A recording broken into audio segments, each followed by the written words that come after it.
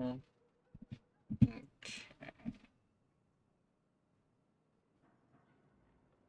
There we go. It's turning on. Loo loo loo. There we go. It's on. I'm switching to Twitch.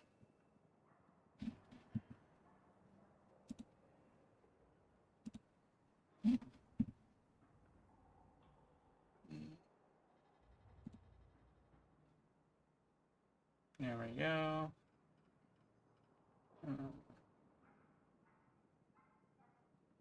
The bitrate just dropped really hard. Interesting.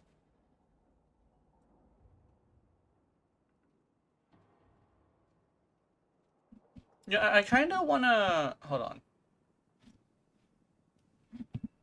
I want to do a thing. I know watching dashboard allows me to do certain stuff, but... There we go. I kind of want to watch my own thing. Because I don't think you get drops if you're not watching it. Does that make any sense?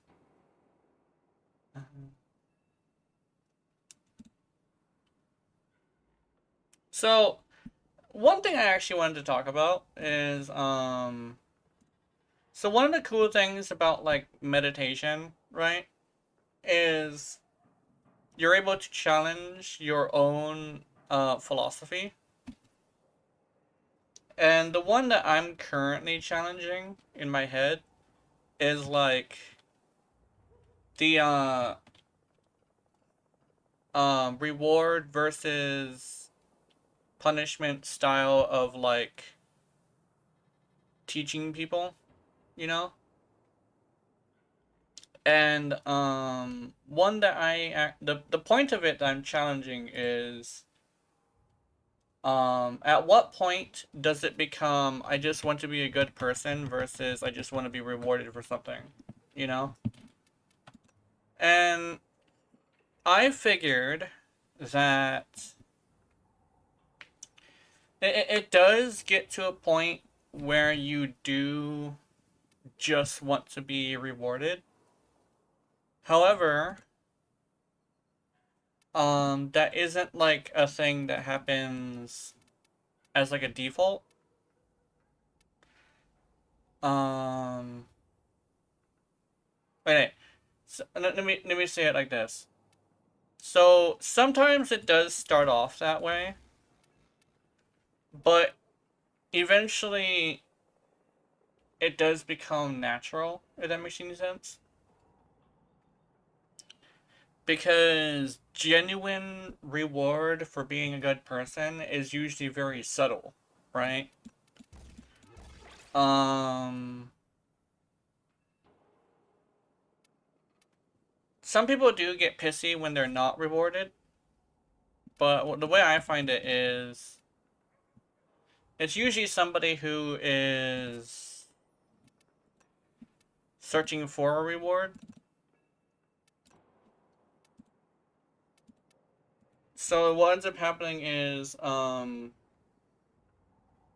you have people who are just there for the reward and people who are there um, who are genuine. And the difference would probably be whether or not they started being rewarded for it as they were growing up or later in life, you know? Because there are people who genuinely just do good things for little to no reward. And those are usually the people who were rewarded when they were growing up. I think that's why it's probably a good idea. It's more of a how to raise somebody kind of thing instead of how to shift their philosophy, right? And I think that's probably part of it. Hello, Elliot. But yeah, there's like a shift in philosophy is a little bit different than how you were raised, you know? It's like whether or not it's a genuine feeling or just something that you try to do for the reward of it. For me, being a good person was something I was rewarded for as a child, so it became a natural response to things. But for somebody who it was not a natural response to things, they could end up trying to do it for reward, which is when you get a hold of the nice guy syndrome, you know? Someone who isn't necessarily an actual nice guy, but just wants to get rewarded for something. For, like, people who are nice in order to get, some people who are nice in order to get laid, stuff like that. And I remember part of it was niceness versus kindness. So basically, I would be a kind person while somebody like, I'm not even sure if I have an example. But there's other people who are like nice, you know? Nice is a search for reward, while kind is just somebody who gets the reward out of knowing somebody was helped, you know? Like I'll take a whole ass week off of my streaming because somebody wants me to be there. Not needs me, but like needs somebody to talk to and stuff. And I do genuinely think I am helping, but whether or not I get rewarded for it is not even a factor. I think that's the difference. I'm not entirely sure how it leads to genuine kindness, because now that I kind of sort of think about it, for me it kind of might just be a natural thing, because when I was little, I used to be punished for being kind, you know? So I'm not entirely sure if that's the case. But that's basically what meditation can do for you. You can challenge your own stuff and try to poke holes in it, and see if you can fill the holes yourself.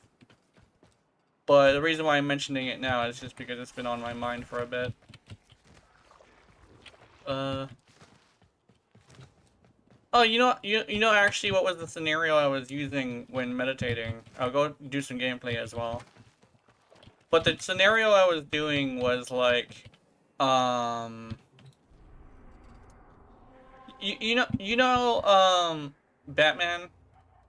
and how Batman has like villains and stuff. What I was thinking of is like a hero who is new, or a hero that's from somewhere else, essentially has the theory that is basically like my that is like my philosophy. And they go up to like the Penguin or something. I think the Penguin was a good one for this. And they're like, so I think they mentioned the theory of like reward versus punishment. And the Penguin's like, oh, so you basically do things for reward. And like, I guess like he has a sore throat because he's thirsty. And without even answering the question, like not really paying attention, she just hands him water and is like, sorry, I wasn't really listening to the question. What was it? He's like, oh, never mind. And essentially she just asks, hey, so like,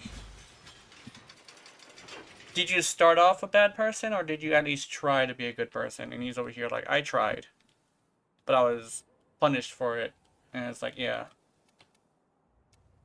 And then I think at some point he mentions that some people are just inclined for bad things.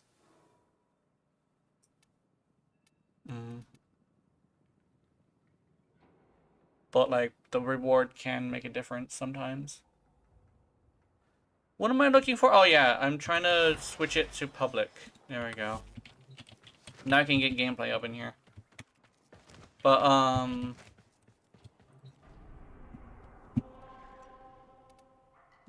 I guess it would be a thing of like, that theory does have the whole of like, what if someone isn't genuinely trying to be a good person, you know? Because the what it could be is like a separate part of it. Because I'm thinking of this as like a bit of in a bubble. Because like in the bubble of being a good person. But it isn't the only thing you can learn from reward versus punishment structure, right? Because there's other things you can learn, right? I guess a good example specifically on like on stuff like that would be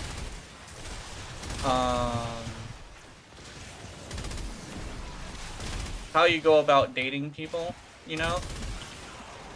Like the whole thing of like nice guys finish last thing is like, oh, when you're a nice guy, like you never get laid, right?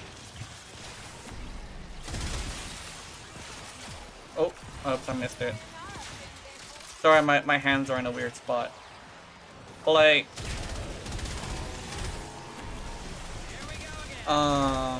it's mostly because like, from what I remember, at least from when I was dating, it's usually a thing of like being nice to people. They want to be your friend.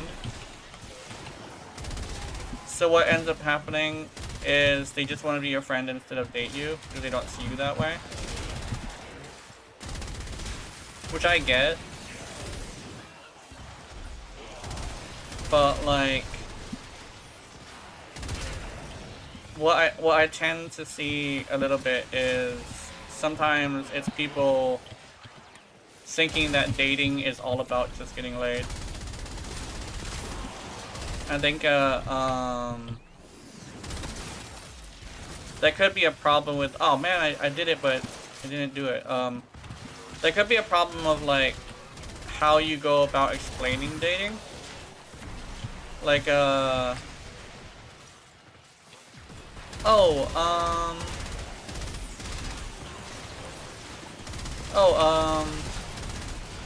like you gotta get married and you gotta have a kid. It's like, oh, so I gotta go get laid. It's like, yeah. And some people are like, oh, you should probably stop playing video games and go get laid. And it's like, is that the only thing you really think about? You know? Because I am getting a genuine relationship with friends on video games, but all you want me to do is get laid. It's like, yeah, it's because you don't want to be a virgin the rest of your life. And I'm over here like, what's wrong with that? What's wrong with being a virgin your whole life? Like, honestly, I don't really think they're... Like, this is probably going to sound really stupid coming from somebody who's really sexually inclined, but I don't really think there's a reason. There's a... I don't think being a virgin your whole life is a bad thing.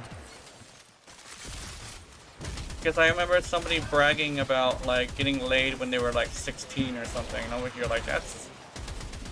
I don't know, that's kind of gross. I'm actually, like, paraphrasing and saying it much later than they said, but, like, it was a pretty bad age to be saying that you got laid. But, like, they were bragging about it. And, that person also had this thing where not a single relationship that they've ever been in was a genuine relationship. I think that's, like, the thing that people seem to forget is, like, I think a genuine relationship is much more important than just getting laid. Me and, Keith were talking about this. I always mention Keith without knowing whether or not you know him, but like I was talking about this with Keith, and he's like, yeah, it makes sense that like there would be a relationship shouldn't be just sex, and I was like, yeah, that's how I feel about it. And having something so shallow as the reason why you're with somebody can be damaging, you know? And I think,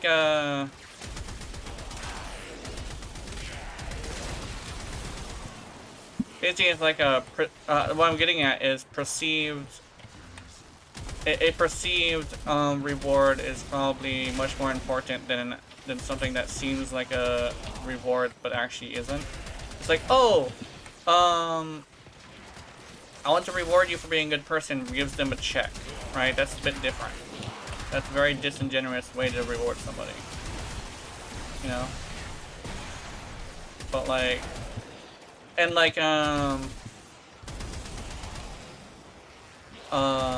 the reason why somebody would be a bad kid and always get locked in their room is because every time they're locked in their room, they have like time to themselves, stuff like that. Yeah, that's part of the reward versus punishment thing. Sometimes you perceive something as a punishment, or you perceive something as a what you call a reward. You know. Like, I actually, not gonna lie, I do perceive being locked in my room kind of a reward. I have a mod called Spectral and it's busted on Ivara. Yeah, that seems like it. It does sound like it would be busted on Ivara. People are putting it on What's-His-Face, too. I forget his name. Sight? Sight.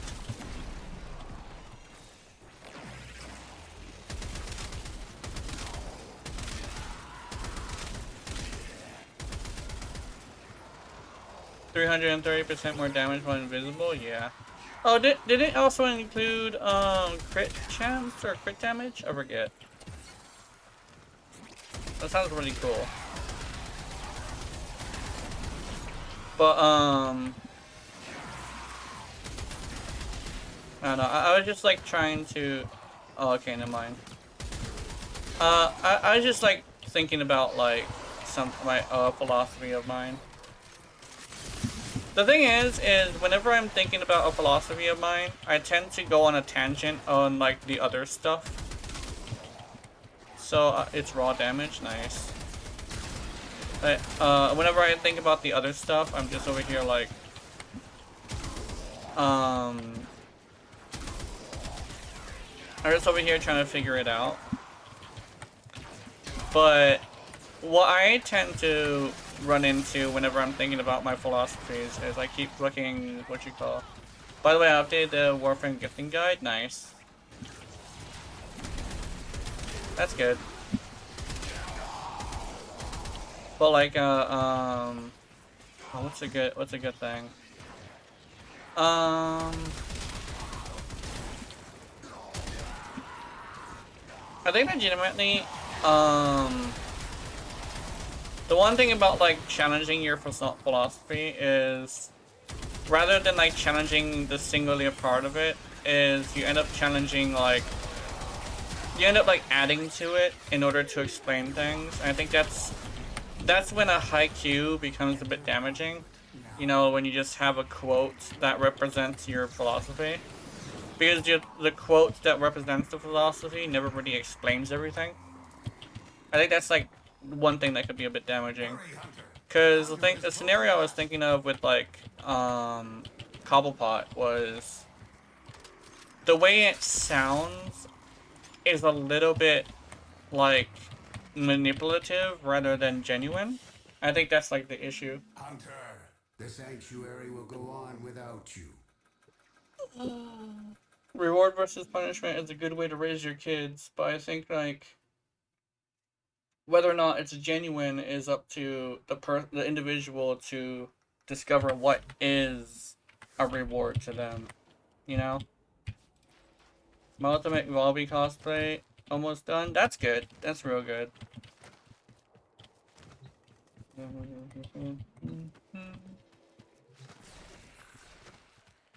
I will say I do kind of miss Volby. I actually heard from someone about the buff they gave her, and it was actually, they said it was like a straight up nothing burger. And I was like, oh, that sucks. Because it was like an increase by like a certain amount for like scaling or something like that. But like the amount of damage you get is only like, with my build specifically, was like only like 500 damage more or something like that. I'm over here like, okay, damn. That's not great. Cause like, I had a nuking build as well as a boss killer build mixed together in a little bastardized build for like taking out bosses and stuff. And what ended up happening is my dumbass tried it at a time where a lot of Freynas were out. And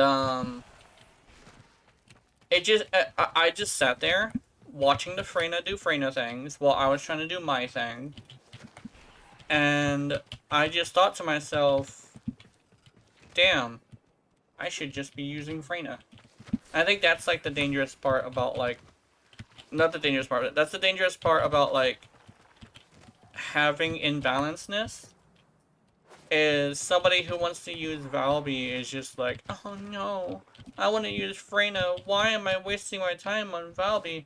And then me just sitting there watching the Freyna do things. I end up going through a whole entire loop of just thinking about the fact that I spent 2 months on her build. And I was just like, yeah, I'm sorry, I can't do it. Like, playing Valby is extremely fun. Right? She's one of the more fun characters. It's just, I also want to be viable. Like, fun and viable, they kind of sort of go hand in hand sometimes. And yes, she's really fun, but like, she's not as viable as like Freyna. She can do bosses better than Freyna. That's cool. But then you might as well just use Haley. And it's like, because Haley is such a huge example of just so much better. I think they did say that Supply Moisture now gives 60% crit chance, and I do like that. I think I do like that. But I don't know. Yeah, let me see if I can. Oh, damn it! I forgot that I was also leveling. Damn it. Prime shred.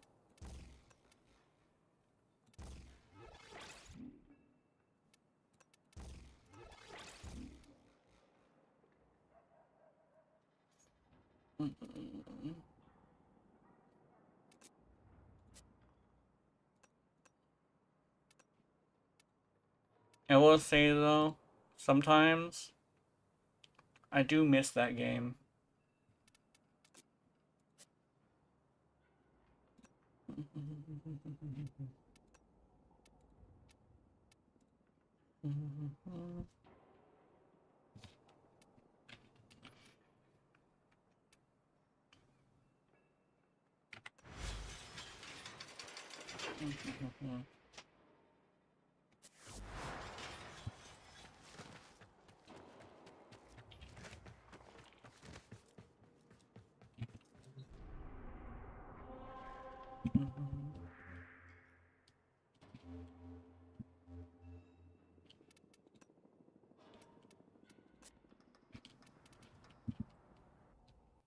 Is that actually, you know what? That's actually a good example of like reward versus punishment, right? I have learned, like, this is probably gonna sound really stupid. I have learned to not try any games other than Warframe, because the last time, with every single time I try a game other than Warframe, it ends up like this, where I've spent so much time on something and I don't like it, and then it's like, oh, what about Zenithstone Zero? You like Zenithstone Zero? I'm like, yeah, I fucking love Zenithstone Zero. But that's another example of it where it's like it might not be related to the actual game itself. Sometimes the community breaks it. Or like I was streaming that game a lot, right? But never before have I had so many people trying to scam me and my community by going to my Discord and asking for commissions. than when I was on Zenith Zone Zero. I made Zenith Zone Zero content, and guess who was there? It was the fucking scammers. So what ends up happening is, now, I don't feel like I want to play anime games, because the, anime game community has kind of sort of spurred me, or scorned me. Is that the word for it? But basically, it's the whole thing of, like, the anime game community kind of sort of ruined it for me. Because it's all, for me, and it's what I can see, it's all people trying to scam me, right? And I'm just like, my guy. I just wanna have fun without getting scammed or something, you know? And then I return to Warframe, and I do not get that. Like, I haven't gotten a person trying to scam me in like a few months, right? Ever since I stopped playing Zenith Zone Zero. So now I associate anime game with fuck this game. In fact, I wanted to play a bunch of games that had anime as like the thing, right? But I'm not going to do that. I'm not going to sit here and be forced to experience like someone trying to fucking scam me and my community, you know? The one thing for me that you don't do to me, right, is fuck with my community, because I love my community. And if there's anything I am ever rewarded for when it comes to streaming, it's showing genuine compassion to my stream, to my viewers. So I'm essentially gonna have like a situation where I'm gonna have a major issue if you're gonna be fucking with my community, right?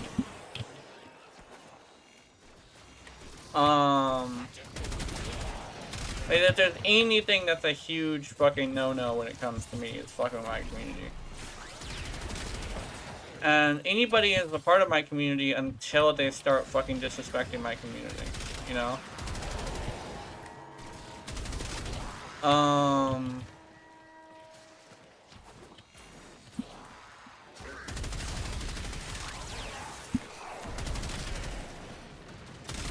And Zenith's anime games specifically, because that's what I chalk it up to. I just feel like I just feel so much fucking disrespect towards my community from those people, you know? So I'll never... Like, you may be able to talk me into it at some point, but for now it's just like, nah. And then when it comes to like, oh, what about, what's a good example? What about, oh, my brain exploded. My brain went to one thought and then exploded into like two other thoughts, and I forgot what I was talking about. Community. Something about the community.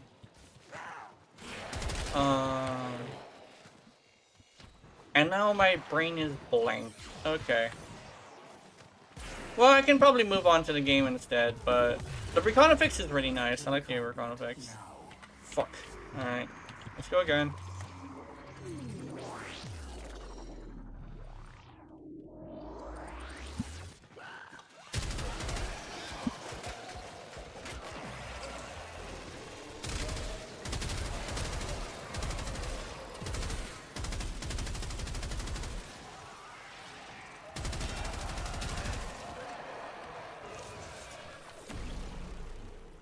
Host migration? Oh no! Am I host? I want to be host. Heaven Strike? Nice.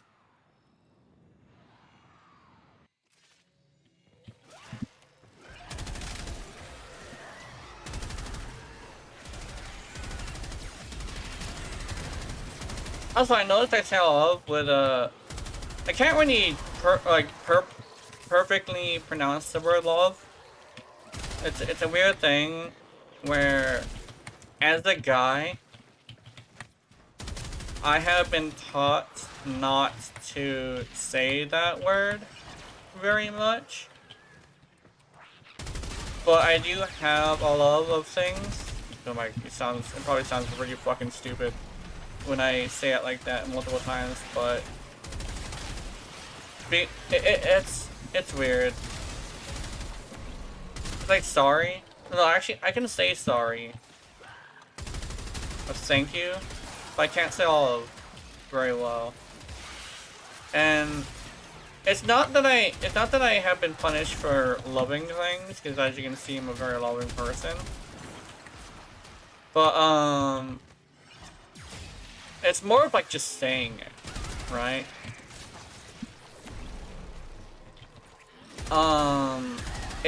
I think back when I was dating, you know, that's actually a good place to say. Back when I was dating, even from the girls that I would be dating, like I think the first one would laugh at me when I said I loved her. I'm like, after a while I just stopped saying I love her. And after a while, I couldn't pronounce it right. And I got my second girlfriend, and she would ask me, "Do you love me?" And I couldn't say it. I couldn't say it because I was punished for saying it. And then I ended up getting punished for not saying it, right?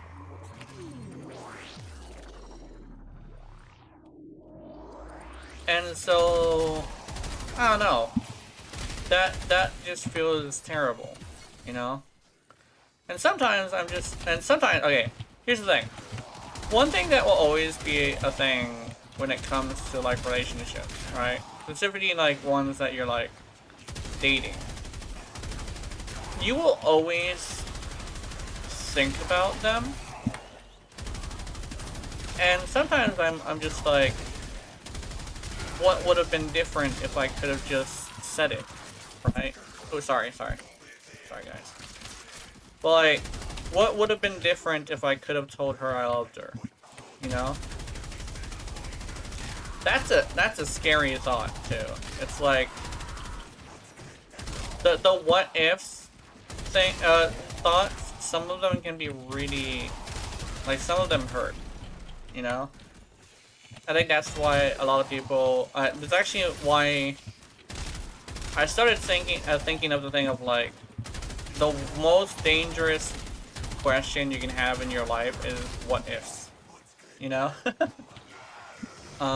Because I'm over here like, what if I said I loved her, you know? And it gets easier to say after you say it a couple of times. They pronounced it right a couple of times already. But like, it's just a question that I've been asking lately. I think it's mostly because it's getting closer to my birthday. And the lady I do exercise with has been saying you should get a girlfriend. And I'm just like telling her the reasons why I don't want one. And she keeps like pushing it. I'm over here like, no, like, you don't understand. It's not something that I can just do. It's like one thing that I actually was telling her is like, it doesn't complete your life, and she's over here like, but you gotta. I said like, no, I don't. And unfortunately, it's gotten to a point where now I'm thinking of like what ifs. So sometimes the lady does kind of irritate me. Because now, after I just went to exercise this morning, now I'm starting to think of our past conversations, and that's one of them. It's like, oh, why aren't you dating? It's like, it's because I don't want to. But there's kind of a deeper reason, honestly, as to why I don't.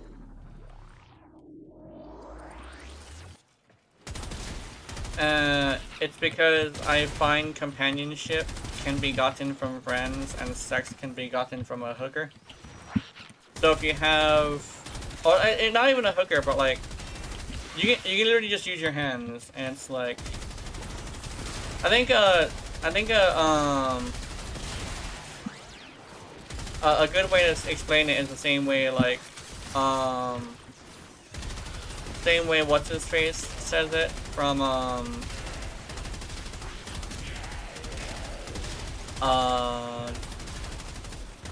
Chainsaw Man. When you finally get to experience something like that, like, and you've been wanting it for so long, you realize that it's not what it's cracked up to be. Like, it's like legitimately, it's not even like a joke. You're better off using your hands because like you complicate a relationship by adding sex into it. And what it is that you kind of sort of really want is probably just true companionship, and you can get that from like a friend, right? I forget his name, but like you can see by the way he kisses people, or they kiss him. It's something he doesn't really enjoy, but he doesn't have the words to put into perspective what it is he wants. But people just take advantage of him because he's easy to manipulate because he's fucking stupid. I don't know. My brain has been going through very dark places lately, I'm not gonna lie. Sorry for bringing it up for you guys, but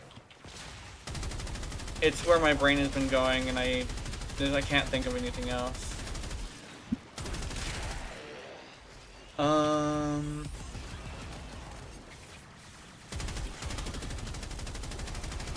It's just something I've been thinking of, and I just can't stop thinking about it, you know.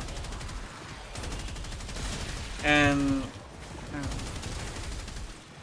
I think what it is so I don't think I mentioned this to my audience yet, but I have, what's it called? Reoccurring depression, I think it's called. And it's currently on a spike or downward spiral. And that's my issue. And I don't know how to deal with it. It's okay, it's a good vent sometimes, yeah. Like, I know it's bad to use your audience as like a therapist. But believe it or not, my therapist was the one who suggested I do this. And he said, like, I like telling stories, so one of the things I can implement into it is telling stories. And that's good, yeah. So I've been trying to tell stories, but the only stories I can think of is my, I don't even know what it's called. It's called manic depressive. I don't think it's called manic depressive. It's something like technical, where it's just reoccurring.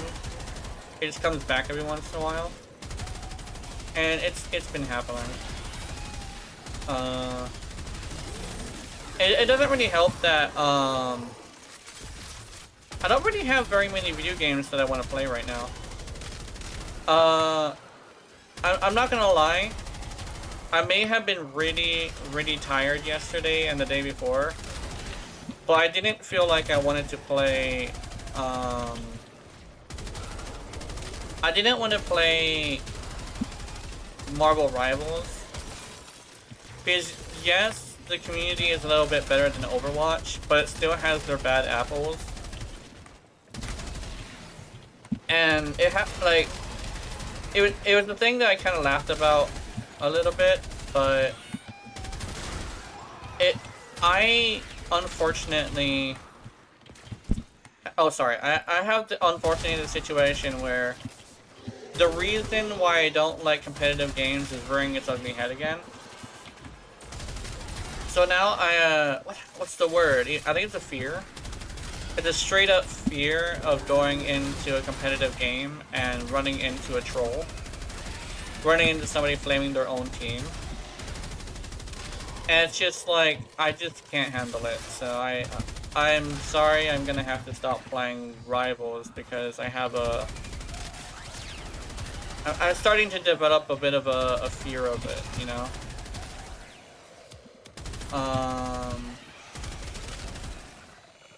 Hunter, you exceed expectations. You are far more exciting and complex than any specimen in my sanctuary.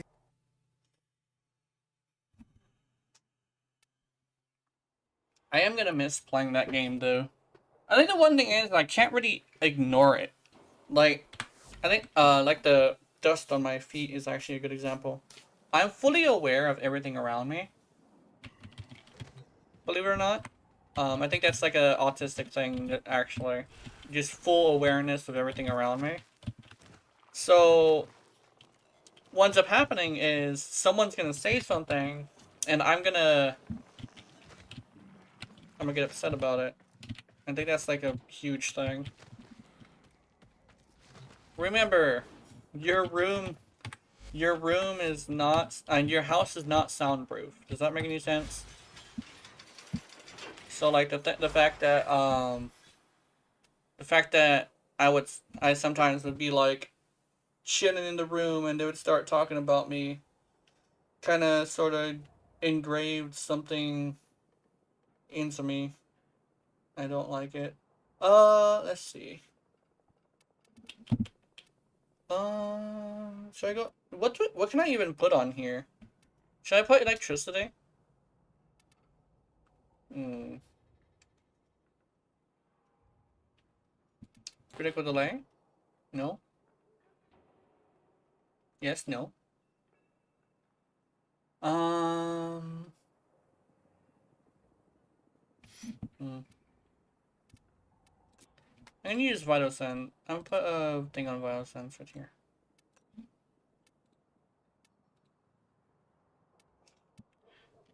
Sprint. Sprint. Oh yeah, amalgam serration. Let's see.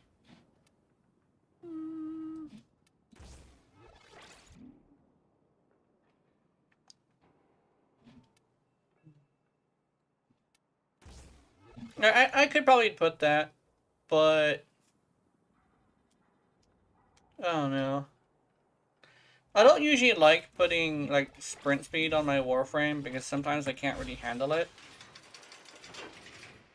Which is one of the reasons why I don't really play. I don't really like playing with Volts. But we're gonna see how this goes. Um.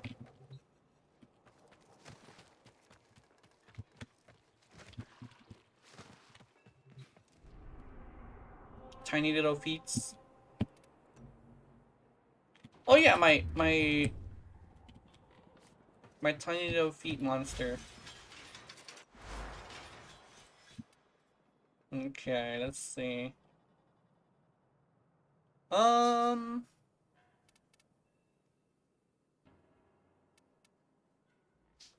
So I want. Hmm. I'm gonna be honest. I don't have any idea what mods. I just say the first word that comes to my mind. Yeah. Speed. Speed. Um. There's a mod that I want. Mm,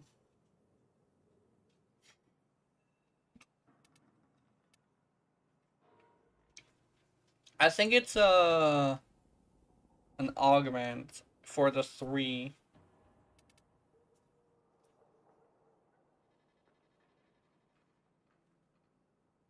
Mm.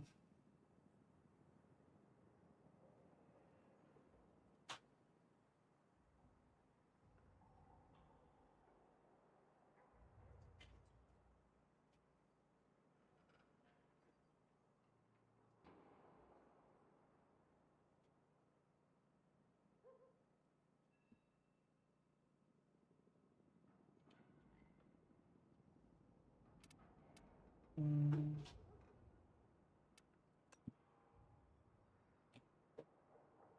I want to put Prime Surefooted on here.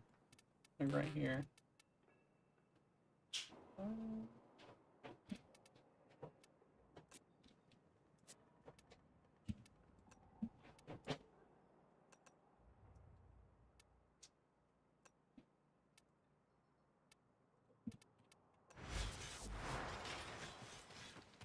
I don't know if I'm immune to status to knockback when I have Link on, but he should be okay. I need to read it. I should have read it before, but I need to read it now. Okay, what does it provide? Okay, no, it's just damage. It's just damage. Vulnerability. Which you...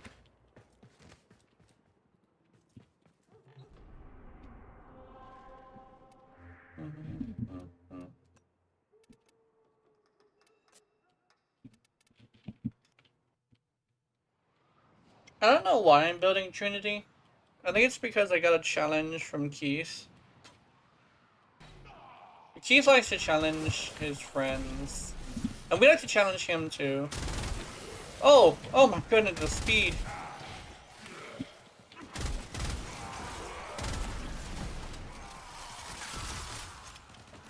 Siege.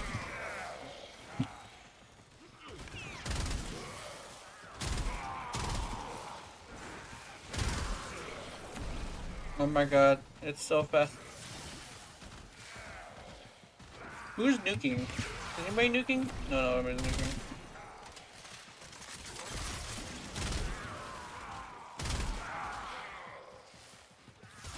In 3 hours, Necro is finally finished. Nice.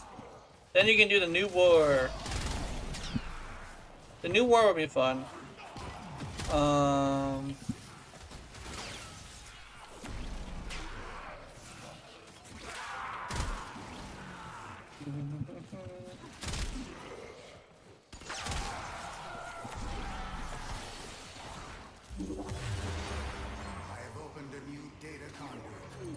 I kind of wish they confirmed, like, okay, this is probably a good way to confirm, like, other drifters being a thing.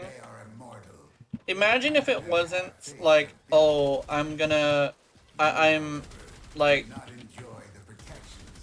there were more operators left behind. Imagine if it was more like, some operators escaped to the void and never came back. And what they ended up doing was something very similar. But they didn't use Deviri. They used a different book or something. So like their stories were different. And like basically it was just Tenno on vacation. Like it's probably a good thing. Or like Tenno that like quit being a Tenno. I mean, that could be like a good way to introduce like other drifters, but like don't call them the drifters. You can call them something else. That would be cool. I kind of sort of, it's kind of like me just wanting my my fan fiction to be validated. Like, I guess I could probably do that where it's like, my fan frame character is an operator who quit a long time ago and went to the void and had her own situation. But like, she came back eventually. Because of reasons. I'm not entirely sure why. So I'm basically gonna have to like, adjust my Dust's story a little bit. Make it to where she came back for some reason. Oh, you know what it could be? Oh, yeah. You know what it could be? So Dust could end up being the original user of Urele, right? But one day she lost Urele. But unlike most like people from the origin system, she does not deem clones as no. Yeah, she does not deem like clones as like the same person. And she came back because they said they found Urele. Like she basically was like, yeah, she came back after like Urele came out, right? I guess I could probably mix it up because like it's definitely not gonna be the original Urele. But like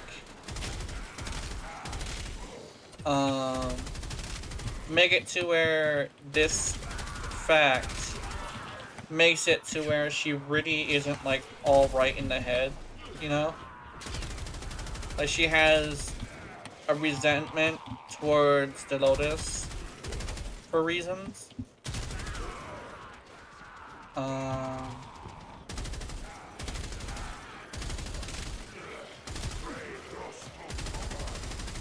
Maybe even confirm that from her, even though it's a fan fiction, that it was actually an operator who was using, he wasn't using the real Urele that was on the comic. That'd be cool.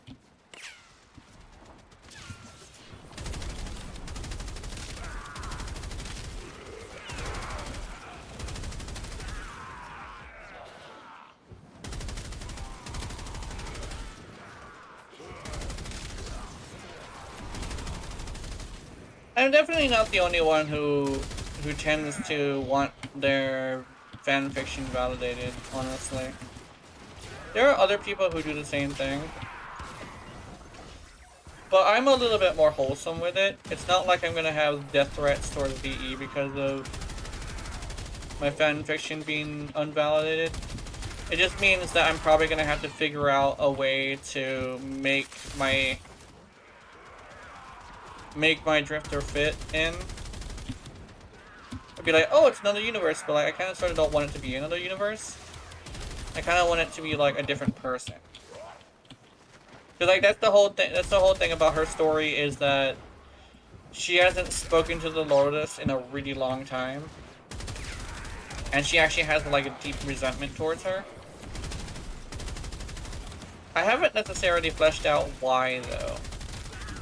I think what I decided on is like, so like she pilots Urele, right? But like the whole thing is like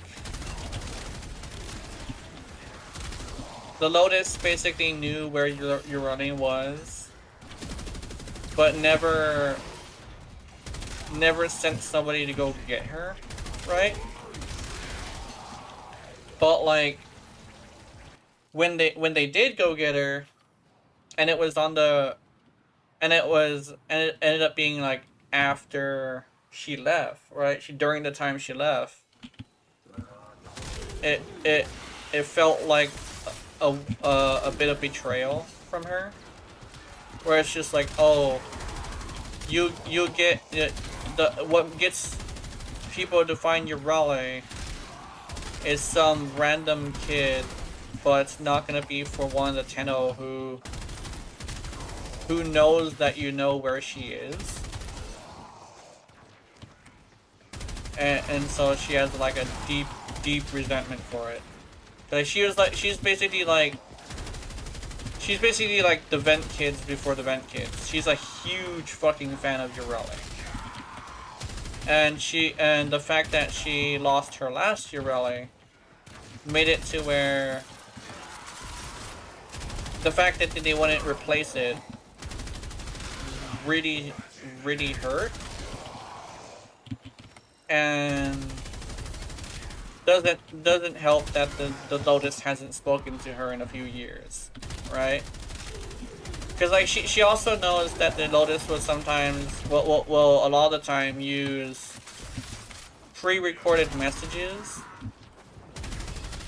to talk to them. So Urele and Dust ends up having the situation where like she has deep, dark resentment towards to her because she spends all her time on the other Tenno, but doesn't even bother to like check up on her, you know. So she ended up developing habits that were not very healthy, as well as a self-destructive like tendency to like sell her body. And the reason actually ends up being that like the amount of comfort she gets from knowing that somebody wants her is extremely valuable to her, you know.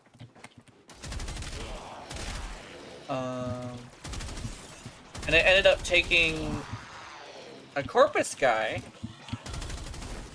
to tell her that she was not valuing herself as much. Yeah. Meow. Hi, Jazz. I'm just going over some lore about Dust. You remember Dust, right? The fan frame character? But I'm just fleshing out some stuff out loud. Trying to keep it wholesome though. But yeah, Dust ends up having a situation where there's a Corpus guy who ends up telling her that she's not like valuing herself. You know, it's kind of like a.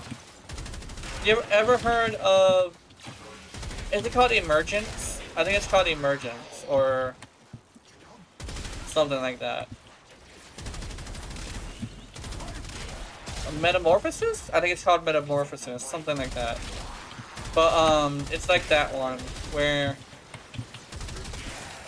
like it takes one of her quote-unquote customers to tell her that she's not valuing herself enough.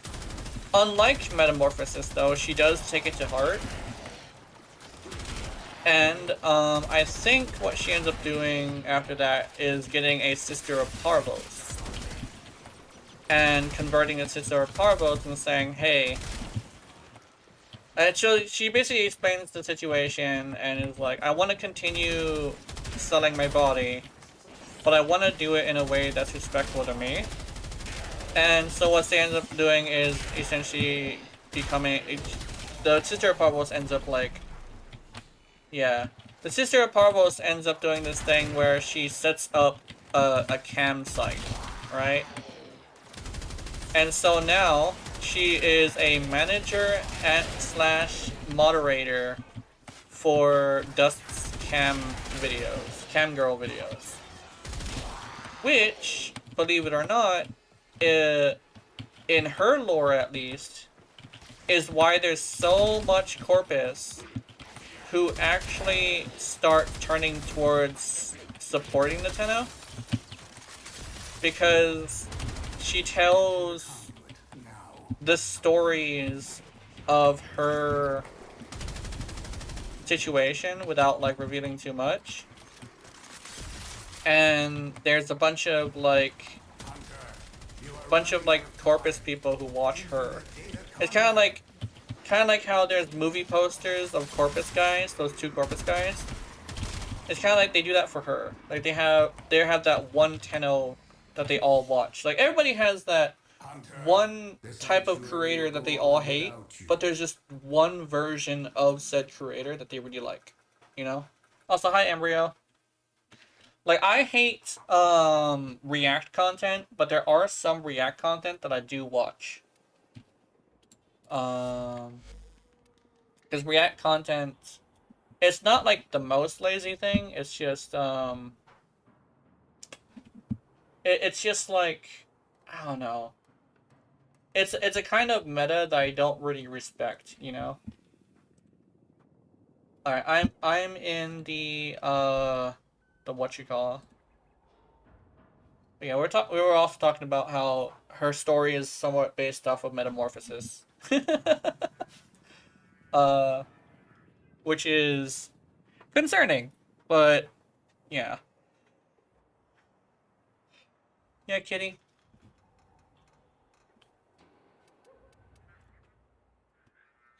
Mhm. I hate the React content, but I watch Jimmy here. Yeah, like React content is this kind of thing where you use it to learn something, like someone with somebody else's opinion, so you can like have two different sides of something. But a lot of the time, React content is just some motherfucker sitting there talking shit, or some motherfucker sitting there in dead silence, not even contributing to the situation. It's kind of like gameplay videos when that was the meta. Gameplay videos had this thing where there were some people who were just uploading straight up video game content, and they neither had the skill nor the entertainment value to really be doing something stupid like that. Yeah. Yeah. Also, I mean, yeah, Yay. but I am going to mute because I have to wash dishes. Ew, dishes. Yeah, unless if you want to hear water flowing. Yeah. But yeah. I actually want to mention as well, like I have this weird thing where a lot of my stories are basically just smut. But the one thing about that is some people grew up making fan fiction and end up being like growing up to write fan fiction as the movies they write, you know? Meanwhile, I grew up writing smut. So, I mean, would you rather have the fan fiction people or the smut people? Because, yeah, exactly. Because, like, I would rather the smut people. I'm not gonna lie. yeah, because, like, nowadays you are literally seeing what happens when fan fiction people end up growing up and becoming writers. Like, that is the reality of what's happening with all the people ruining stories. It's all fucking fan fiction people who were rewarded for making fan fiction, coming in and making fucking fan fiction. You know? Yeah. They didn't grow up writing their own unique stories. They ended up growing up making like stories in somebody else's story. So they They love, leech off of people's yeah, stories. yeah, That's what it is. yeah, They're just little parasites. Just like, ooh, a story. I'm going to. I'm yeah, gonna write my own story about it and yeah, call it, or I'm gonna write something about it with one new character that's just me but overpowered yeah. and call it my own story. That's why every single time I write fan fiction, I specifically do this thing where I make it not related to the real story, right? Yeah. Like there'll be some things that's like slightly related, like if I'm gonna explain something that hasn't been explained yet, like why are there Corpus people and Grenier people who are gonna help us with certain missions? Like why is there a crew meant for that that's sent there to die? And the one that we care about enough to keep alive if you're playing like Wisp or something. Why do I bounce so much on Yeah. stream? It's called stemming or stimulative acts. Basically whenever it's the stimulation from moving is like comforting to me. It's an Yeah, autistic, the squeeze. yeah. It's a That's why I play Lost. mhm, It's just the constant moving you are forced to do. mhm. It makes me feel warm inside.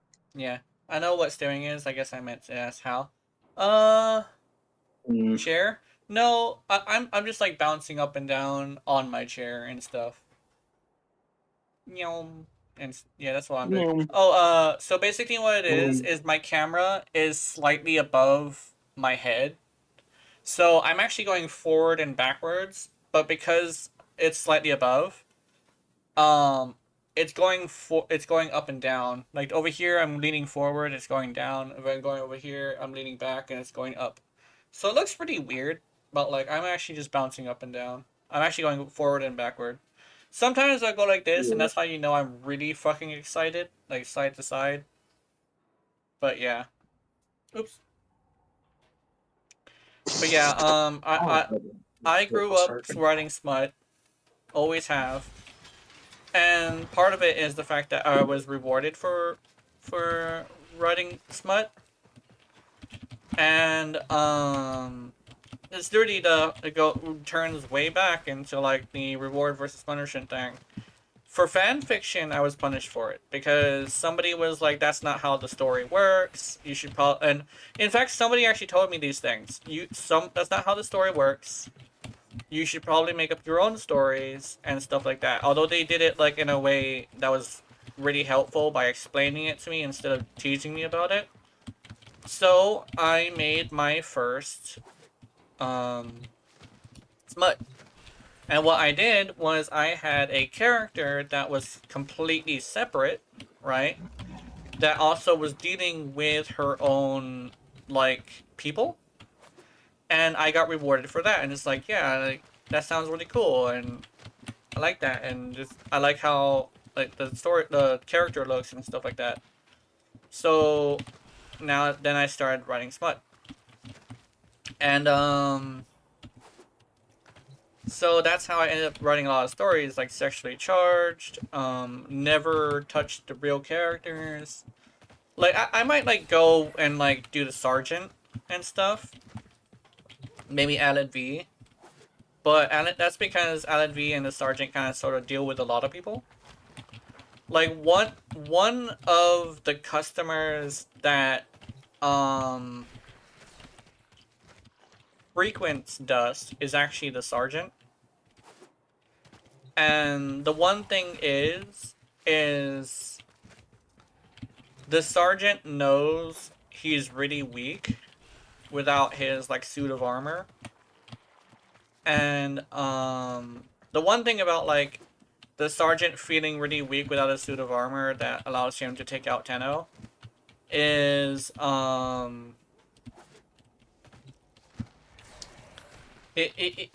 after him getting the shit kicked out of him so many times because he found out that he's like the 90 something clone of the original sergeant. He started to feel like, damn, he really sucks.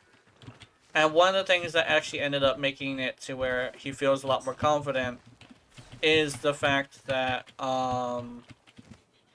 Dust got paid to talk to him. Not even like sex or anything. The sergeant paid her like a few million so far to just sit there and talk, right? Because yes, the sergeant has taken out a bunch of Tenno and has a lot of money, but he feels like he's way too, he isn't very desirable. So, and like he's also really lonely, right? Because, yeah. So it ended up like having it to where Dust has a frequent customer who is literally just the sergeant. And it helps because he's not a named character. So it could just be some random guy, right? It's not like the sergeant, it's a sergeant, you know?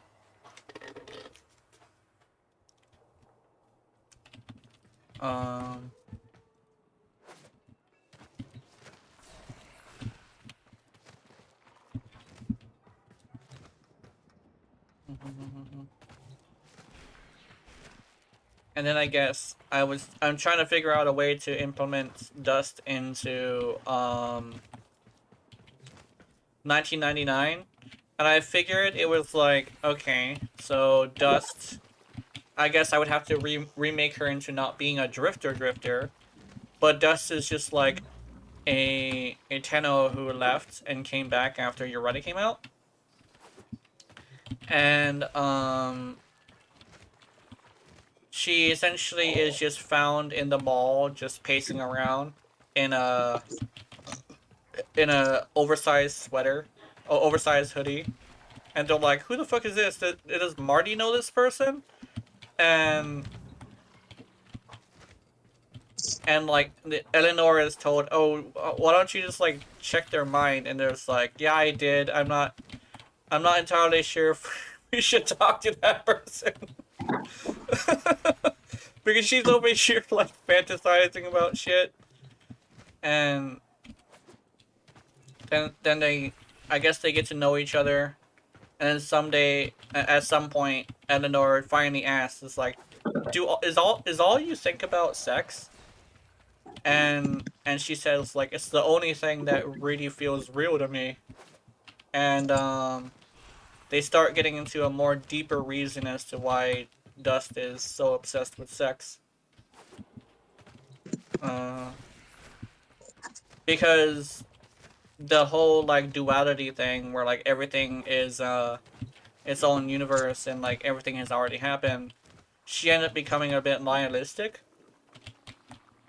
But like the only thing that really feels like it matters is like comfort, and the only thing that has given her comfort is sex. Um, and rather than really talking her out of it, they kind of sort of just like get really curious and start asking her about like what kind of shit she does, and stuff like that, which is nice. Cause I think it would be, I think it would ruin. It's gonna sound really weird, but like because sex is really important to her character, I think I should never have another character remove it from her. It's just that I have a weird thing of like I don't really know how to fight it. So if I were to put it in like it being challenged, I wouldn't necessarily know what to do about that. Because I've been challenged about sexual activeness before, but I haven't been challenged by someone who's reasonable. Because the person who was challenging me about it was way too fucking extreme with it. Like, they were challenging me with it as like, oh, what about knife play and like asphyxiation? I'm over here like, dude, like, God damn you, kinky bastard. yeah, he was talking about some crazy shit, you know? And over here, like, he's over here, like, I hate the whole, like, two consenting adults thing because what if you ruin your life? And I'm over here, like, that's way too fucking extreme, dude. Like, one of the best ways to ruin an argument, yeah, one of the best ways to ruin an argument is to only focus on the extreme. Because, like, yeah, like, legitimately, all he focused on was the extreme.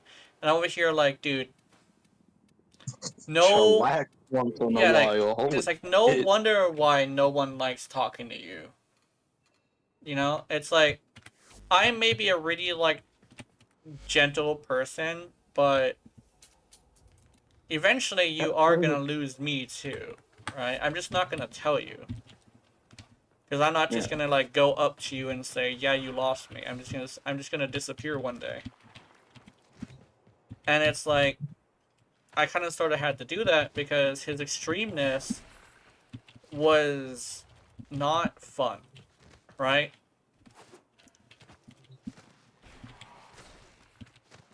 Yeah. Do you mind if I farm Oregon cells? Yeah, we can go farm Oracle cells. No, Steel path?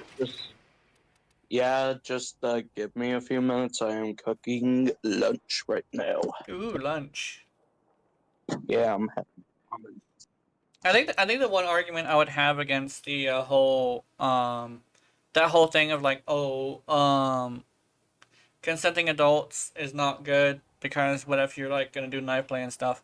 My thing is like, for one, that's way too extreme, and for two, um, it's the opposite of what I'm saying. As long as you're not hurting each other. So if you're bringing out a knife, that is hurting each other, right? So like, that's yeah, that is yeah, and it's like that's the one thing about taking it to the extreme is it's not what usually happens, right? So that's why you can't really use the extreme as an argument. Like, the only thing I can really use as an example are usually just super extreme stuff because like that's the nature of it. So I can't really give an example, but like maybe I can. Oh, it's a good example. Maybe game wise. Maybe like you're playing. You don't want to play. You don't want to play a video game. Because you don't want to trade in a video game because someone's gonna like up send you a link and it's gonna give you a virus and your shit's gonna explode and then your entire internet history is online and somebody's fucking with your credit card. That's the extreme, right? But statistically speaking, is somebody just gonna slip you a link or give what's it called? Slip you a bug in a trading in a game? No, that's not gonna happen. It's possible, but it's not happening. Possible, You think but choking crosses rare. that line? The thing Mm. is it depends on what. Okay, so my It's one thing, of those things that sit on the line. it, Like, it sits on if the you line. overdo it, Yeah. it's like it crosses it. But if Yeah. it's not, then it doesn't. I think what it is communication is really, really important. So Depends. when it comes to choking, if you were to communicate that you were gonna choke her first, or if she was gonna choke you first, and essentially if she says be gentle and you don't be gentle, then I think that might be That's crossing the different. line, right? That's not going with like her saying be gentle, right? But if you don't communicate, that also might be changing the line. Because if somebody just randomly grabs you by the neck while they're riding you or something, then I think That's that's gonna be yeah, fine. exactly. She's gonna think that you're gonna snap her neck, right? Because you're on top of her, your whole weight's on top of her. So yeah. But if you just like say, can I choke you a little bit, and she like smiles, and you just slightly put pressure, where you're not even like cutting off air, you're just putting a slight bit of pressure, like that can feel really good. I'm not gonna lie. Sometimes when I'm really into the video, I'll grab myself by the neck and it feels fucking awesome. But Yeah. yeah, it's my mom's like hee hee hee. It's like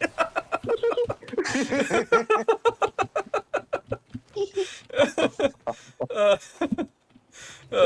but like as long as you have the communication to Then it should be do it right, that's great. But if you were to like do a knife play, that's always extreme because you're splitting the skin, right?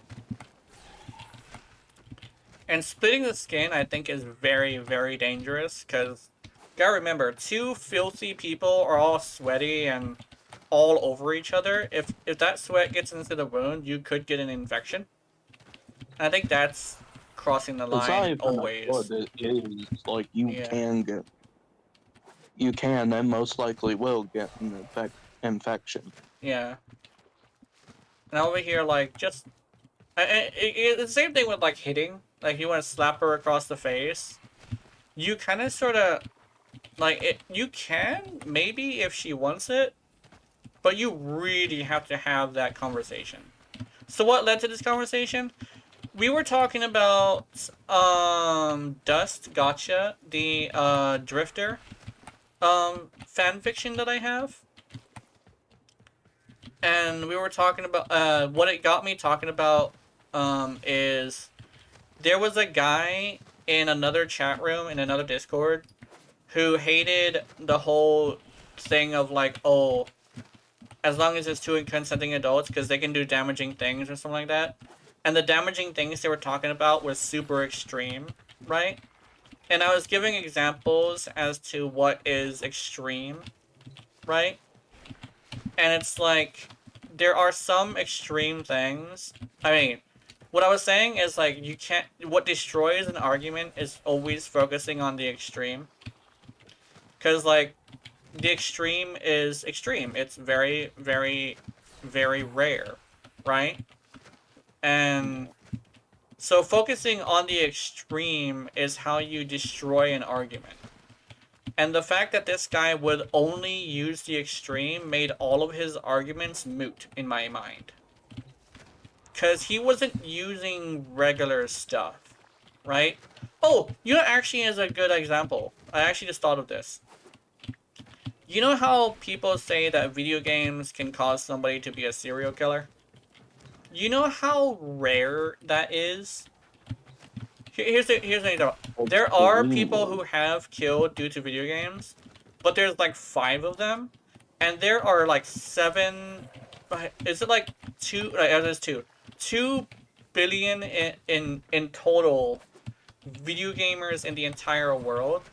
If it wasn't extreme and very rare, there would be 2 billion serial killers. That's my argument with that. Because if you have to look at the extremes to make your argument solid, then you have a bad argument. Yeah, there's an entire YouTube video on this, but there was a story where like 10 or so years ago, there was like a serial killer, and they did a you know, one of those like, oh hey, why did you do all these crimes? Why did you murder all these people? And they were doing like the background shit, and that was like around like the prime time people were linking video games to violence. And they were like, oh, what's your favorite video game, you fucking murderer? I bet that has something to do with why you're killing all these people. His favorite video game was fucking Dance Dance Revolution. Yeah. Video games are not always linked to violence. Yeah. Like my favorite video games tend to be like violent video games. But you see how I talk to people. Like you are a good example. You're a good witness to this. I am a very, very nice person. But you see in the video games, I will run up to a bunny rabbit and pull off an ult on it. IRL, my cat is the most well cared for cat that I know of. Right? Her hair is so soft, she's super clean.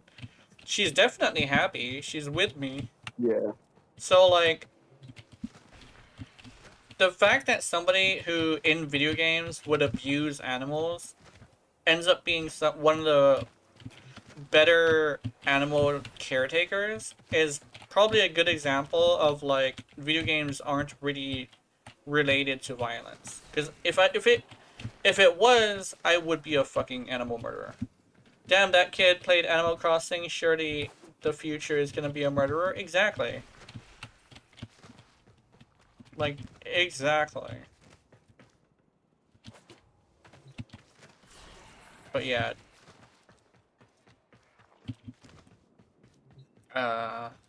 Did you manage to make your food? This kid plays Super Mario. He must step on turtles crushing their shells. Yeah, I fucking hate those arguments. They're so fucking annoying and unrealistic. It's literally like people who cannot see... It's usually people who cannot view fantasy as fantasy. They always have to put it as a real life thing, right? Yeah.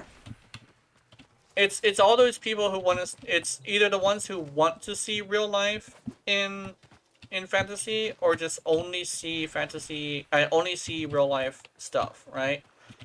Kind of like why people would have, like...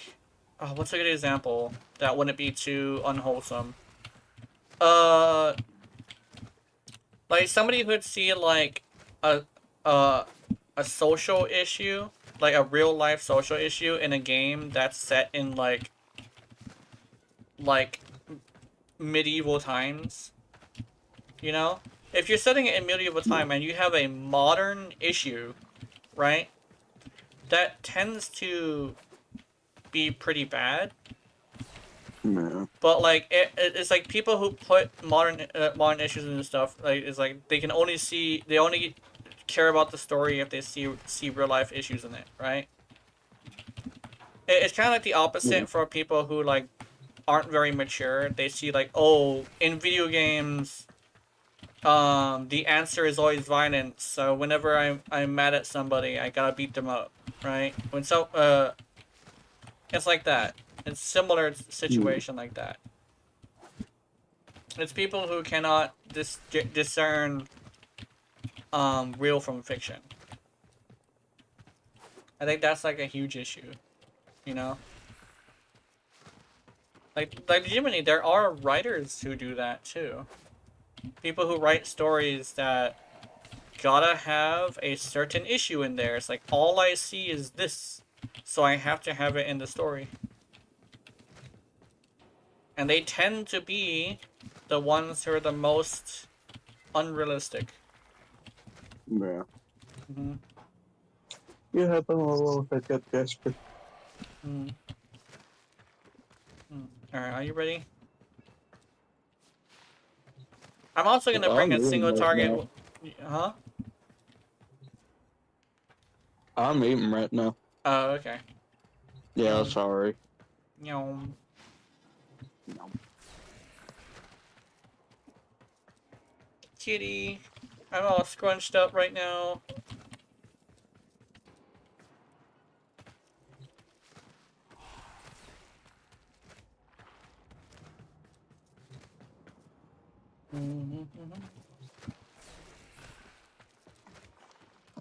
My grandma actually is one of those people who thinks video games cause violence, and I actually told her in like a not an argument but a discussion about it.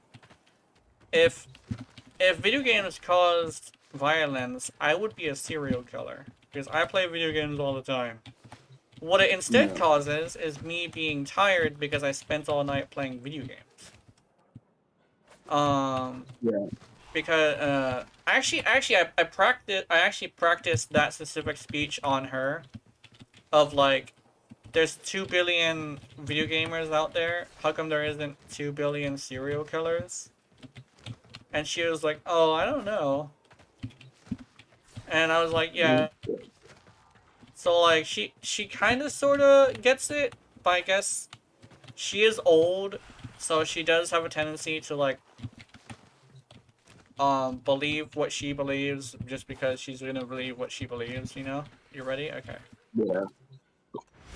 Oops.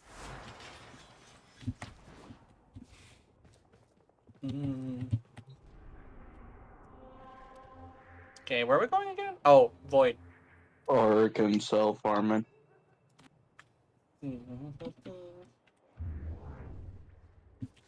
Steel pass, fucking bot.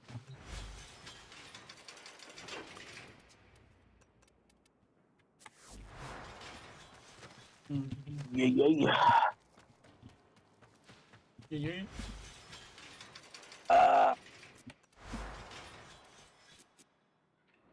I don't know if I still have my booster.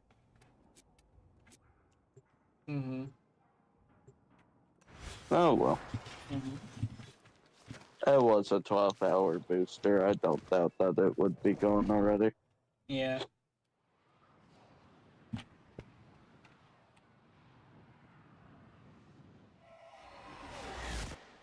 Their rage is vehement, their focus impressive. Give them all warriors. I got confused for a little bit while you were playing Trinity instead of your rally like you normally do. So Keith challenged me to play Trinity, and I challenged him to play Ureli. I think he might have had a decent Ureli build though. Yeah, but basically we wanted to try each other's main for a little bit. So for at least this stream, I'm gonna be playing Trinity.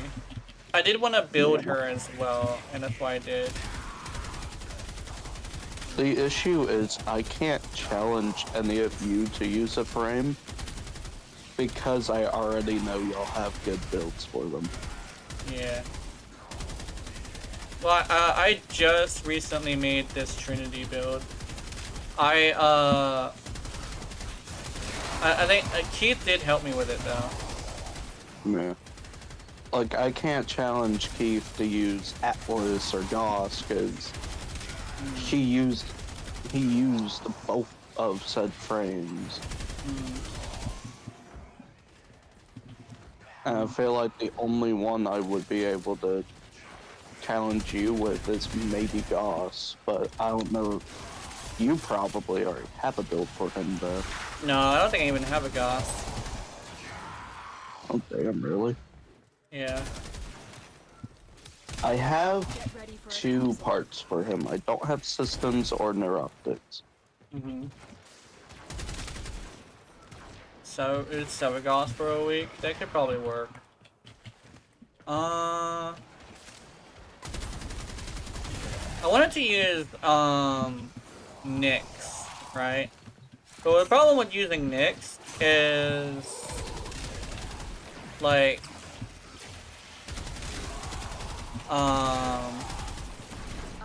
I think she's a little slow because I wanted to use a 4 build and a weapons platform build specifically. Like, I don't think I was able to do that. Oh, is that? Oh.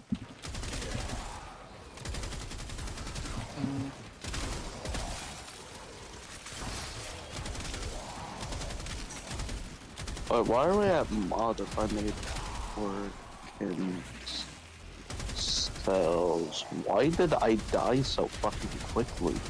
Oh, Roken cells? Oh my god, you want a Roken cells? I thought you said fucking Argon crystals. How did you get Argon crystals from fucking I don't know. working cells? Actually, speaking of which, I think I ever made my next build like I wanted to, yeah. God damn, Jenna. Yeah. I think legitimately there is this one issue.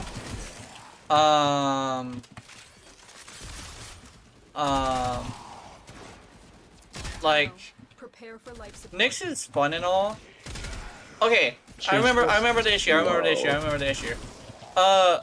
So you know how I was talking about how Nyx, I mean Eleanor, has that belief in like hero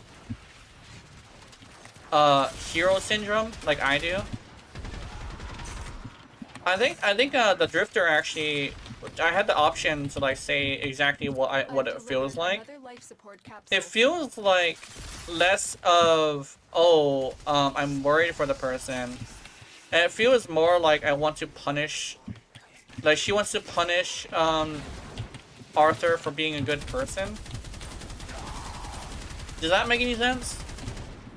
Because like there's a difference between like somebody believing in like hero syndrome and someone wanting to punish someone for being a good person. Man.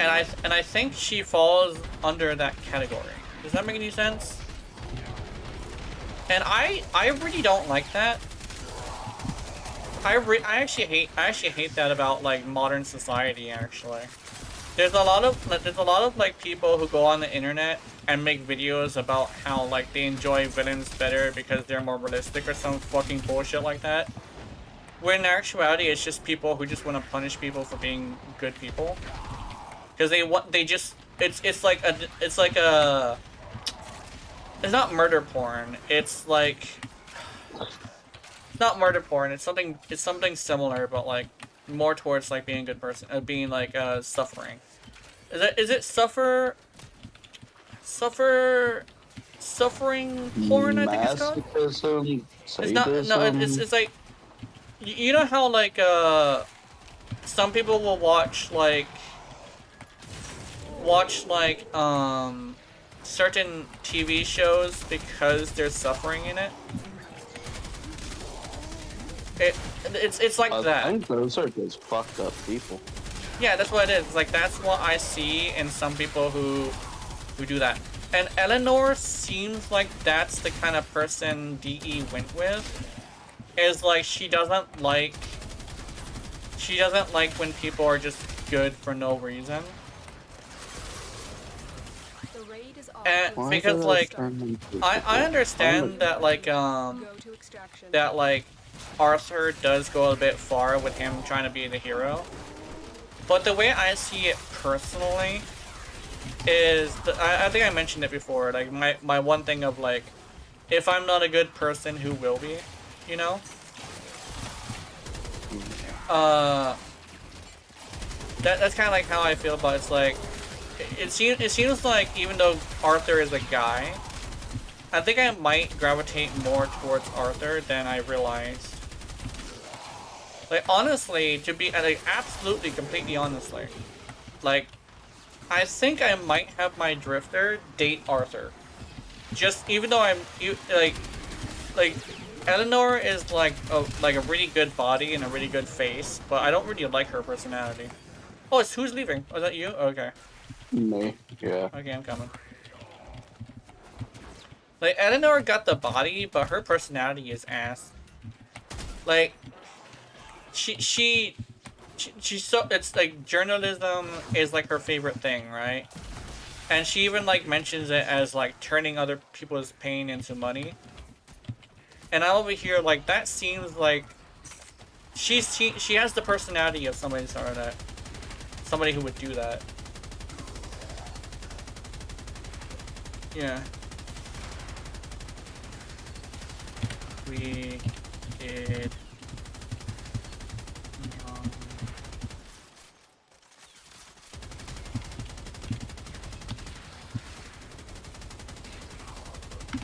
We did the wrong mission. Herp.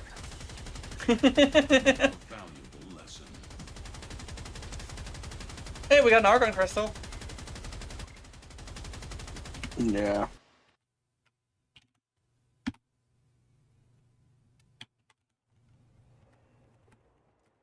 And a secondary merciless. Ooh, that's cool. God damn, I have 40 steel Where the lessons. ass at? I don't know. Oh, wait, actually, hold on. Oh, I don't. Can I do that on? Can I do that on fucking? No, I can do this though. I may not have an ass cam, but I do have side cam. Side cam. I got side I cam. thought you were gonna say fucking feet cam or some shit. Well, it does show feet. That's But I got shoes on. Ah. I actually changed my shoes. My shoes are different. There is somebody who really likes my character's thighs, and I'm like, yeah. See, I do like my character's thighs as well. Yeah. Yeah, we got a close up. I think I like this one better, just because it shows more thigh. Yeah. I think legitimately I like this one just because it shows thigh. Like, and it's also far away, so it's not like emphasizing just my crotch, which is not the way you want to do it. The fact that I just show a little bit of thigh is nice, though.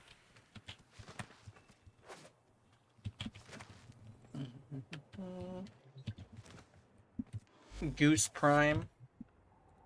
Goose Prime. Ooh, fiery. My goose fashion.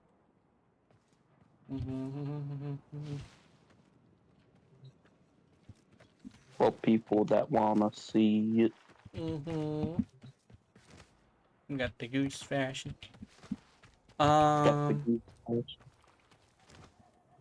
Let's see. Let's do. Oh yeah. Hold on. I know a good place. Alright. I don't know. I'm just not feeling like Atlas is fun anymore. Why? I just said I don't know why. Oh. Helene. Actually, let's go. Hold on. Not yet. Do you think Iron Wake has reset? Probably. Wait, no, it's Saturday. Why is Site 09 Site 09? I have no idea. I think it's because, I think it's because he's a Warframe strictly from this era.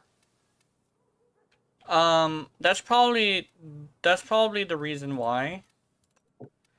because no, it's not even from this era. They have confirmed that it's essentially another type of Diviri. It seems to be it seems to be another type of Diviri. But what he did to make this Diviri is he dragged an entire city to the void.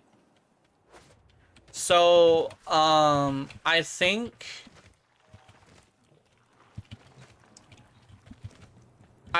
it's similar to Kuvero, right?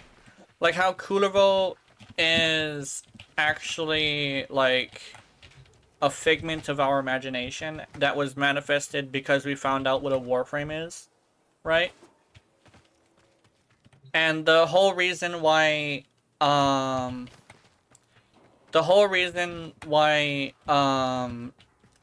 is the way he is because we don't understand what shields are. And so but we do understand what Overguard is. So he became an Overguard frame, right? It seems to be the same way with how we perceive the things here. Is that Site 09 is like the sniper frame. And because Site 09 is the sniper frame, we perceive him as being able to do shit like this.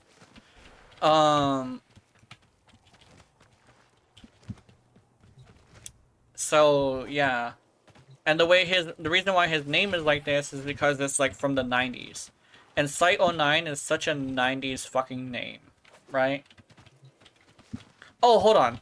Hold on. I just realized I almost did something stupid. Is this my... No, okay, this is the right one. This is the right one. But yeah, essentially, it seems to be how Site 09 is, like, unique to there, similar to how Kurvo is unique to Diviri. Yeah. And that's why we get Site 09 from here. Because Site 09 is strictly something from here. I think that's basically how it goes.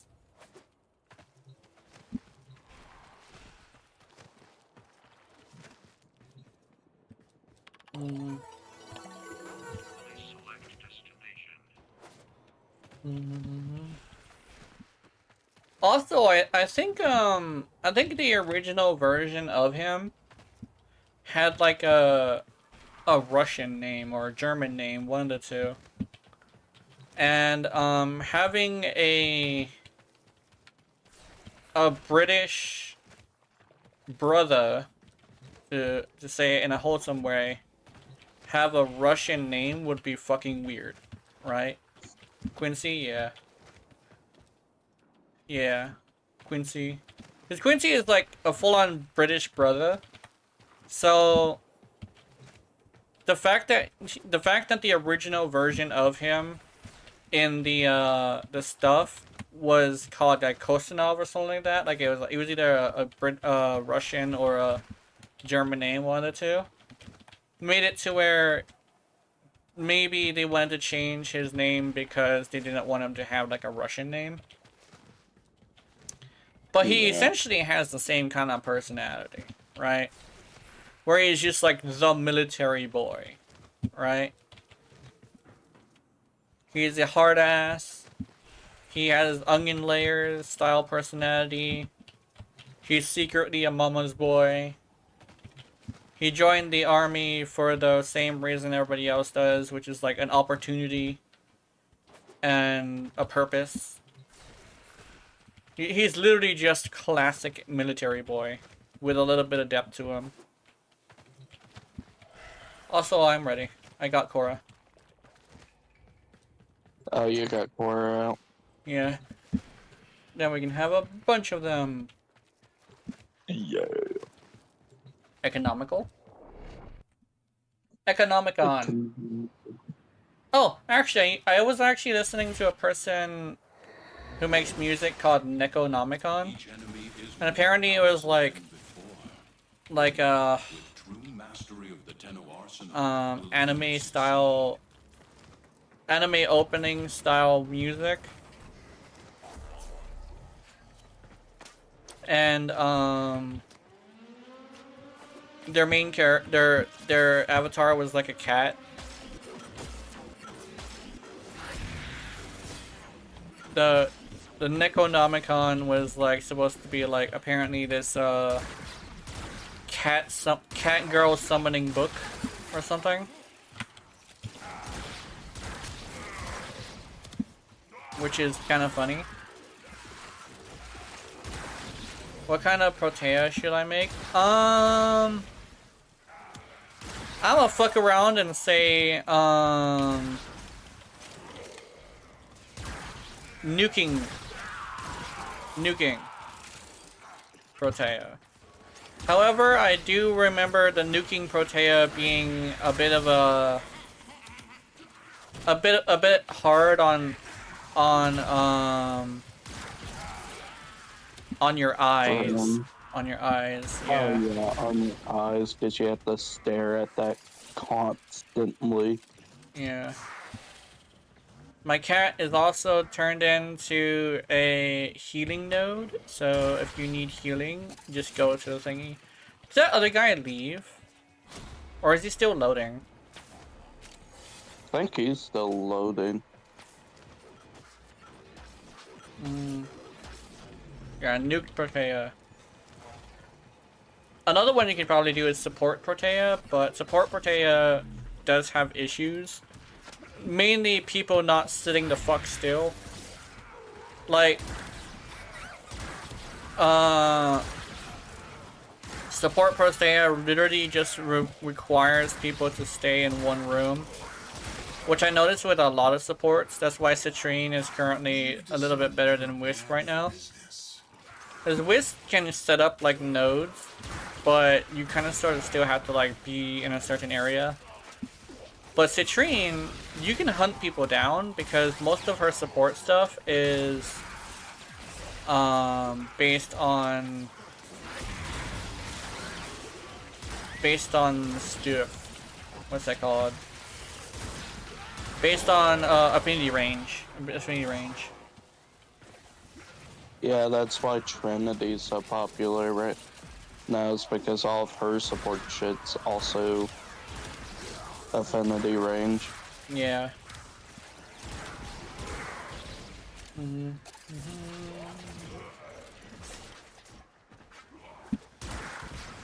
Meanwhile, I'm with a weapons platform, Trinity, that doesn't even touch her other abilities.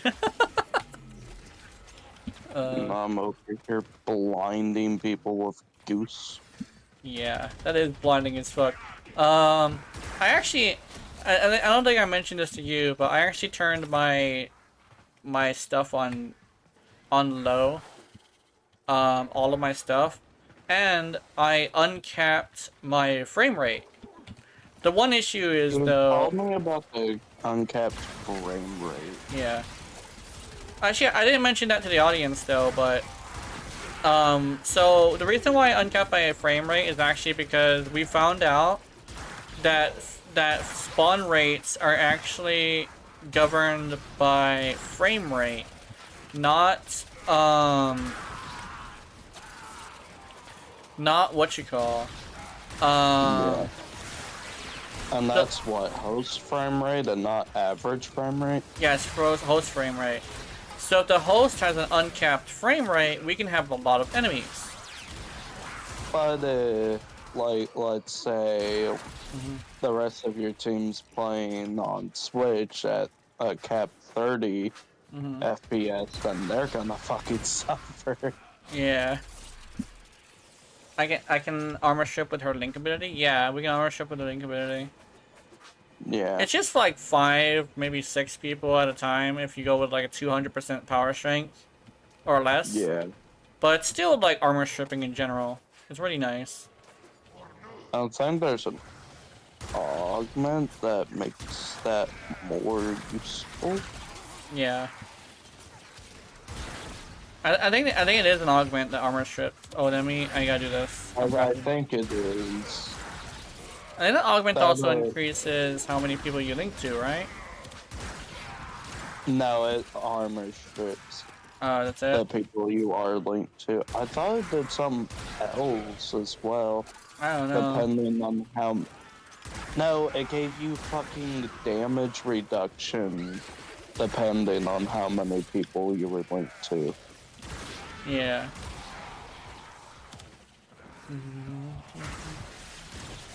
I was considering doing a nuking build with Trinity, but I didn't want to copy Keith. So instead You wouldn't mind. But yeah. I think that what would really be cool is probably the weapons platform build, because I like weapons platforms. I love weapons platforms. So the fact that I can literally just be a Urele for 30 seconds is pretty cool. I like the fact that with Redline I could just have no ammo and an instant. Oh, dude. There we go. Oh my god, the difference is so noticeable.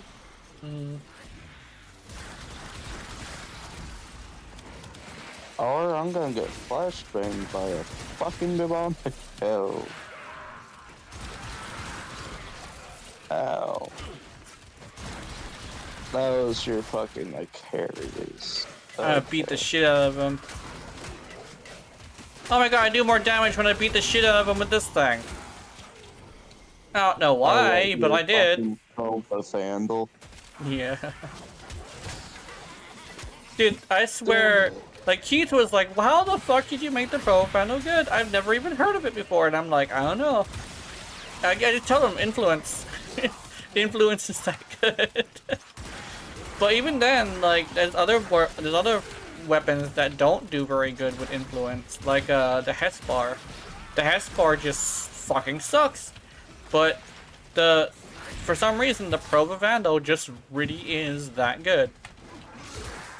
Yeah. I have yet to get an Orkin, so have you gotten any? I don't know, let me check. No, I haven't. That's some unidentified items, though. Ow. No, it's arcanes and shit.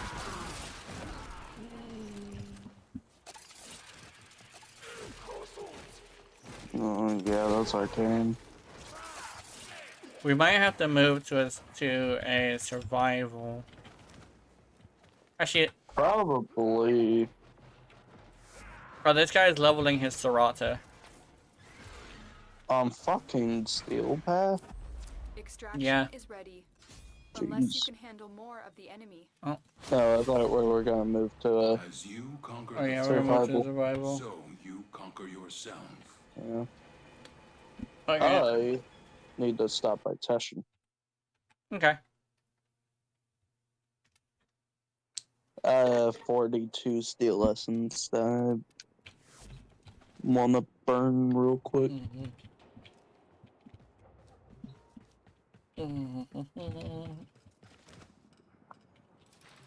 Huh. Mr. Dolphin!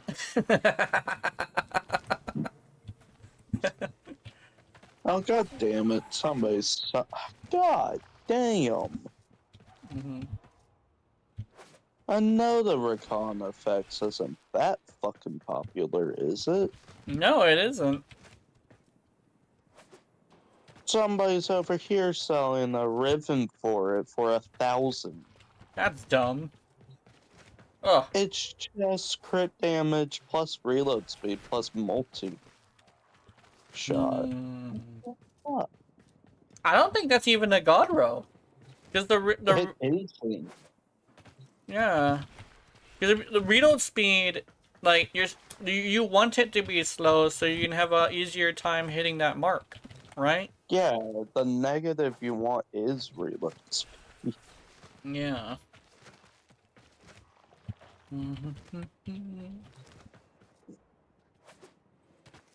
It doesn't even have a negative. It's plus reload speed, plus multi-shot, plus crit damage. What? That's not even a god roll. The reload speed is increases shit too. It's like 19 on a max rank mod. I mean, what the hell?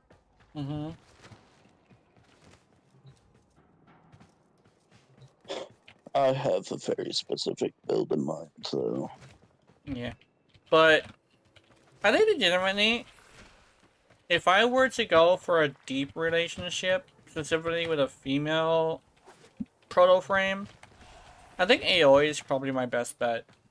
Because That's my best bet. there's like well. Letty is easy to manipulate because she's so straightforward, so I have experience with manipulating them. But she's also like way too religious and way too much of an asshole. And legitimately, the one that I would very much like vibe with the most is Aoi. Or Arthur. Literally, the people who would be like the most pleasant to be around. Like Arthur, it doesn't seem okay. For Arthur, it's not necessarily a hero syndrome that I feel from him. I just feel that he just wants to be a good person, right? And I think just like the fact that legitimately what killed it for me with Eleanor is the fact that she hates on that. You know? It seems to me like she just hates on people who try to be the good person. And I'm sorry, but it doesn't feel right as somebody who is like that for me to like somebody who is like that. At least romantically, right? Because even Keith appreciates the appreciates the ability to confide in me. And when Keith, literally one of the most negative people in the group, feels that way, you know I'm at least doing something right. But with Eleanor, it's the opposite. She just does not like it when people do good things for no reason. And I don't. It's very much like I can see why she turned into a journalist, right? By any chance, you got any extra mecha overdrive? Let me check. Mecha overdrive? I mean, I'm gonna have to go to my mods. Oh. Mecha, I have Mecha Recharge. It's Kubro. Mecha Pulse. I do not have Mecha Overcharge, unfortunately. Overdrive, I mean.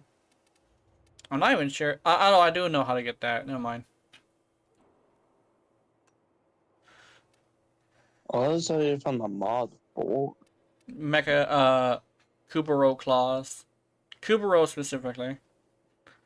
Primary weapon status chance added to companion. And status duration.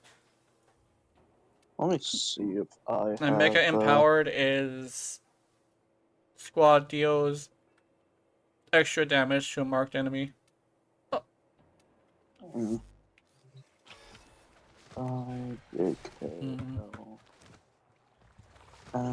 The one thing about that is it's very hard to get a squad to jump a bitch. Does that make any sense? I think it actually does make perfect sense, actually. It's very hard to get a squad to jump a bitch. So I don't think that would be very easy to use. I also don't. You are the squad? Yeah. Like, a single person could do it. A single person would very much be able to do it.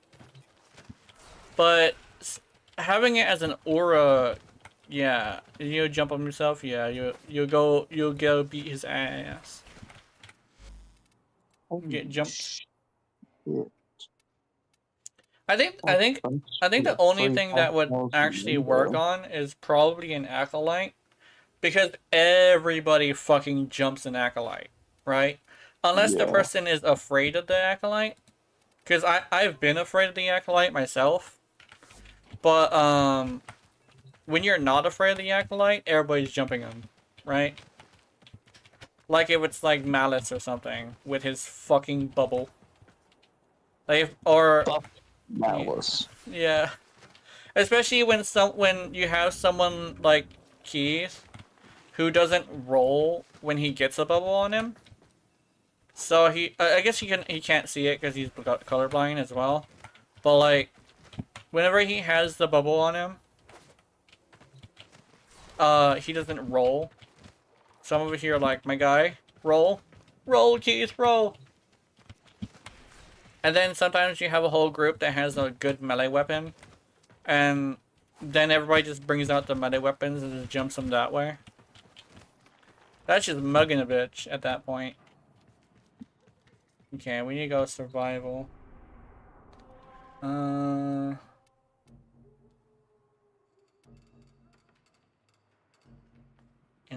Titan. Who needs it to roll? Just accidentally murder yourself? Yeah, pretty much. Just nuke yourself on accident, like fucking Keith did with Trinity. I saw, yeah, he literally did do that too. It's funny. Yeah, he nuked himself with fucking Trinity. Yeah.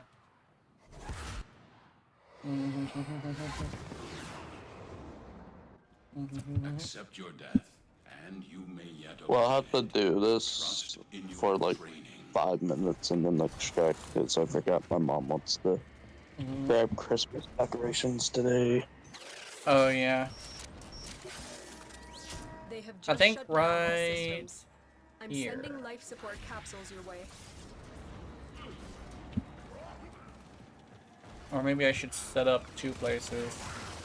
Oh, I have no energy.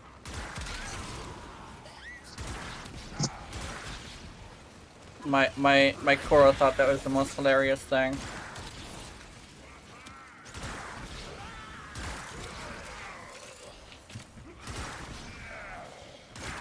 Oh, you'd be really cool.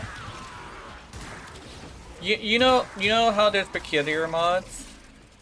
Imagine if you could have the proto frames react to the that'd yeah. be great. Like their own laugh to peculiar audience and shit. Yeah, that's what I was thinking. Like their own laugh for peculiar audience. They could do like comments about flowers or the peculiar bloom. The big-headed one, they can also make comments about funny heads.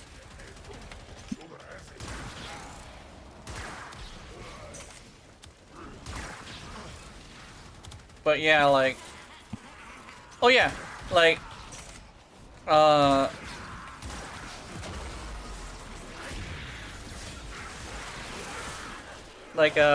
what you call, Letty could like question how this is happening like medically and like and stuff like that, and Activating it will buy you more time. what you call, Arthur could be like, oh, this is very useful, and then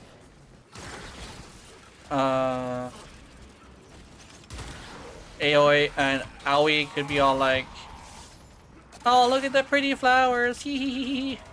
And I don't know what else, like the big-headed one as well. That would be funny.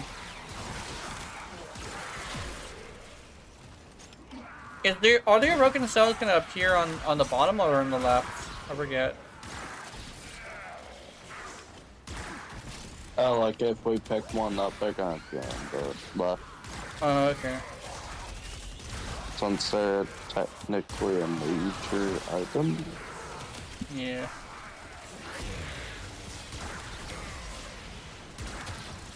Fuck you, you energy vampire bitch. Life support incoming.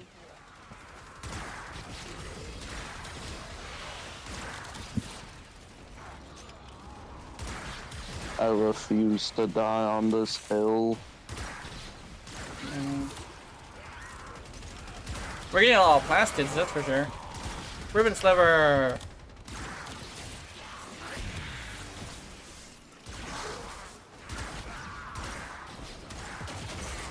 Oh my god. I've I'm coming. delivered another life support capsule. I got you. People always see stone. What? No. Well, fuck all of y'all.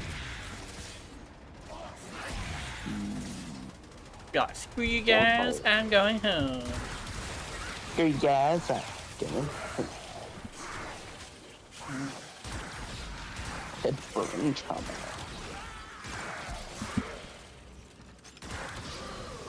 Oh my god. I like how that happened for a single episode, but it's so memorable that it's still quoted to this day. Going head. That happened in a few. He said that in a few episodes. It wasn't just the one. Oh, I didn't know that.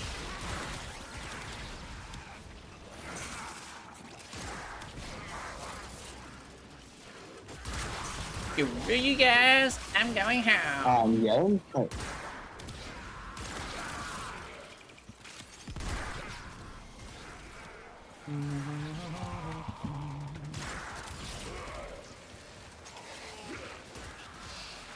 God damn it, that's the second time I did a fucking ground finisher instead of.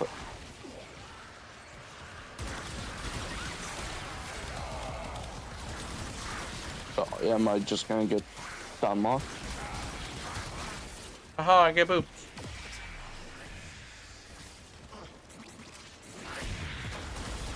Fuck you in particular, mystery.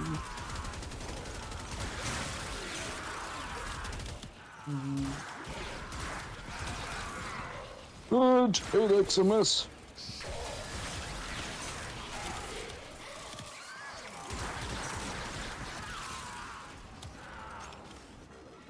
The operative has just Trinity first can't help discovery. with ammo, Keep can up the she? good work.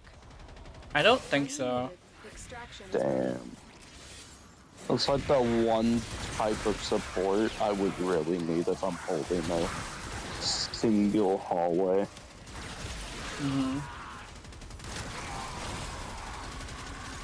Oh, you keep on yoinking my. Let me see. Oh my god. It's 5 minutes right now. Man, we didn't get anything. We didn't get anything cool. We should destroy things on our way out. That'd probably be a good idea.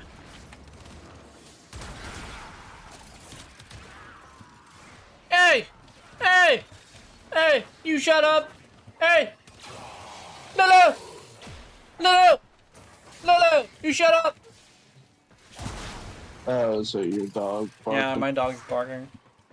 Fork, fork, fork, Hey! fork.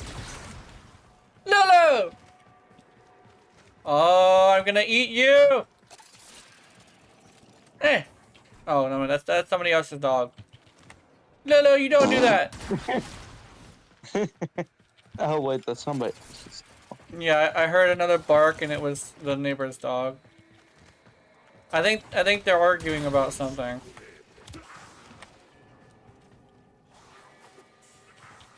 That bad dog.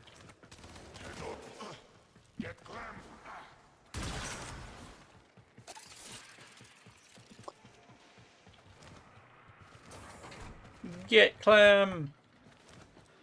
I'm gonna check these 2 rooms. Pick one. Oh, that's nanospores. That's a nav coordinate.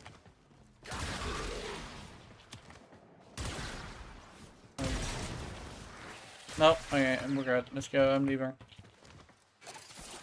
I'll climb my shit. Your will was greater. This is good.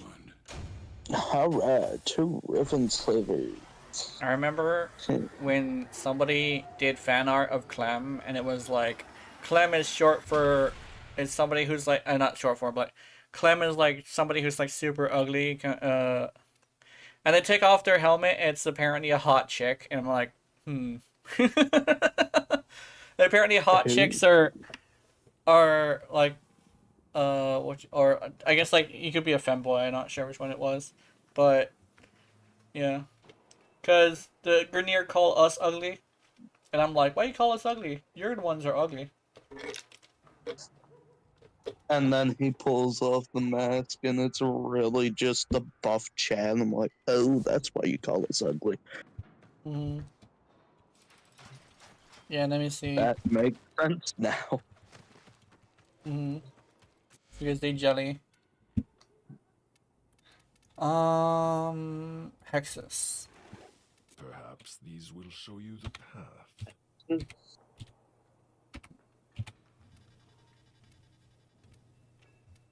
Temporal artillery. Temporal Up next. erosion. Repair dispensary. I'm gonna grab all of them. I'm gonna give you mine because I don't really want to use any of them. I wanted to use the drone that follows me around, but I was just like, nah. Because Protea's whole thing that bothers me is the reversing time thing. Yeah.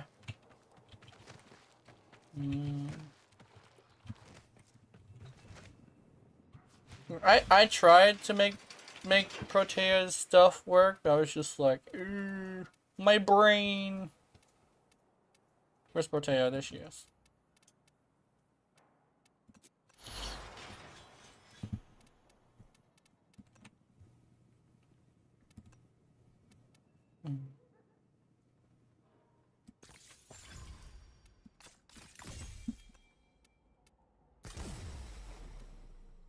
My life is eroding, believe me.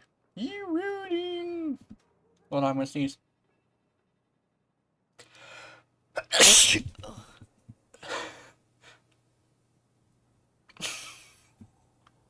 I scared the shit. I scared the shit out of my cat. Jesus.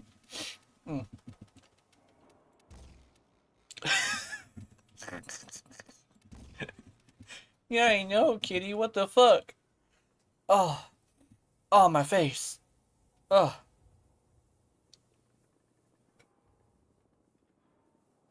Oh, she disappeared. Oh, I can do a thing now. Let's see. Blaze artillery lasts how long? The range is 10 meters. Ew.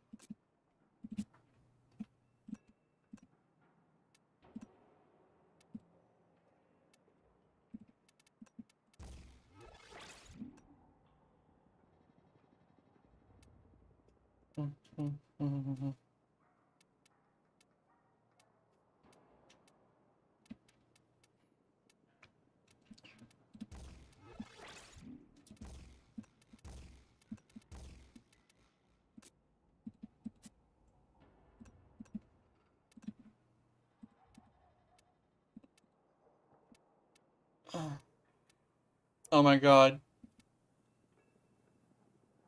My brain went through a pretty dark thing, but I think I could probably share this one. Because I think I would like it to be challenged, I guess? So my brain was like... I don't know, I forget what the scenario was that my brain was thinking of. But it essentially went along the lines of like... like this is like the thing it was. So it was like somebody saying how like they find people who are nice as like weak-willed and stuff like that. And my brain went to thinking that someone who isn't willing to experience how hard it is to be a good person don't have the mental fortitude to be a good person.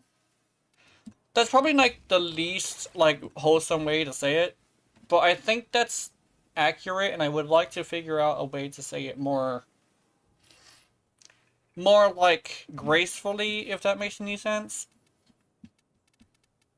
Because my brain's over here like I find like I actually know this from like what I actually do believe is like people who say like people who are really nice are weak are usually people who they themselves are weak, and that's the reason why they fall to like being bad people, right?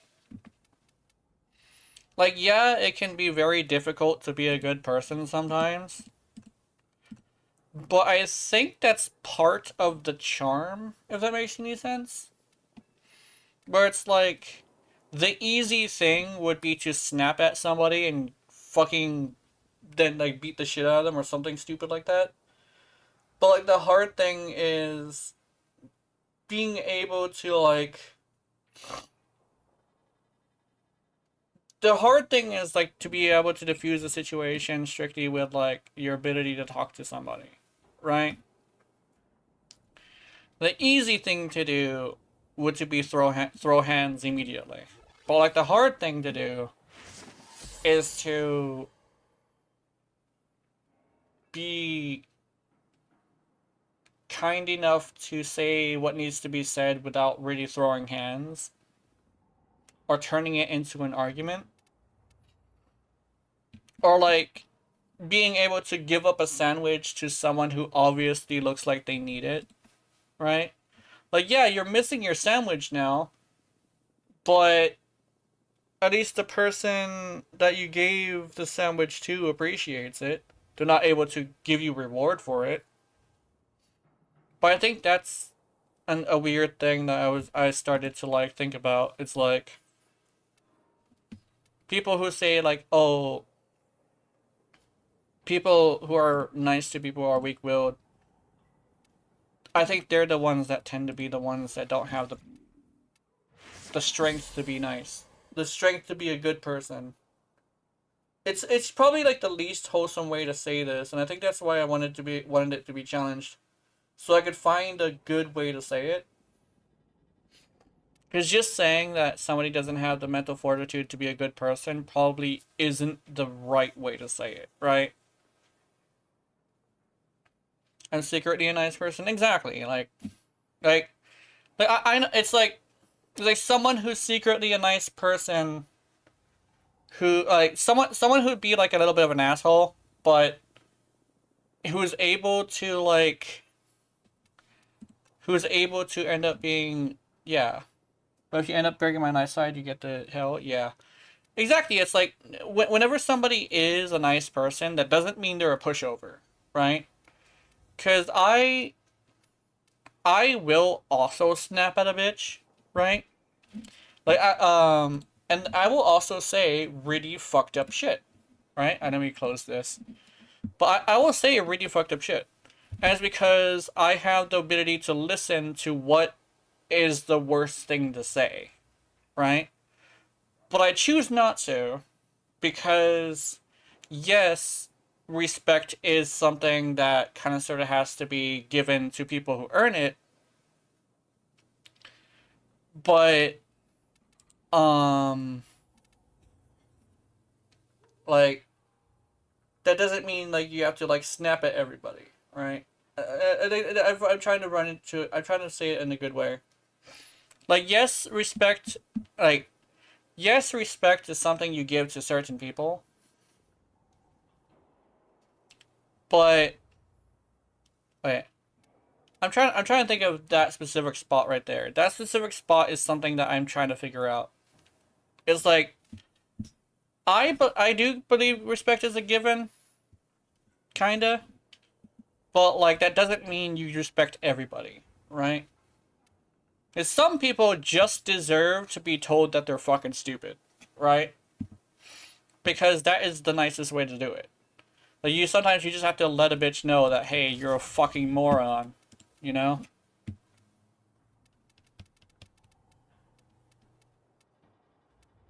Cause like, yeah. Cause like being a good person doesn't mean you're a soft bitch, you know? Doesn't mean everybody can like step on you.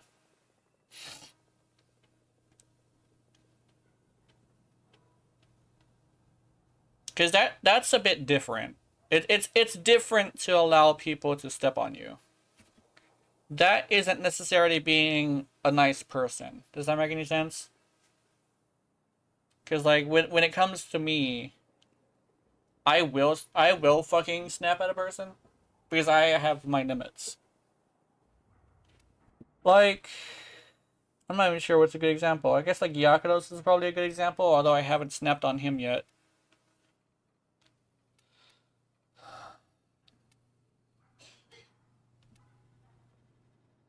Because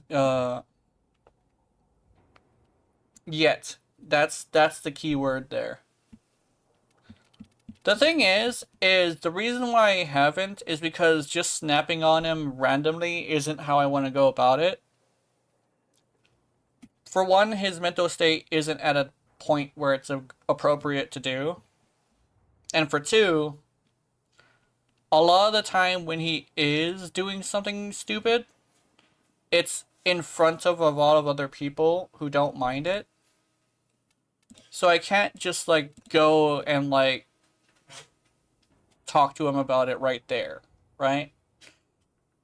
So I'm just waiting for the right time to do it, but there's a bit of tact that I need to have. I can't just like go and fucking insult him, you know?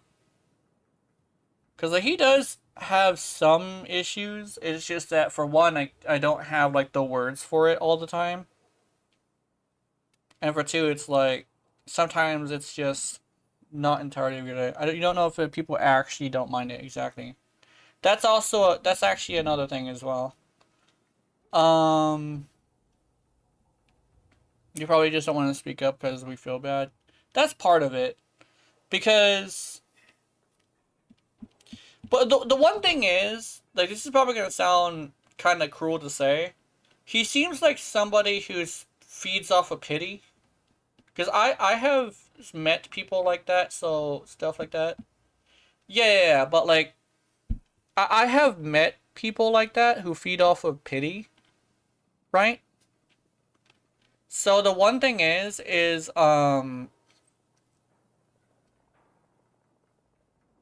like, I do want to talk to him. It's just that I don't know how easy it's gonna be, right? Because I will. Also seems to be looking careful. Yeah, I know. But like, he's not listening. I've talked about it before. And he hasn't really mentioned anything about it. It's an interesting thing. Cause like, I have had conversations about the stuff that he does while he's here. But like, I don't know. I have to bring it up with him later. Cause like, he when he's lurking, he's not really like listening, you know. But like, I've spoken to a bunch of people who do have the same issue, where like I mentioned the like I've mentioned the interrupting part, and then it's got worse. So I'm thinking like, this is probably like a weird thing to say, is like, I guess the fact that I can't like bring myself to like be straight up forward with it seems to make him want to spitefully do it more. Does that make any sense? I've mentioned what the issues are on stream as well. But like, I don't know. Let's see. Angus, Awakening, Arachne. Yeah. I'd like them potato mods. Yeah. I'm currently looking for an arcane to do. Blessing. Acceleration.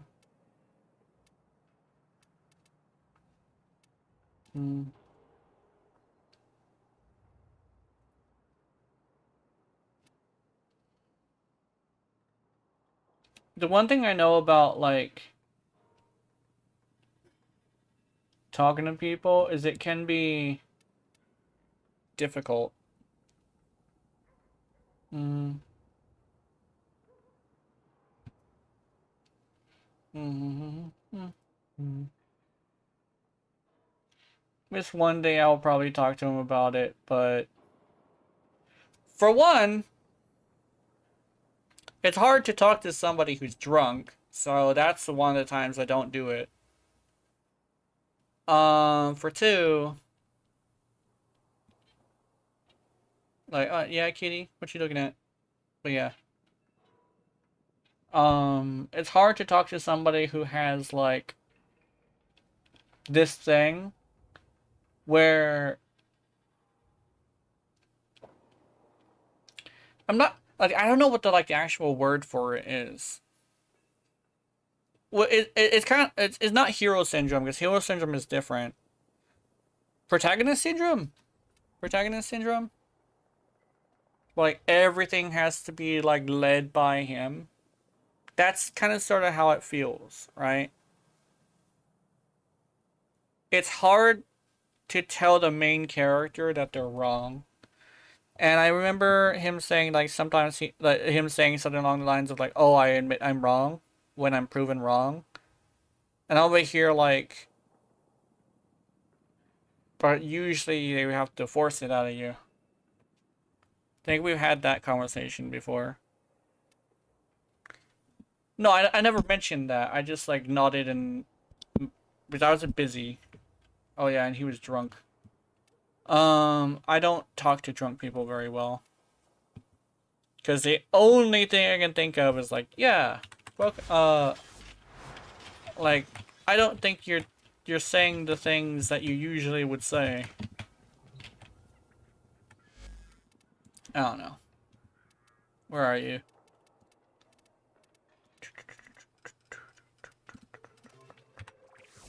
We were actually talking about that, us in, like, the inner circle.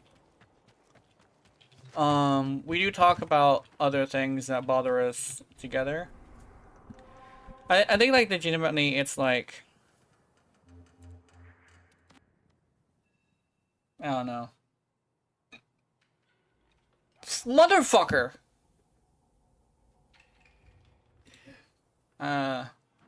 I'm going to eat your balls. Yummy. There we go. I got him. How many times have you spoken about me? And the thing is, you don't bother us. Like, whenever we talk about you, we're usually talking about something positive. What we'll usually talk about when we're talking about you is how you react to the people we don't like. Does that make any sense? Like, we were talking about how, like, you were with us when Spex's cousin was fucking being annoying as shit. And we're talking about how you were reacting to it.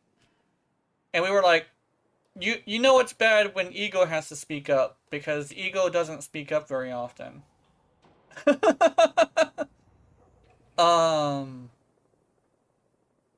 You don't speak up about, like, something you're bothered by, right? Unless it's really something that you're bothered by.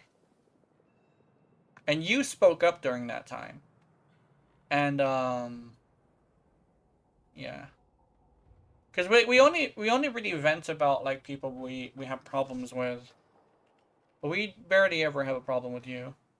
Him and Sharky Femboy are, like, my top hated people, yeah. Oh yeah, I remember fucking Sharky. Sharky is a... Are you... yeah, I'm not a huge fan of Sharky. Sharky was possessive. And... I don't know, it was so fucking weird. Because it took me a while for it to click, right? And then when it finally clicked, I was just like, yeah, I need to figure out a way to get him out of here. You know? And I finally got my reason when he was venting on my shit, and all of a sudden it was just like, yeah. And then I never said anything, but it was back when I was on Reddit, right? I saw him on a Reddit post complaining about me, and I was like, yeah, fuck you. Like, if there's any indication that you're a two-faced motherfucker, you know? If there's any indication, it's the fact that you would go into fucking Reddit and complain about me. Spill the tea, yeah. What was he saying? So, like, there was a post called, it said, what is your least favorite, what is your least favorite quote on on the internet? And I saw his post. By the way, I recognized the name. It wasn't the exact name. And I recognized the quote. It was my quote. Stay hydrated with a smiley face. And that was before I banned him, right? And to be completely honest, that is part of why I banned him. Because he was talking mad shit behind my back. Because I actually clicked on the name and saw, I don't saw exactly what he said, right? Because I just saw him talking shit, and I immediately turned it off because I was already having bad mental health. So I decided just to stop watching it. But he was talking about how, like, I was like some sort of two-faced traitor. And over here, like, projecting much, motherfucker? Projecting much? Jesus Christ. But yeah, Protea. I'm not entirely sure what he said, because I forget the entire thing, but he said something about being two-faced. Enjoy your new mod set? Yeah. And, like a two-faced hypocrite or something. I think the word was hypocrite. And over here, like, I think the one thing I actually, hate about that is that he's kind of sort of the same fucking way. Projecting much is basically the quote for it, you know?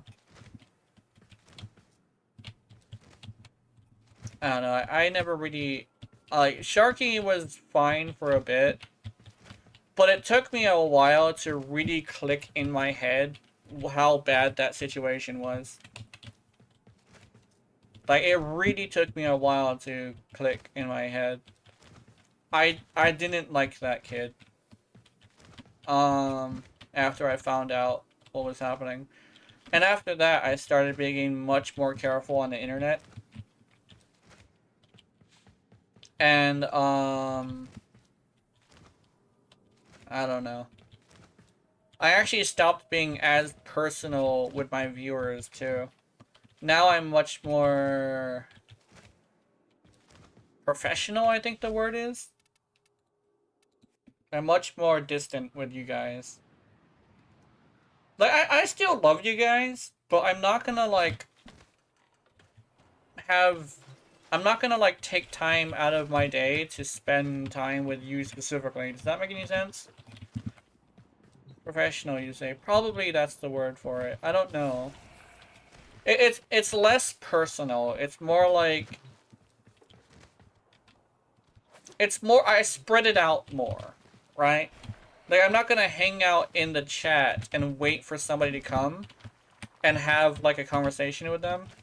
I usually have a very specific place for that, you know? I mean, you're in that spot, too. But, like, yeah. You spread out during Mind God's Bird? Yeah.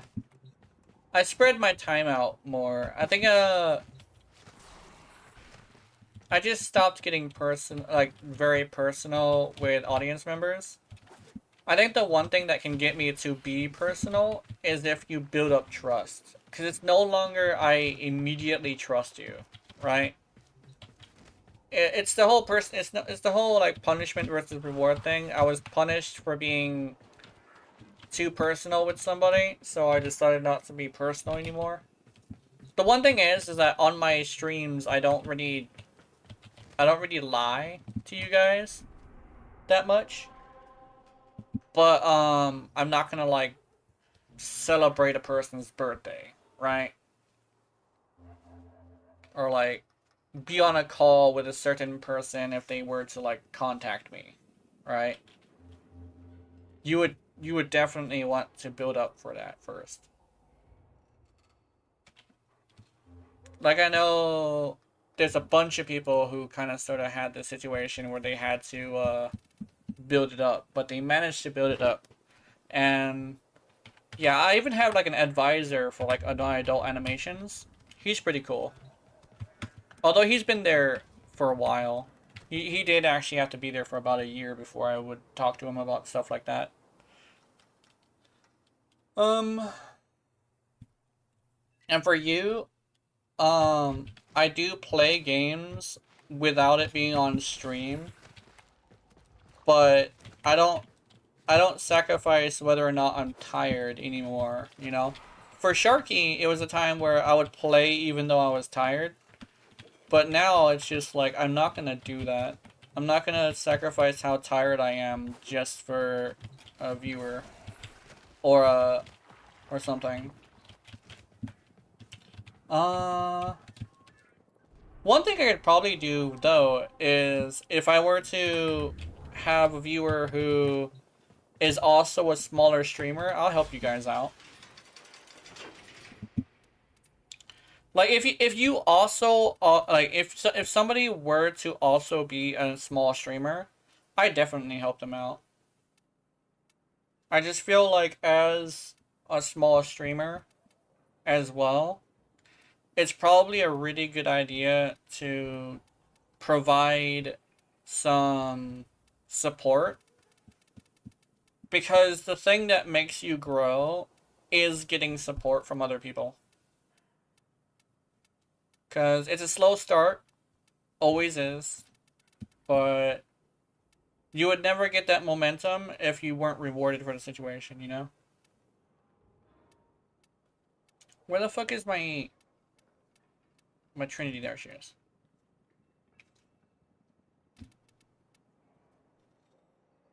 I think the one thing is that people forget how important reward is for stuff.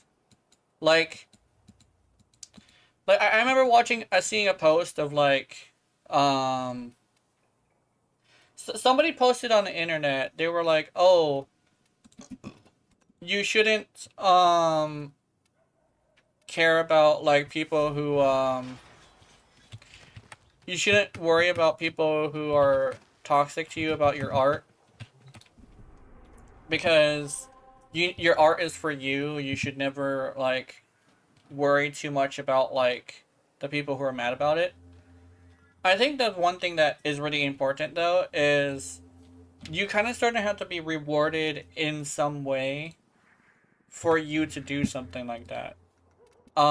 As someone who does have these times where they do art, right? I think the most important thing with doing art is seeing somebody, doesn't matter who, but seeing a single like on that video or on that art piece is extremely important, right? So like, I think that's like a really important thing to realize, that like reward is a very, very good motivator.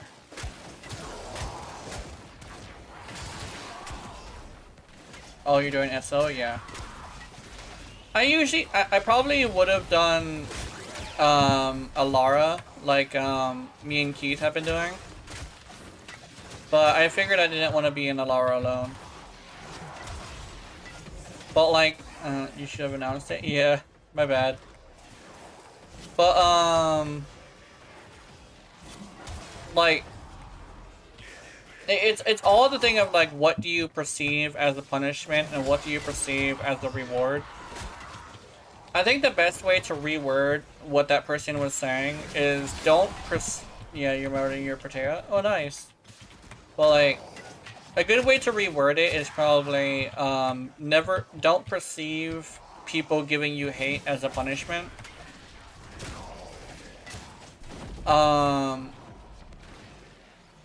As much as you perceive people who give you likes as a reward, right?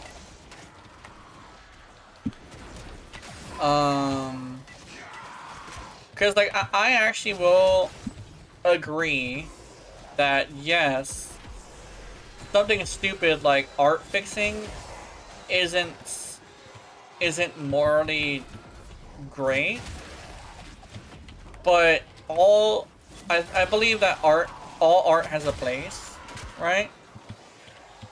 Even if it is something really fucking stupid, right? Like stickmen fucking, right? Like, if you were to go into like that one specifically, like I usually do with the sex teacher thing, like having an animation where that for like hentai that's like stickmen, I think that should be allowed. It's cringe as fuck, but it should be allowed. So it's the same thing for like vent art and feet art and stuff like that. All this art stuff. Art, there should be all art should exist as and stuff like that, except for like the extreme stuff. We'll get into that as well. Except for the extreme stuff like rearranging body parts. That's not art. That's just a crime, you know. Like fancy rearranging of body parts is cringe, right? But if you want to do an art piece of that, like a drawing of that instead of the real thing, that's cool, you know?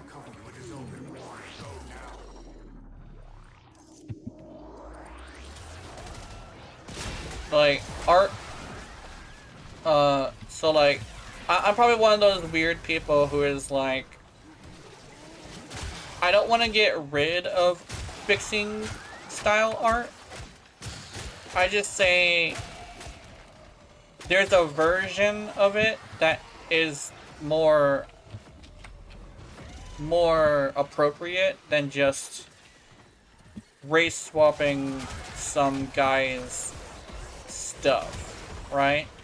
Or some artist's stuff just because you don't like them. There is a good way to do it. There's like a moral way to do it and an immoral way to do it, right?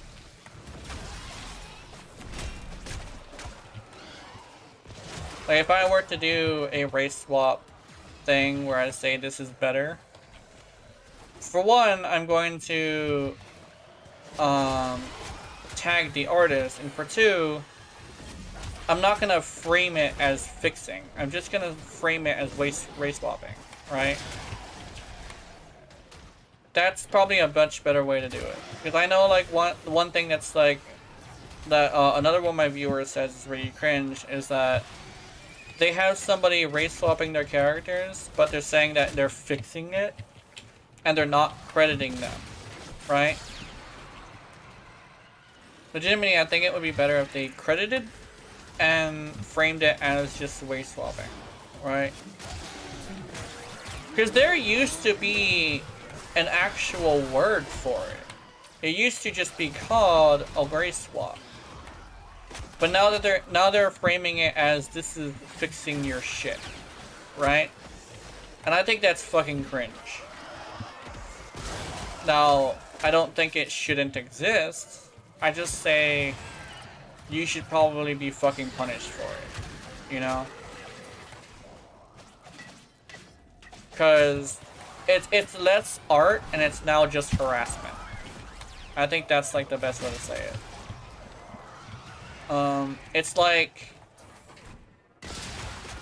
It's like making an art, like it's as if somebody were to realize that I am not a huge fan of like scat porn, and someone were to just immediately make a scat porn of me, right? Like, I would fucking hate the shit out of that. Because that would be, like, borderline harassment. Because it's like, I said I don't like it, so they're doing it. And they're fucking tagging me in it, you know? Or like, diaper porn is pretty gross, too. What's another one I really don't like? It's all sorts of, like, fucking... all sorts of tags that I don't like. I actually have very few tags that I actually like. And so, like, it's just, like... if I were to mention one of them and or to, like, offend somebody, and they were just like, oh, you don't like this? Name them all? I don't think I can, because I might get in trouble. On YouTube or Twitch. You would deal on? Yeah. I think the one thing it could be... okay. One thing you could probably frame it as is fan art, right? Because it's the context of the situation, right? If you frame it as fan art, specifically, instead of, like... what would you even call that? Like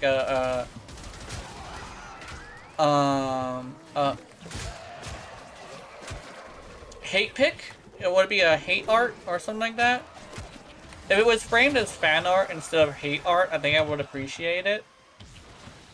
Because, like, it's fan art. Like, you're a fan of mine. I said I didn't like something, but you do like it. And you just mark it as fan art instead of hate art or something like that. That would be pretty good. That'd be fine. But, like, if you were to, like, frame it as hate art and say, like, oh, they said they don't like this, so haha, I do whatever I want. Yeah, that's cringe. Right? That'd be like, if, what's her face? Jaden Animations? That's kind of like the same thing with Jaden Animations. Jaden Animations said she's like... Jaden Animations said she doesn't like, when people make adult art of her. And you could just say, sorry, this is the kind of art I like, and I do it in good faith. And so it's like, there's an apology, and you just say, I do it in good faith, right? So you do something like cute and romantic. Meanwhile, there's this other artist who does this and says, he, I do it whatever I want, so I'm gonna do it even more. Yeah, that's cringe. That's real cringe. I think that's like the same situation. It's like, it would be much better to do it like that, you know? I would accept that. I would actually unironically accept art like that.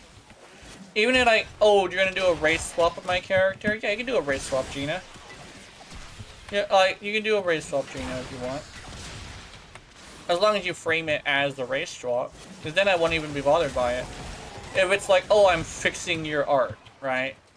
You're fixing my art, so what you do is you put my little character in, like, making her fat and, like, massive boobs and... like, no, for one, the character is a guy. And for two, like, I'm not... it's a rude way to like frame it. You probably do gender swap is also a good idea to do it. Like gender swap for that one specifically would be good. I don't know. I know one thing is I don't really have very many artists as fans. I have one artist as a fan. Mochi is currently a huge fan. But I don't think I can request anything from Mochi since they are professional artists, so they're probably not going to want to do something for free, which is unfortunate. Which, I appreciate,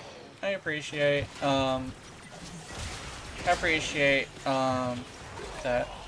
Never hurts to ask? I could probably ask later. Most of the time, yeah.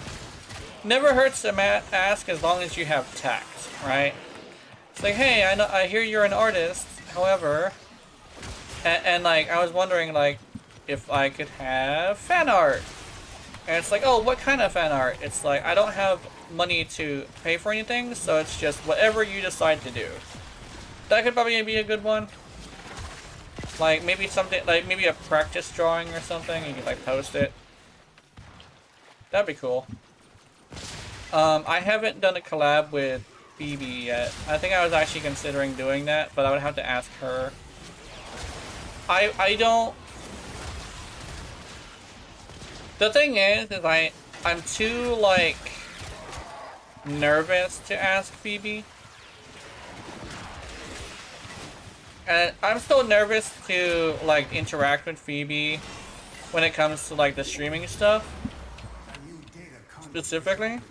Because, like, my audience is way different than the audience she's used to. Because, like, she just recently started streaming. I will say one thing, though, is the fact that she is a woman has very much helped her. That's probably, like, a bad way to mention it, but, like, she's cute. She has a cute personality. She also sounds really sweet. So, like, she's very much getting ahead. And I do appreciate it. I'm not, like, jealous or anything. But, she's doing well. She went from 60 to, like, 90 in a short amount of time. She's also choosing to play different games than I'm playing as well. I think that's also part of it. I'm playing Warframe. We have, like, a very aged community. So me invading the community is probably going to have, like, issues. Which is probably why I don't have very many people watching. But, yeah. I'll be right back. I'm vacuuming the place, so I won't be able to hear you from here. Okay, that's fine. I'm just going to continue talking about stuff. Yo.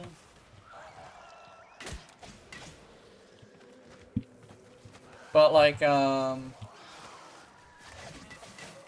of the interesting things about, like, being a content creator is, like, when you understand what the issue is, but, like, you don't have the willingness to fix it, and usually it's not in the entirety, like, it's completely your fault. Sometimes it could be an issue of, oh, like, the issue could be, like, such a very broad issue that, like, there's reasons besides you don't want to, you know? Like, I have a fear of competitive communities because I'm such a sensitive person that, that I don't feel like well, it's not safe. Safe is not the word. But I don't feel comfortable being in a competitive games like lobby and just chilling, right? Cause like that's why I'm not playing. That's why I didn't stream the past 2 days. Not only was I really tired, but I don't feel comfortable, like, interacting with the community of rivals. I don't like the community of rivals. Like, it's not as bad as Overwatch because everybody is all bright-eyed and sunny. But once the honeymoon period is done when it comes to, like, the new game, I'm pretty sure there's gonna be fucking issues. Like, I'm not gonna lie. It's just a thing when competitive games is like, they're the best to stream, but I just don't feel like doing it. That kind of stuff happens for any PvP focused game? Yeah. I like the game, but I really do. It's super fun, and it's surprisingly balanced, and I also the characters that I like are really good. But, like, legitimately it's just, holy shit, I just can't bring myself to fucking... I just can't bring myself to play with a competitive game. Because like I get afraid to interact with them. Because I don't like the feeling of being mad at somebody. So I try to avoid people that make me mad. So it's, I don't know. Like,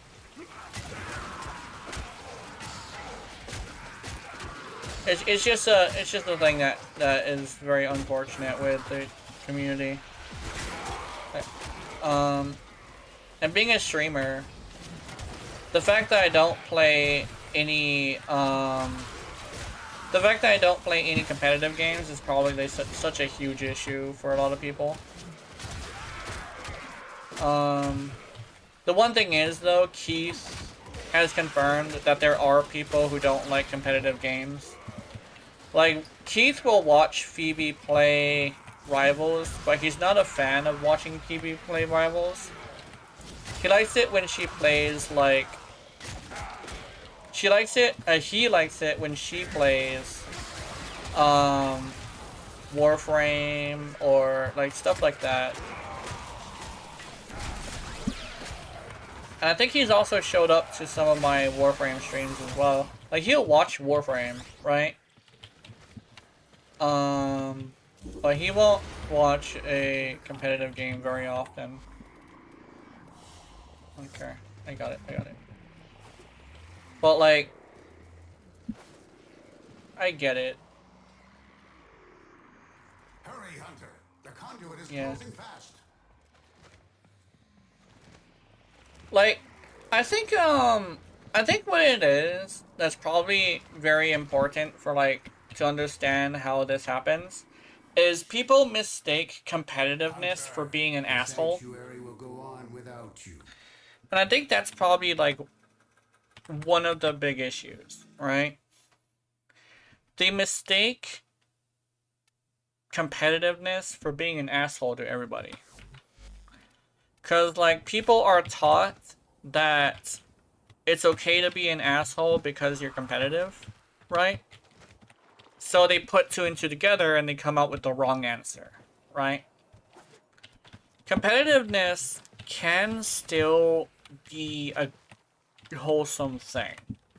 Like, Eagle is probably a good example of this, where Eagle is kind of competitive, but he's not an asshole, right? Keith is also like this, too. Keith is not an asshole, but he's competitive. Like, it's possible to be that way. But I've seen so many people just assume that competitiveness is just being an asshole to everybody, and that's not it. Like, it's a conversation is not a competition. Does that make any sense? Also, I might have to take my break. I gotta get up and move around. I have a burger. I'm gonna go put the burger inside of me. So let me... I want my Urali back. Oh, actually, no. Let me put her on the table. Is there a good spot? Is there good lighting? Oh.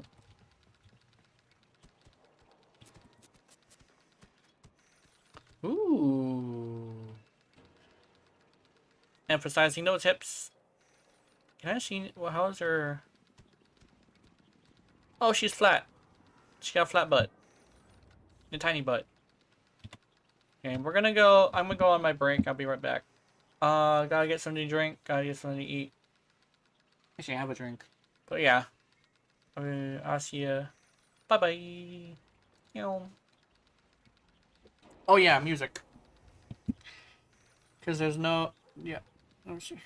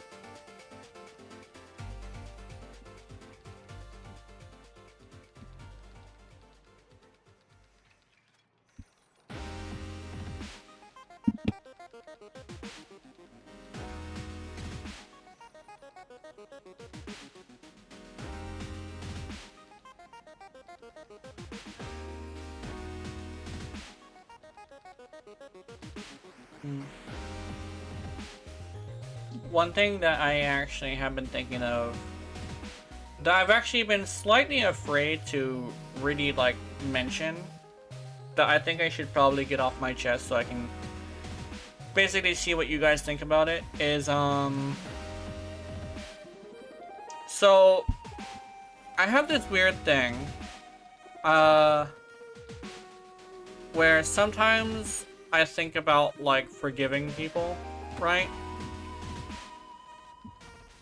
And the policy I have on that is probably the most darkest thing that I have as, like, a philosophy. Like, it's, forgiveness is for those who don't have the capacity to, hold others to a standard, right? So I don't forget and I don't forgive. I think the one thing that's probably, like, the most damaging for that is probably that specific philosophy. It's just that it's a philosophy that has sort of been with me for a really long time. And I don't entirely have a cure for it, if that makes any sense. Kitty, no. It's I guess it's a defense mechanism I've kind of sort of developed after some horrible things happened in my life. And I think, like, the whole thing is the whole entire saying is forgiveness is for those who lack the capacity to hold others to a standard. If you were to forgive and forget, it makes the thing they did okay. So, to basically make it to where they will never hurt you again, you need to learn to keep people to a standard. So you need to never forgive and never forget, right? I think that's the one thing I've been thinking about that really, it really encapsulates the fact that I am in a downward spiral. Because every single time I am in a downward spiral, that is what I think about. I think it's like, it's usually caused by people just being people, you know?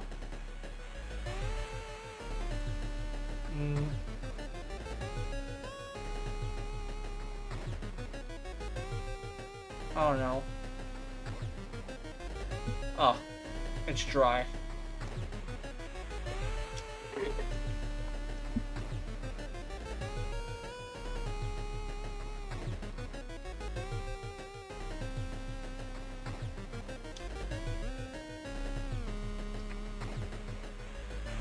Now, don't get me wrong, I don't hate Forever.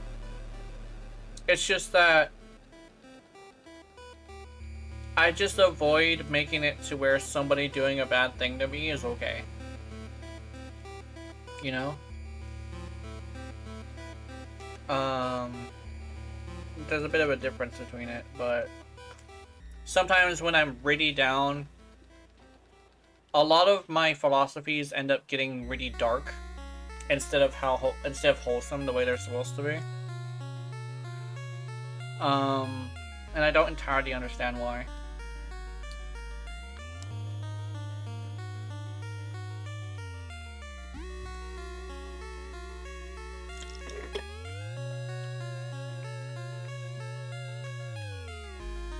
It can be like what's a good example is the one about if I'm not a good person, who is gonna be? That one, like, if it's said the wrong way, can be almost a plea for help, if that makes any sense. Or a act of desperation. But that's not how it's supposed to be. What it's supposed to be is... I like being a mediator for a bunch of friends. And the best way to be a mediator is to be a source of comfort. And that's like the wholesome way to say it, right?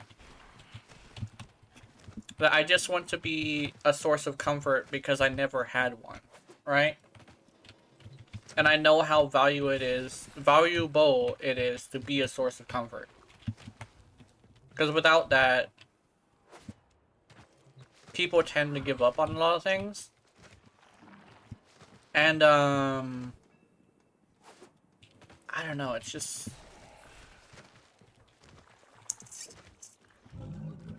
I don't know, it's just a strange thing.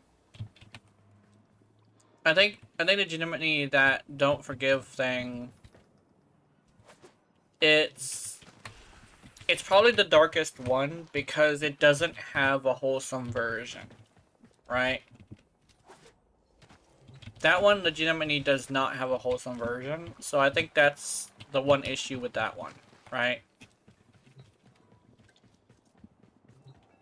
I think... I don't know, it's always been a weird thing where I've always had like a weird thing against forgiveness. I think it's because like the whole thing like jumps back and forth between like other things and like this one, it's a reward versus punishment, you know? Because last time I forgave somebody for something, they did it again. And this was also not the first time it happened. So, like, it happened a lot. And somebody came up to me and said, you need to stop forgiving him because he has proven that it's going to happen again. And I'm over here like, okay, then I'm not going to forgive him this time. And I didn't. He got all pissy, but he didn't do it to me again. So I'm over here like, okay. That's how I want to go about it now. That's just a weird way of saying, like, I didn't just get this out of thin air, you know? Like, to be completely honest, nobody gets their philosophies out of thin air. It's never a thing. It doesn't just happen. Hello. Welcome back. What happened while I was gone? I just had my break. It was a little short because the sandwich I tried to eat wasn't very good. I need water. I need to go get water. Wait, don't I have a water? I do have a water. There it is. Alright. Let's see how this new brand of water tastes, because it has more bottles. More bottles, same size as the last one. I do not like the container they're in, though. Okay, if this tastes like shit, I'm gonna be very upset. Oh, that's okay. Oh, that's actually pretty good. Recently watched Nova Umbro's video on Corvex and was just astounded by how bad his takes were. Yeah, I watched that too. Watering, yeah.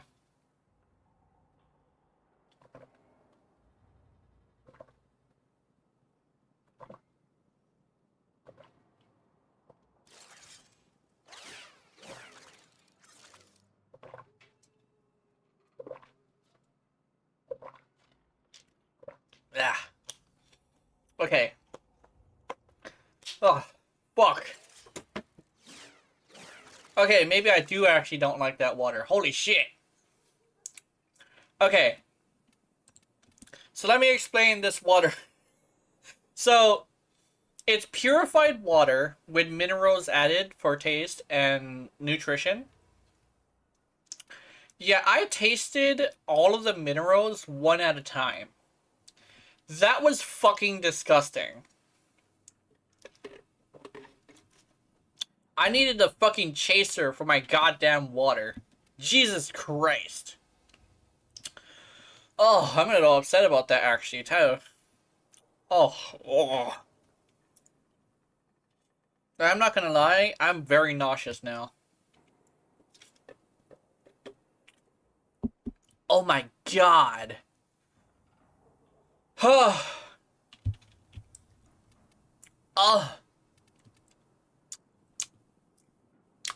Jesus Christ. Oh. Oh, fuck. I actually might puke. Holy shit. Oh. Sorry, I need to take a break for all of it. Hold on. Oh. Jesus. Anyway, yeah, Nova Umbro's video on Corvex. It was fascinating to say the least. Oh. Oh. But yeah, his takes were pretty bad. In fact, I'm gonna so ugh. So I'm gonna say straight up that not all of his takes were like based on fantasy, if that makes any sense. Like some of his takes did have a bit of like logic to them.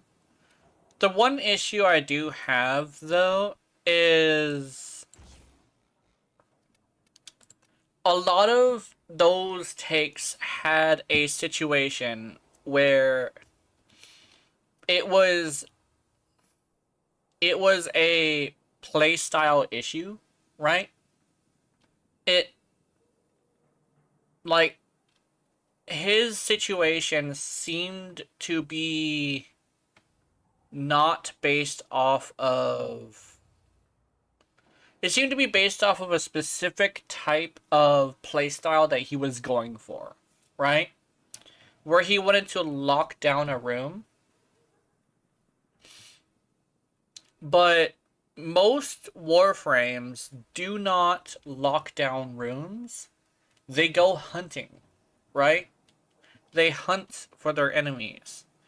And if you play Corvex as if he's hunting down enemies, he actually does pretty well. And it's like, oh, but like, what about the nuking ability? Dude, I have nuked pretty far into the game with his 1-4. His 1 and his 4 nukes pretty good. Like, I'm not gonna lie about that.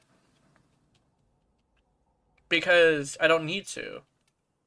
His nuking is not that bad. It's not like Dante levels. I would admit that one as well. But still high enough for like to be good. Alright? I'm gonna level. I'm gonna see if I can bring Eagle in here. Where's Eagle? What's Eagle doing?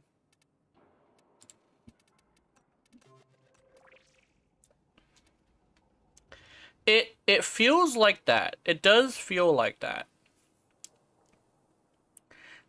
He said there isn't anything good about him, but it seemed like he was nitpicking. He was looking for something to hate, not looking for something to love. Does that make any sense? Yeah.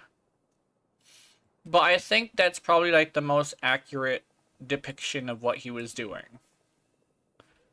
Because I think that is what he was doing.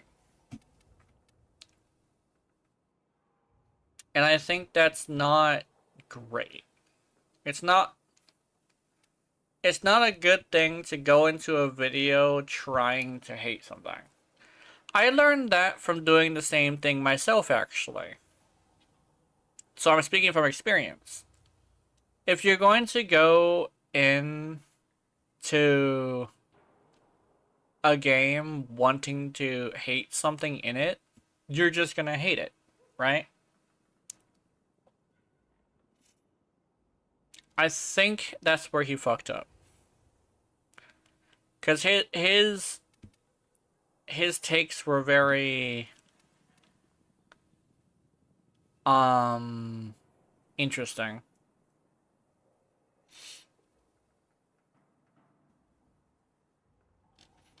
Hmm.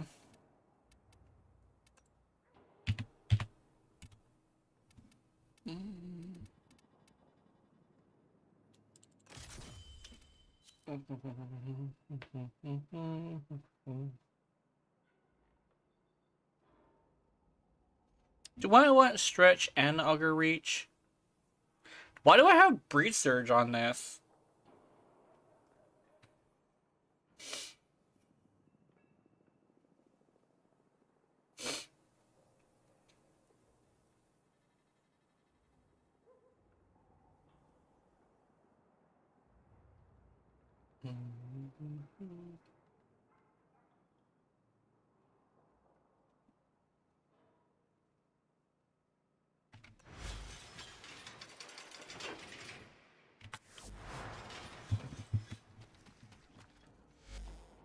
I don't think I ever farmed for a Corvax. His farm isn't too bad. It's yeah, it's not too bad.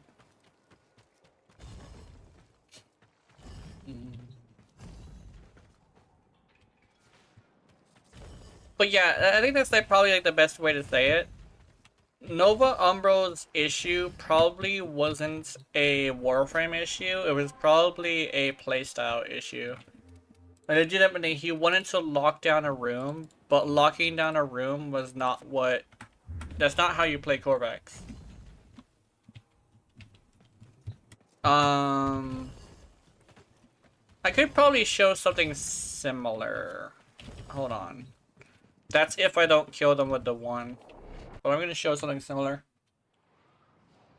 Like, similar to what I'm thinking would be, like, his playstyle. So...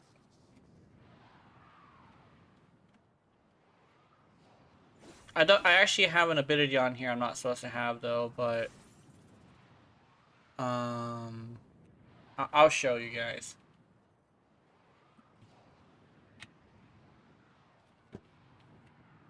I gotta get closer. Loading?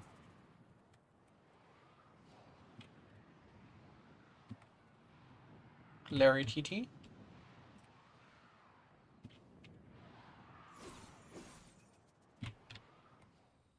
There we go. Your duty in this experiment is to dispatch as many specimens as efficiently as possible. Okay, let me see. Can I find a group of enemies? Let's see. So, like, it even shows in his video, which is actually how you're, like, a good example for how you're supposed to use it. And here's a group of enemies. I pop that. Now, what I do is, now that they're dead, I go searching for another group of enemies. Although, where are they? There we go. Another group of enemies. Boom. Now I go for another group of enemies. Boom. I think I do need a little bit more energy, though. I might have to deal with that. Like, this is a low-level version of what I'm thinking of, but... Well, like, you just basically go looking for enemies and then slam next to them and take them out. Then you go hunting for other enemies and stuff. Ow.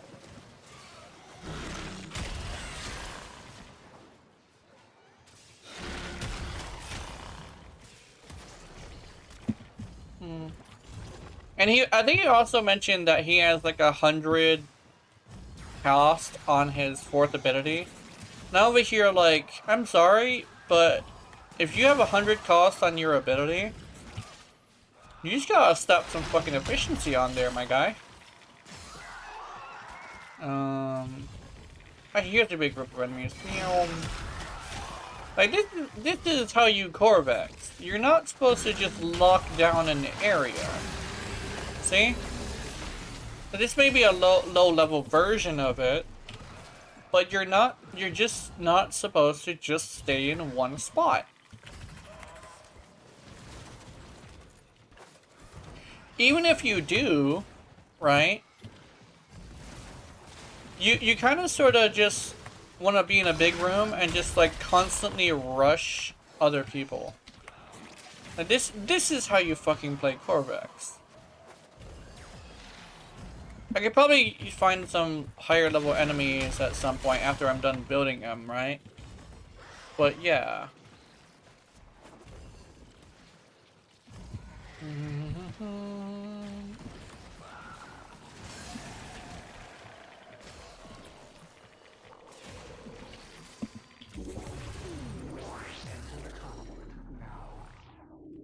Because every single problem he said he had with Corvex, I had like a couple answers for it. And it was all just based on gameplay style. Like legitimately, it's not entirely Corvex's fault that he's like this. In fact, like Nova Umbro's thing with like showing how he would like how he would buff them. I really hate that. Like I very much hate when a creator who's never done programming in his entire fucking life thinks that he knows better than people who do it for a living. Like the one thing I never do, right, in my streaming career is tell somebody how to do something when I don't know how to fucking do it, right? It's like, oh, this is how I would buff them, and this is what you gotta do or it's not good. I'm over here like, dude, shut the hell up. Legitimately. Like, for one, the update that you said, Nova, is it's not taking into consideration like how people play the frame already, right? And for two, it's very, very centered around your fucking playstyle, right? And I think that's like the biggest thing. When you're thinking of an update to a character, you really have to understand that like you're not building it to yours. And you find the guy and his friends on stream and they pretty much mocking people who don't agree with them. Exactly. Because like when you're making an update when you're making an update for another people, you have to take in consideration the fact that like you're making an update for other people. So you can't just inject your fucking playstyle into somebody else's update. Right? It's why whenever I do have it's why whenever I say, oh, I would like this for your rally, I say stuff that specifically I say stuff that specifically would help like the people who play your rally, right? I'm not like saying an update for myself. I'm saying it for your rally, right? But when it comes to like somebody who's like, oh, I want all these updates and I and it's not going to be good without it. Yeah, well, how do you feel about the Nyx update? And last time I checked, the Nyx update didn't have anything that he wanted, right? He didn't want it didn't have anything that he wanted. And you know what? The Nyx players fucking love it. Because DE knows what the fuck they're doing when they make updates. Probably doing the thing he always does, but with his time with Site 09, yeah. Oh, what's he doing? Is he like... Is he playing it, and saying like it's poopy butthole? I know he usually says that about the thing that he's playing. Try doing the thing he usually does. Pretty much, but I don't think he's playing him yet. Oh, that's true. Yeah. Oh yeah, I was actually talking to other people, and we were wondering, do you still watch Trigun? Because we were confused on whether or not you still watch Trigun. Because I noticed you started watching. Yeah, okay. I was wondering. Because you started watching me a lot more. But then again, we stream at different times. I haven't watched him in a while. I think the one issue that actually got me was, I don't think I mentioned it, but like, I know I did mention it, but I never mentioned it to you, I don't think. Where he tried to like convince me to go do he tried to convince me to go do level cap. And he said like you gotta do a level cap at some point, we all and stuff like that, and I was like, I don't fucking have to. And then he did this thing where he said he was getting set up for his stream, which basically means like he was basically gonna have like, he was basically gonna start his stream and stuff like that, and I was over here like, yeah. So not only are you trying to force me to do something, but you're also gonna be doing like, oh, have your audience like join me instead and watch a real streamer. That's kind of sort of how I felt he was saying it. So I just like stopped watching him. I even unsubscribed and everything. But yeah. Especially since like he even was like talking shit about your Raleigh at the time. So over here, like, you came in here and fucking hella disrespected me on my own stream. I don't think I want to be a part of your community.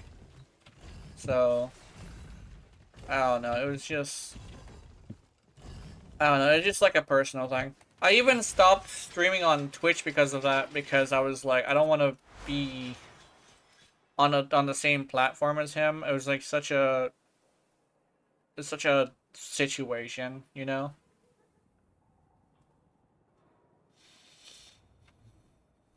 I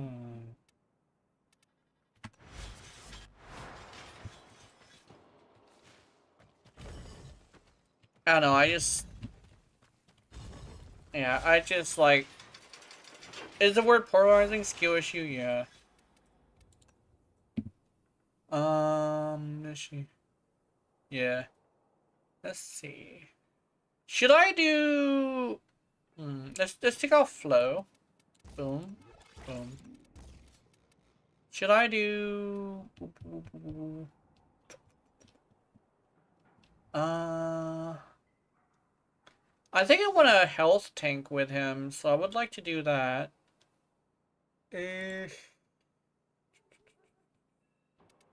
Streamline Arcade Secrets. There we go.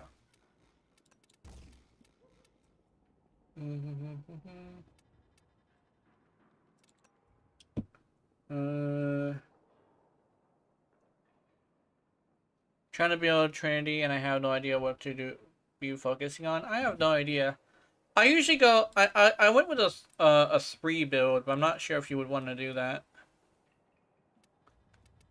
Energy shield, rolling guard. There we go.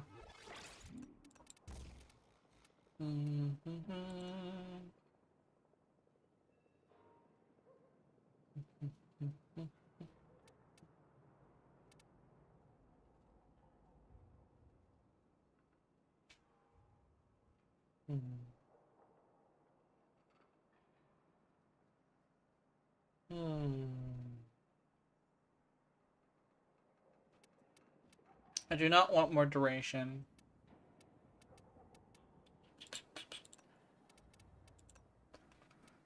Do I want anything else on here? I do not think I want an Umbra Forma on this.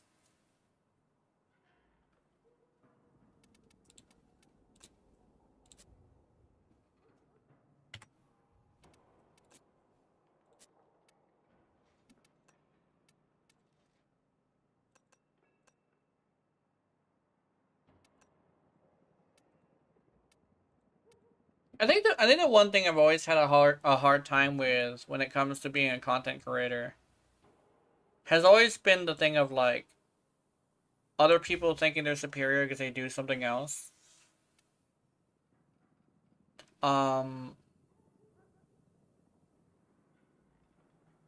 don't know. It's like I don't know.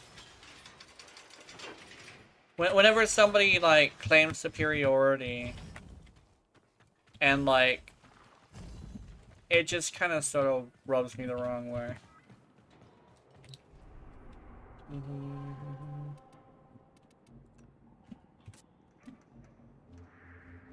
Cause like I remember saying this like when I was a huge fan of like Asmongold, it was around the time where he was humble, right? He knew he was good, but he was humble about it. He wasn't like an asshole about it. Is it humility is the word? I respect humility more than I like more than I respect like arrogant. Life support has been What was the term? The air like Hold on. I remember saying something along these lines, like the arrogance of a god. When a person has like the arrogance of a god, that tends to rub me a really bad way. I don't really appreciate that kind of like arrogance, you know. And as you know, I specifically say arrogance of a god just because I am a very like anti-Semitic person. But that's part of like why I feel that way. Cause like every single story you have about gods tends to be like their arrogance, you know? And that always has kind of sort of been like a huge stepping stone for me hating it, you know?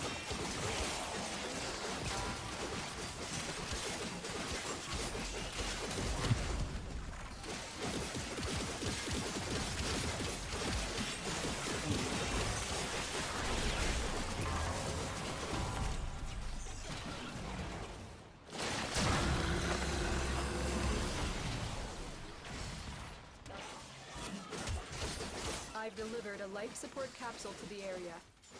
Activating it will buy you more time.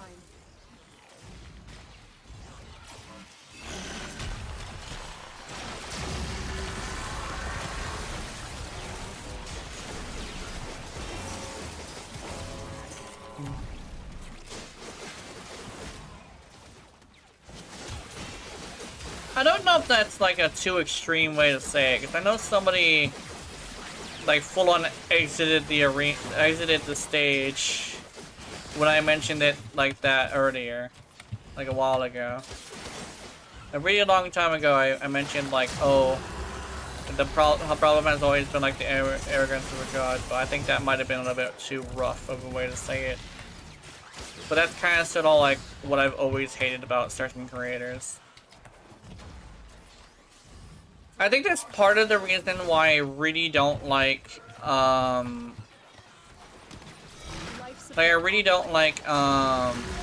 when a creator tries to say that they understand better than the people who made the game, right? I think Flats actually, when he would talk about like people being like that, he had it in a very, very interesting way where it's like most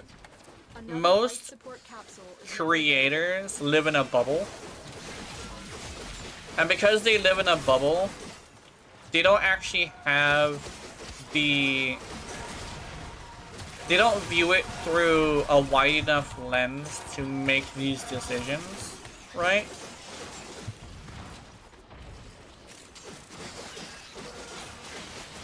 Like that's kind of sort of like what it is. It's like they don't view it from a wide enough lens to really be able to see what the problem is, right? Oh. I think that's like it. I think that's like what part of the issue. It's like, oh, I don't like such and such, so I want you to remove it from the game. It's like, okay, but that doesn't really fix the problem. It's like, do you want to help the game or do you want to harm the game? Because, like, I think Ureti is a good example of this. Like, I fucking hate Pupsker because he has the arrogance to say that they should remove Ureti from the game and just quit trying to make it work. And that's when I developed the saying, imagine if they gave up on, like, imagine if they opened up Pandora's box and they decided, oh, mag is an issue. Okay, so mag is an issue, so we're gonna remove mag for the game, right? Like, you can't betray an entire subsect of the community like that. Like, you can't do that. Because not only do you open Pandora's box and make it to where that's gonna happen even more, right? But It is off to a successful start. When you are ready, go it's not only is it gonna happen even more for like, oh, now they've opened up Pandora's box, now they're gonna start deleting Warframes. But there's a whole entire fucking community that you are blindsiding with the whole, they just gave up on the frame. Like, you saw how fucking upset I was that I got hit with a glitch with your rally that made me think that they gave up on the Mara Luna, right? Like, you saw how fucking upset I was about that. So imagine how upset someone would be if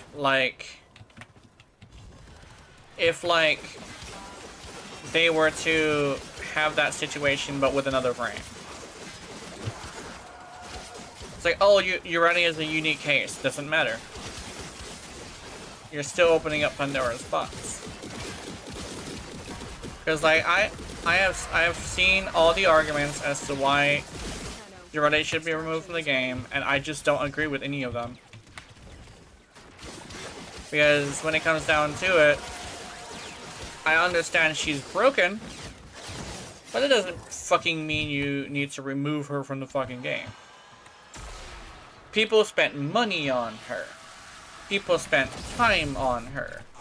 People spent effort on her. Because there are some people who do like her. Right?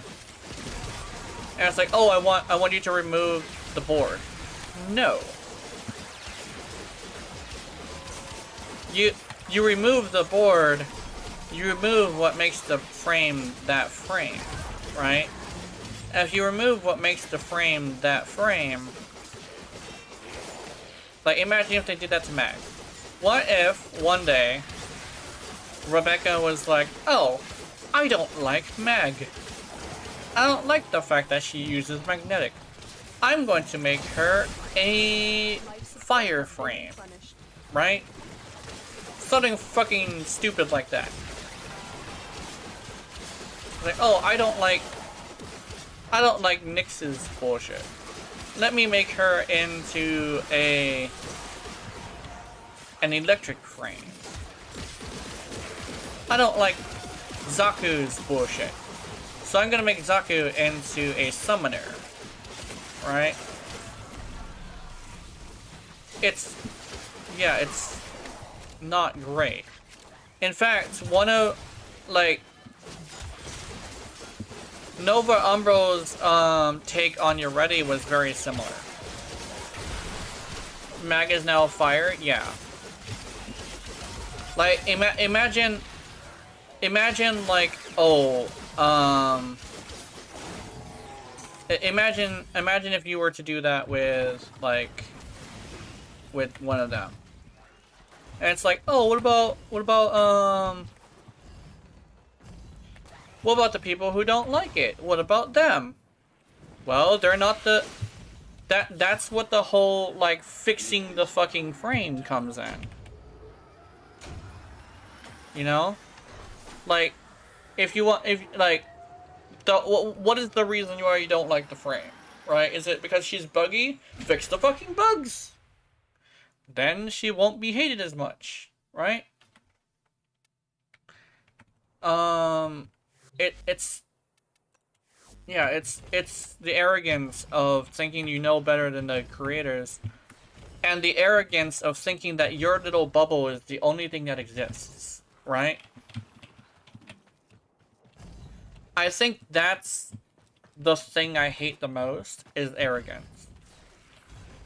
It's when it comes to creators. It's like, I know what's best for the community because I am like level 5,000 in like World of Warcraft or something. So I know what will fix World of Warcraft, right? In fact, you want to know what the biggest issue I have with like Asmongold is? It's the fucking arrogance. It's like, oh, no one's gonna want to play an ugly character. Look at Grendel. You see how many fucking people like Grendel? There's people who want to play an ugly fat fuck. In fact, you know, I'm gonna show you Grendel. I'm gonna... Look. Grendel... let me see, where's Grendel? Do I have a Grendel? A, B, C, D, E, F, G... There he is. So Grendel is fucking ugly as hell. Like, Grendel is ugly as fuck. He's fat as fuck. But he's so well made that people love him. Right? He's a fat, ugly fuck. But people love him. Right? So, like... What is it? I saw a post that said people don't like it isn't the fact that people don't like diverse characters. It's the fact that they don't like low quality characters. Or something along those lines. This is a very high quality fat person, and people love him. People very much love him. Right? And it's like, here's another example. Look at Jade. Jade is the pregnant warrior archetype. People think they hate this, but look how popular Jade is. And then there's Albrecht and Trotty and Lloyd. Albrecht and Trotty and Lloyd... can I say this? Let's just say they love each other, right? They love each other very much.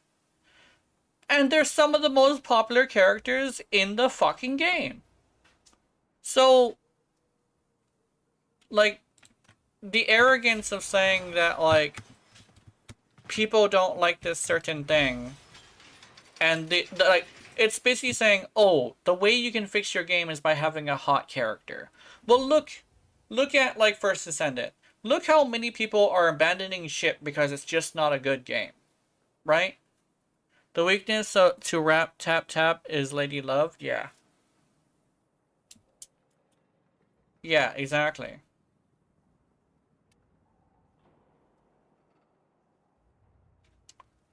Also, that's gotta be the fruitiest shit ever too. The love is such a strange thing to the man in the wall that it just can't compute how love can cause such a issue for him. That's hilarious. Like, literally, the power of love, but done in a good way, is how we were able to have these guys. Hello, dear. See, she even says hello. But, like, we're able to have her as a thing because the power of love allows her to live through a nuclear bomb. The power of love is better than a nuclear bomb. Imagine that. And Warframe did it right.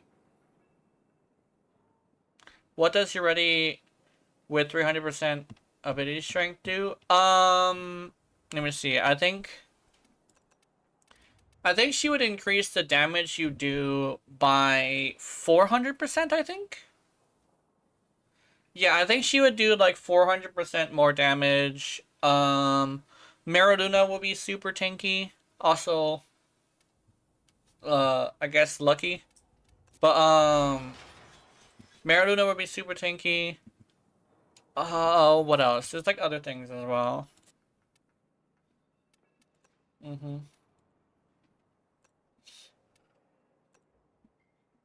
Mm-hmm. Mm-hmm. Oh! I do not have a damage mod on here. I don't have a damage mod on here. Hold on, let me fix that. Boop. Okay. I didn't have a damage mod on here. My bad.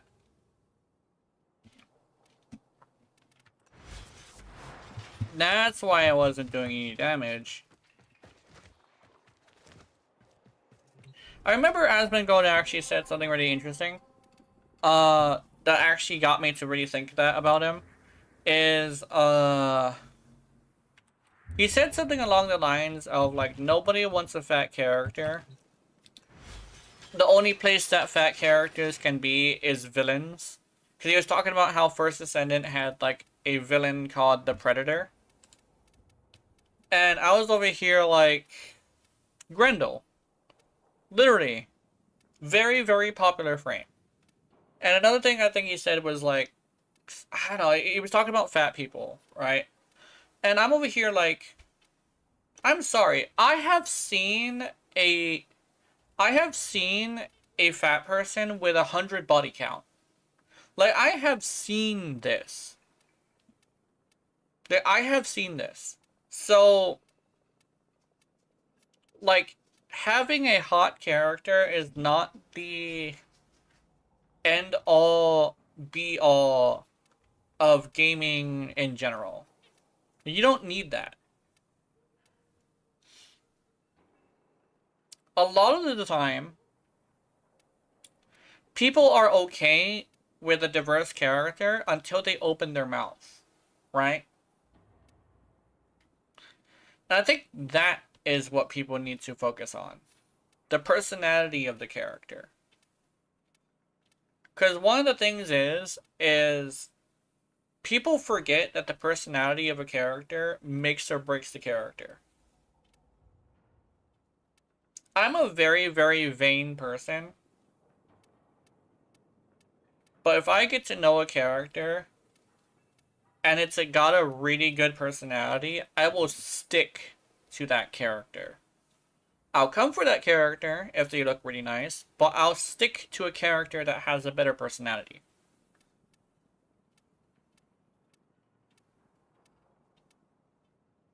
Mm. I want to use Cooler Bow. Actually, should I be asking this? Evil, how many points do you have?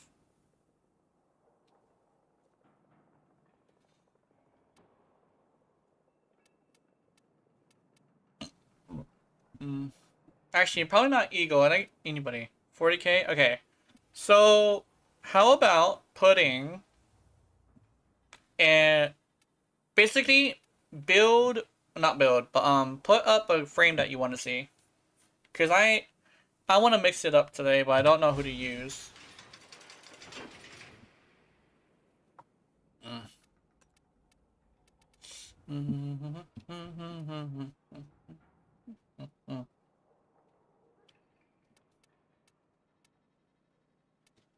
I'm not sure if I have everybody, but we'll see. Oh,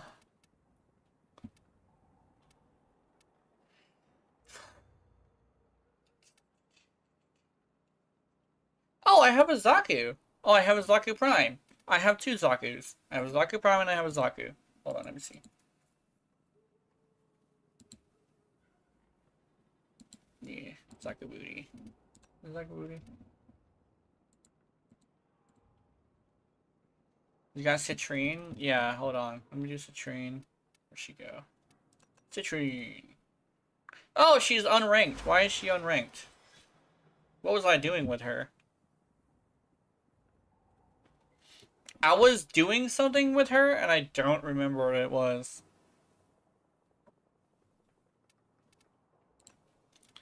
Continuity? Yeah, no, that's not it. What the fuck was I doing with Citrine? Was I trying to put Blind Rage? I think I was trying to put Blind Rage. Yeah, I think I was trying to put Blind Rage. I don't know.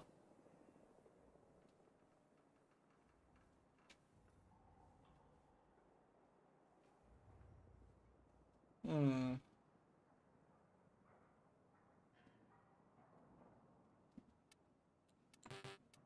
Hmm.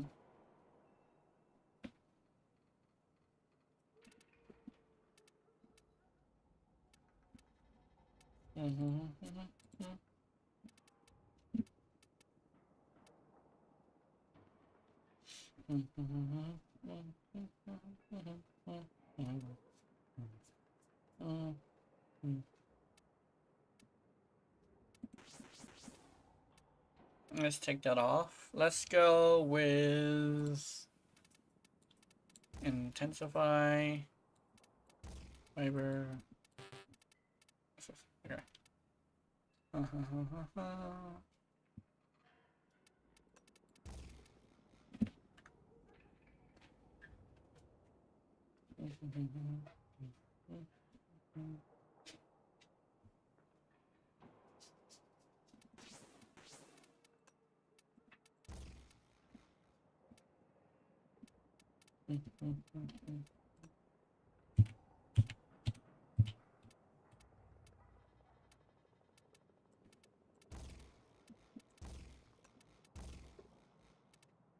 I definitely wanted Blind Rage. That's what I'm gonna go for.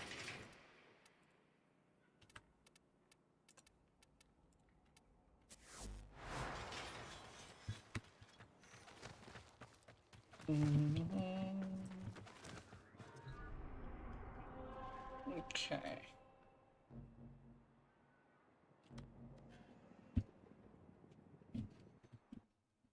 Hey yo, what the fuck?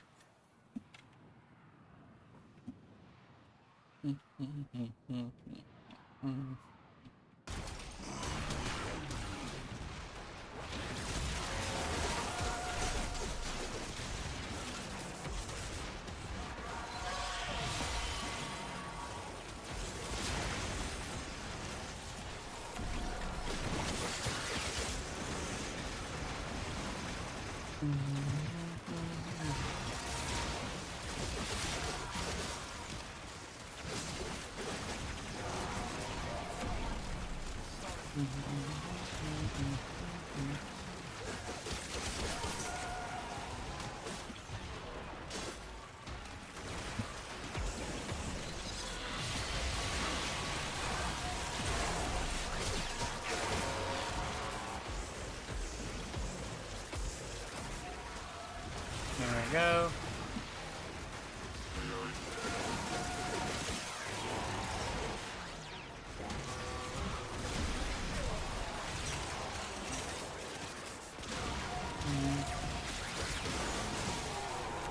There we go.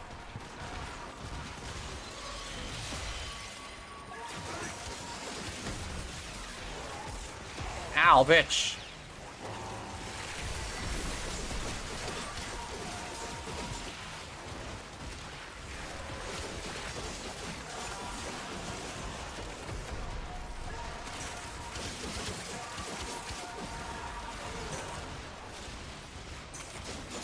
The raid is off to a successful start. Extraction is available if you need it.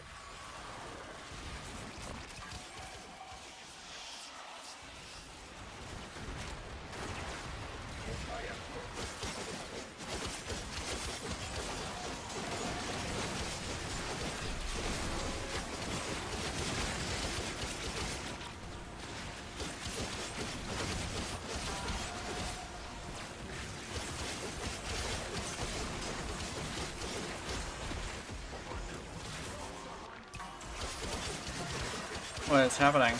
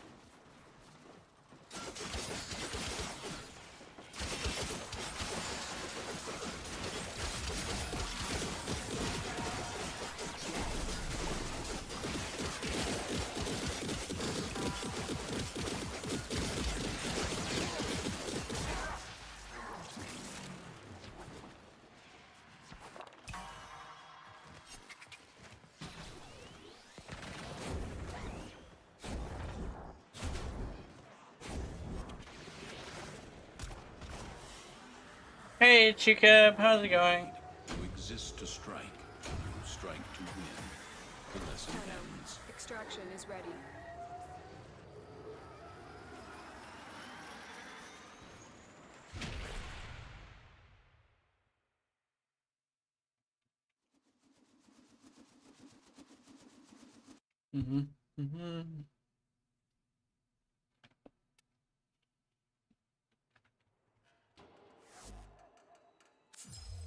Legion.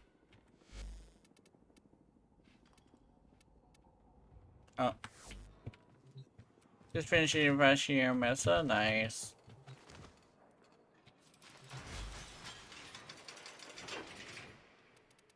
Oh yeah, I'm gonna build the Legion. Isn't Legion the one with corrosive?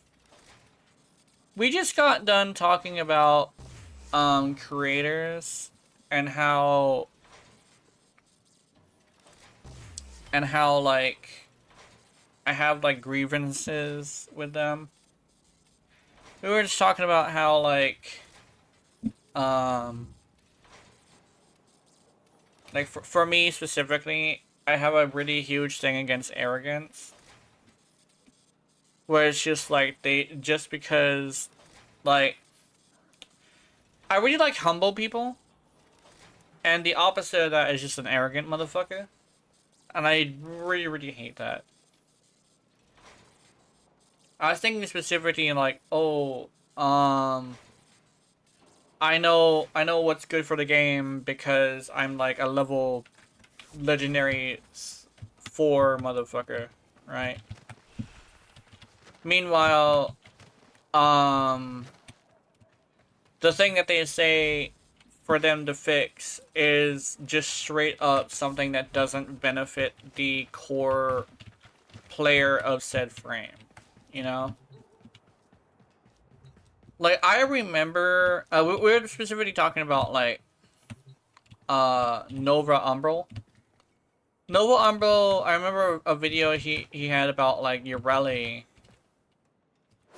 Like, it was literally just get rid of the board, right? And if there's any indication that he doesn't know, like, he doesn't understand, like, how game development works, even though he's fucking talking about it, it's that specific line right there. Like, it's not that he understands what's good for us, it's the fact that he's just so arrogant that he's just gonna say, this would fix it, and just laugh at anybody else who, like, says that we're wrong. He's wrong. It's like, meanwhile, the Nyx update didn't even have a single fucking thing that he wanted in there. And everybody loves it. Like, legitimately. It has nothing that he wanted in there. And everybody loves it. And I don't even, yeah. Oh yeah, sorry. I was just explaining a conversation we were having earlier. But like, essentially, we're talking about how like some creators are pretty, some creators are like super arrogant, and I have a thing against that where it's like, they essentially think that like the only playstyle that matters is their playstyle. So whenever they have, oh yeah, we're talking specifically, our biggest example was Nova Umbral. Nova Umbral has this thing where he kind of sort of just he'll make like suggestions on how to fix things, and he says like he's right and everybody else is wrong. That's like the main thing. But whenever he does have his suggestions, he has this thing where he doesn't focus on what the core players of said frame want. He focuses on what he wants, right? And we were specifically talking about him because of the fact that somebody brought up what's it called? The Corvex video that he made. The Corvex video that he made, a lot of the time he was like not even having, like, he made it seem like there was nothing good about the frame, when as somebody who does play him often, I can say there are things that are good about him, right? Yeah, exactly. It's like, a lot of the things that he showed were mostly gameplay issues. Does that make any sense? Where, playstyle issues, not gameplay issues, but playstyle issues. Where it seemed like his thing that he was focusing on was a thing that he was causing. Does that make any sense? Because like he was focusing on this one thing, but like when you look at the whole situation, it was just like, yeah, he kind of downplays the frame. I kind of didn't like what he yapped about. He kind of, had some good points.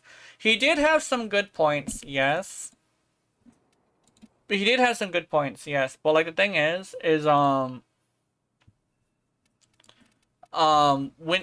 the one thing I always hate about his videos is the fact that he will, like, whenever he's making a suggestion on how to fix it, he focuses on his gameplay style rather than, like, taking in consideration that there are other play styles, you know?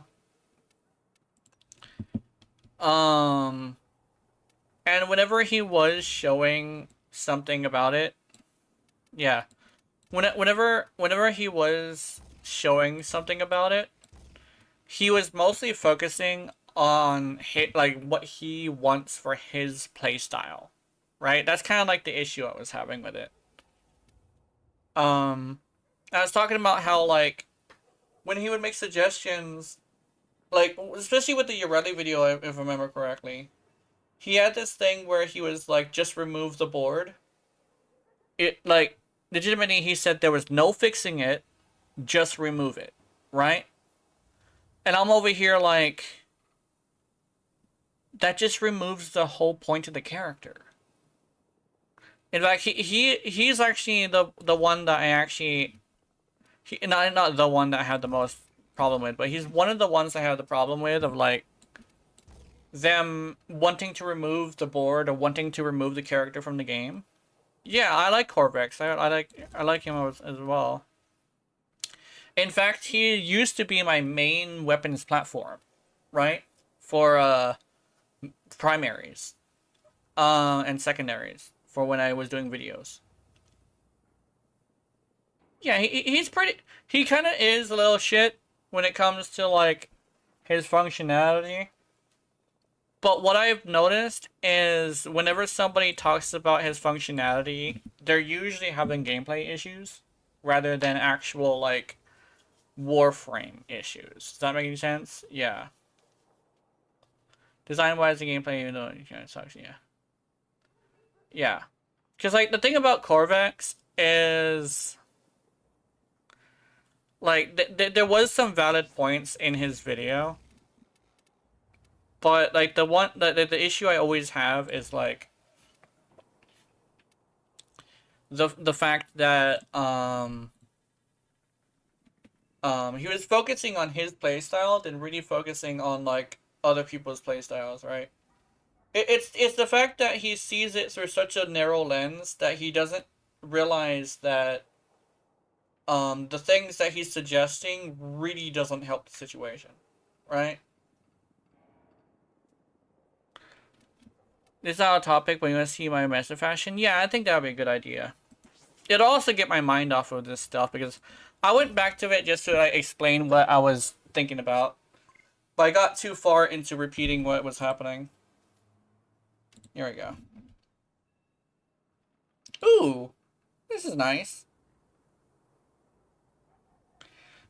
I think one thing as well, that this is probably, like, a little bit back onto it, but yeah.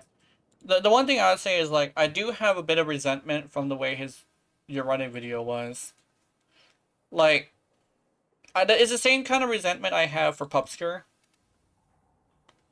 Because, like, Pupsker, I've always had the situation where I didn't really like Pupsker's whole stance on Urelli either. So yeah.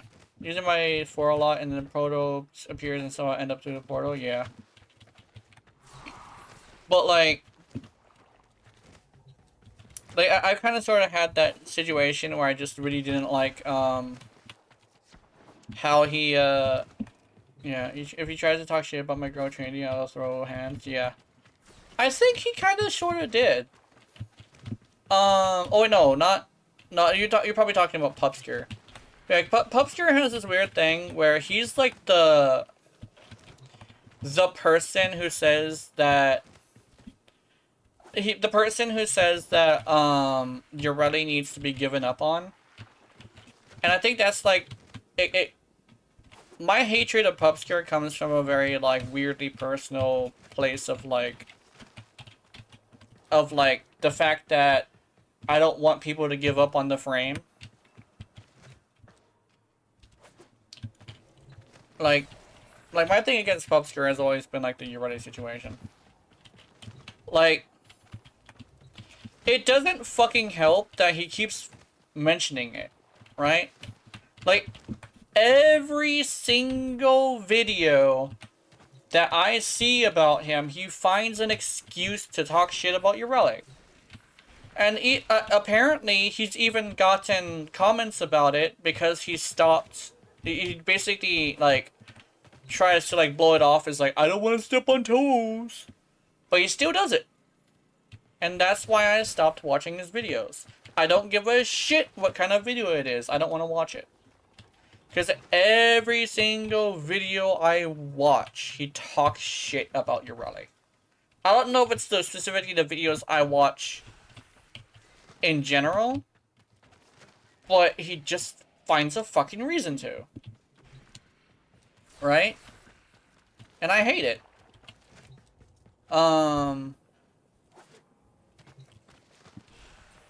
And like, yeah, it's like I heard from somebody that he stopped, but I don't care. Because like his whole thing is like they need to give up on the frame. And I'm just like, what if somebody gave up on somebody else, right? Think Top Zero is a massive dickhead too. I heard from a friend that he tried to ask a question. He was like, "Hey, what would you like? Like, what would you know?" Type of response. Yeah. Like, he's a massive fucking prick. And it's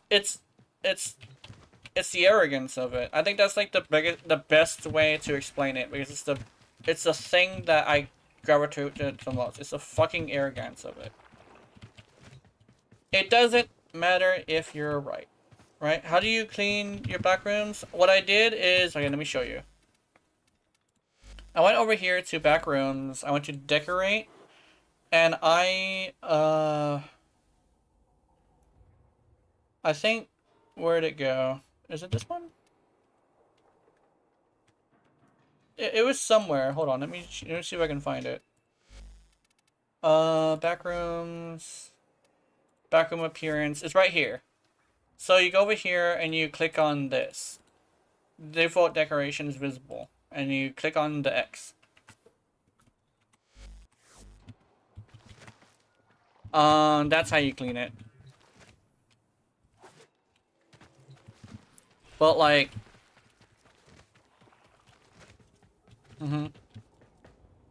like when it comes to like the Pupsker thing, it's like,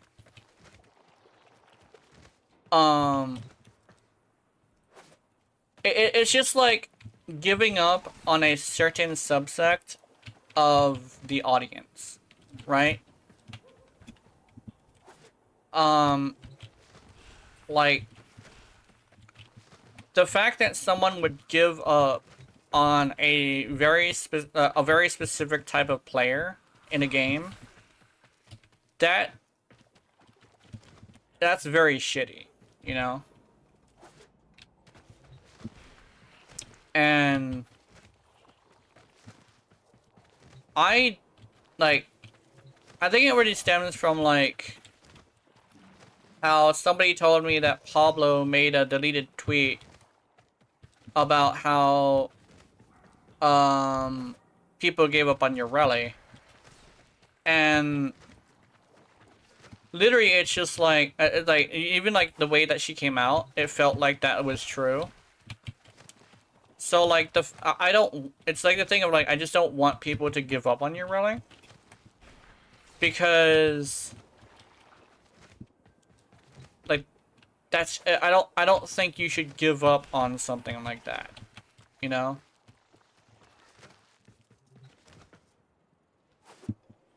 But it doesn't help that we're getting such low quality shit for your rally, you know?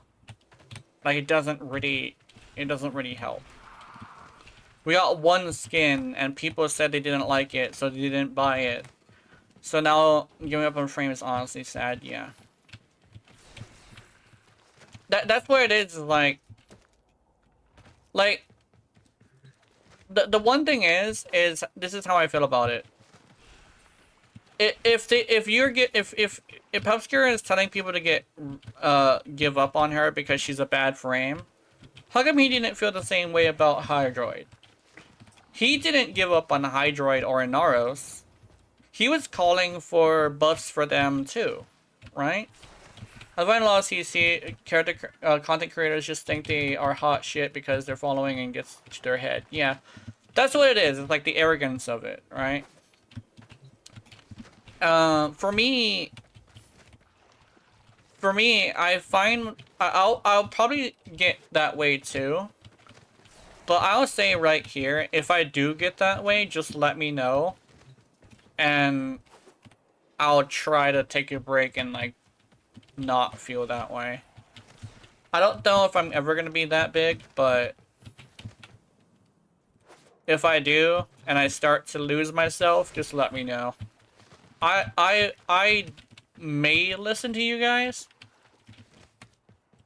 I might get mad about it, but if it's true, it's true, you know? Anybody want to join me for Zeraman Standing Farm? I feel like I do want to join you for a Zeraman Standing Farm. And, oh yeah, also, I already asked, Ego about this, but does anybody have any points, right? Oh, hold on, I'll be right back, I need to use the bathroom. I just suddenly needed to use the bathroom really badly.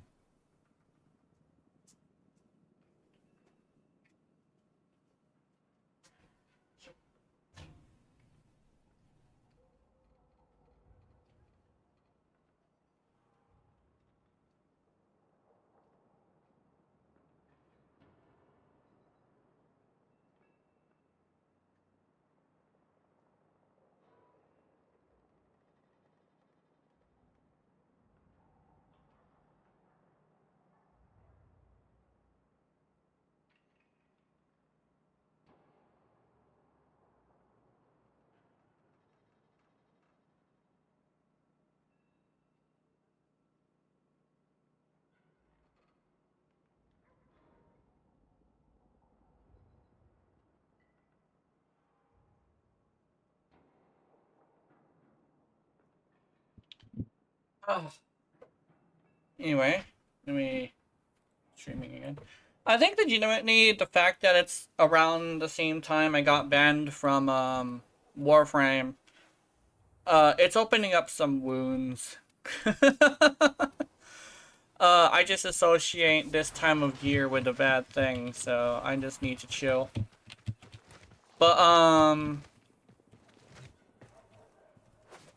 don't know. And just in case somebody were to be like wondering, no, it's not jealousy. I'm not jealous of Pupsker. I think to be absolutely convenient, to be absolutely serious, to be absolutely straight up with you guys, I think I have kind of sort of been okay with being a smaller streamer. I don't think I would be able to handle being so big, you know? Maybe if I were to have maybe a little bit more viewers, that'd be cool.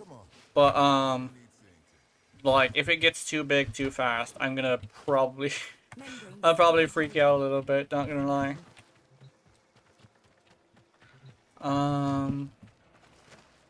Also, I'm glad I'm not using your rally, because if I fell to the floor, that would be unfortunate. Now that would... Could I get angel headshots, by the way? I haven't done my light kind of stuff. Yeah, we can do that. Always got time for a fellow enthusiast. Oh wait, I think they were affected by gloom, so maybe I will bring your rally.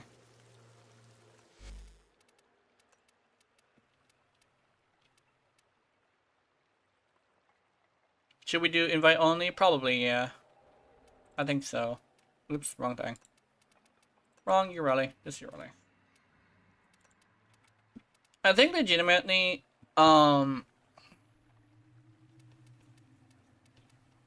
Legitimately, I do hope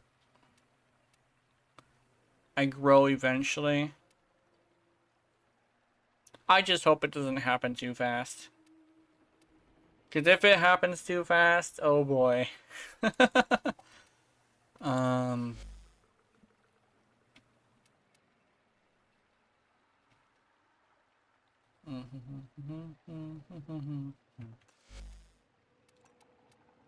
I guess not Steel Path. I think we can do Steel Path if we want.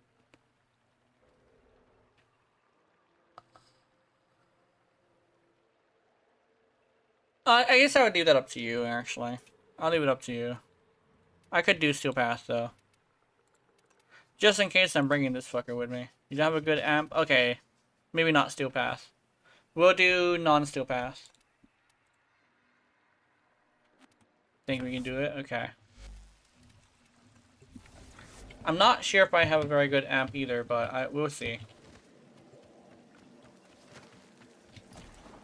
Actually, you know what? Let me try... Weapons. Matterai. Oops. Matterai.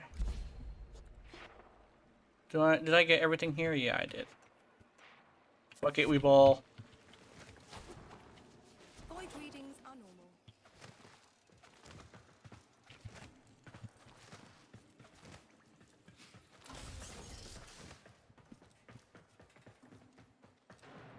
I must visit Chipper after decades of not doing so. Yeah.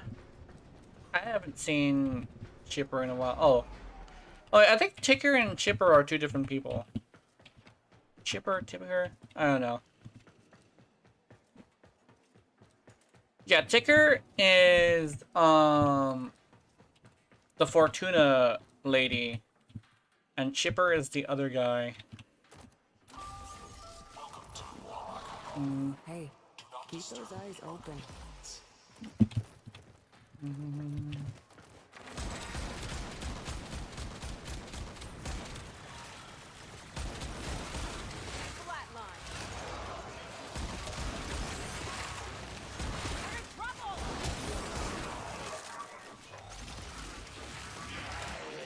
Oh!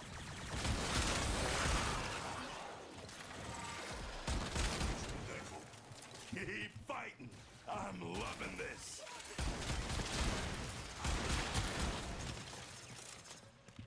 Ufagor? Nice. Oh, new Archon Vitality. Okay.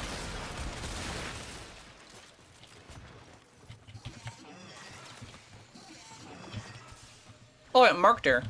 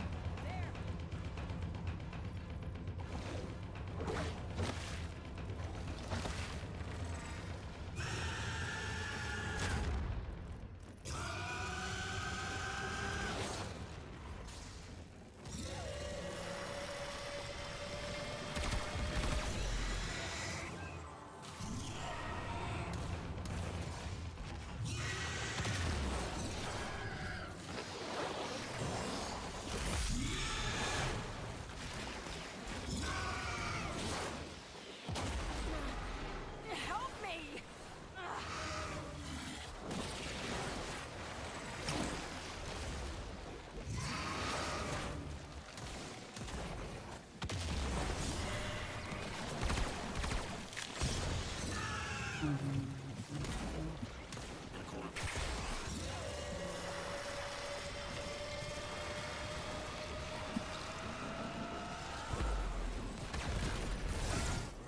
The angel is trying to retreat into the void so it can heal. Follow it and stop it.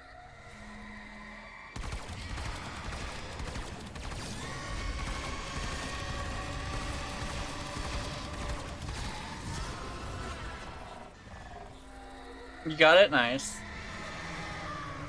Good. Now it'll stay.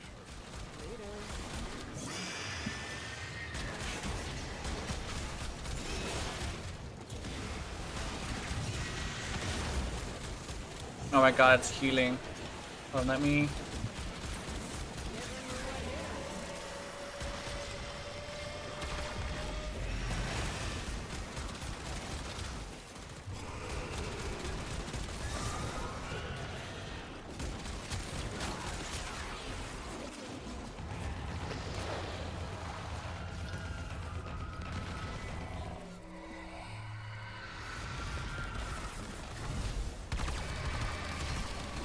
You can't hurt it while those dimensional orbs are out. Use your void body to absorb it.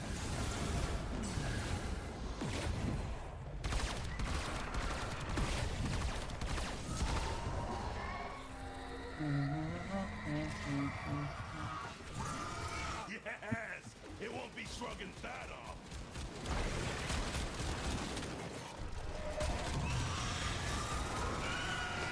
Get bubbled, bitch! I forgot that we could bubble them.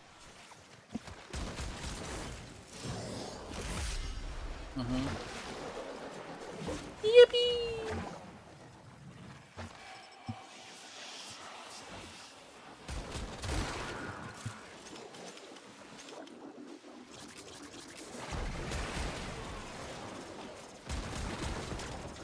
Where'd he go?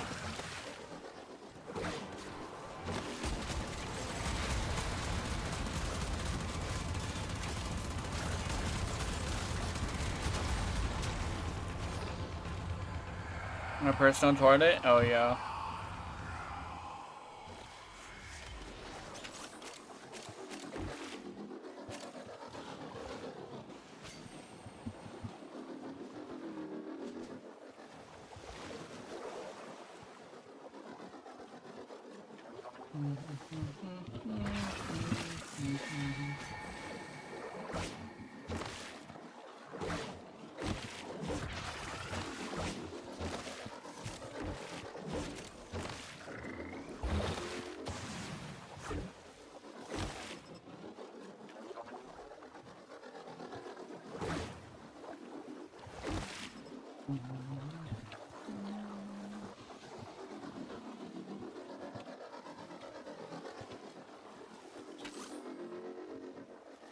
Oh, what? I'm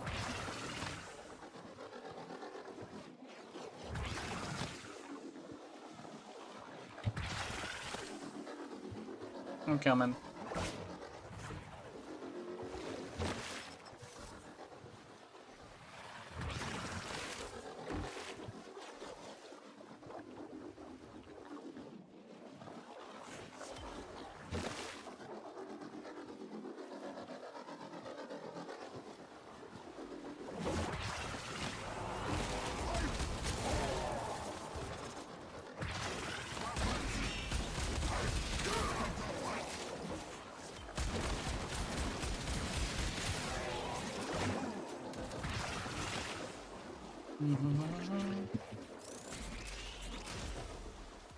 Am I using the right rack?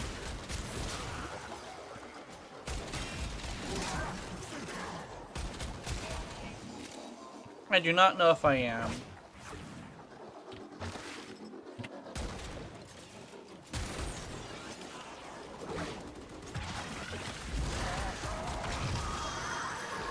Oh yeah, I'm using the right rack. Blood pressure 0. Retargeting.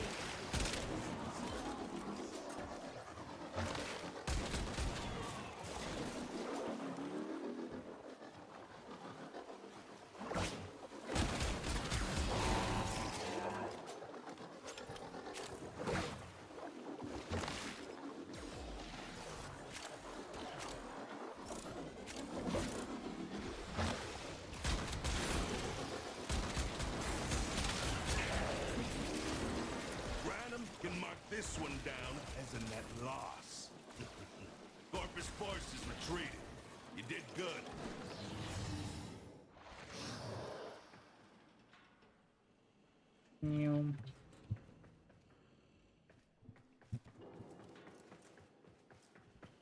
The Octavia is kind of doing nothing, ready? Let me see. Got 5% of the damage. I'm also doing a pretty not very much stuff. uh, hmm.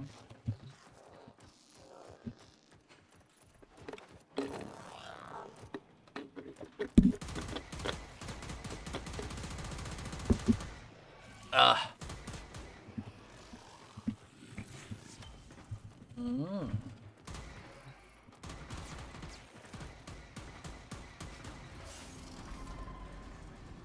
Mhm.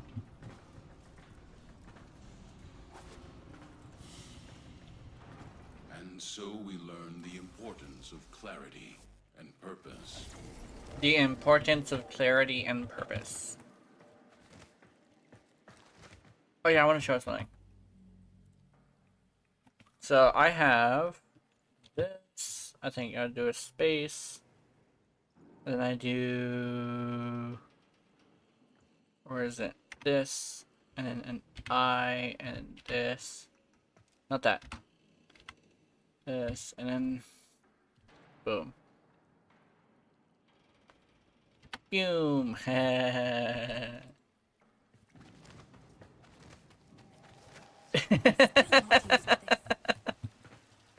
uh.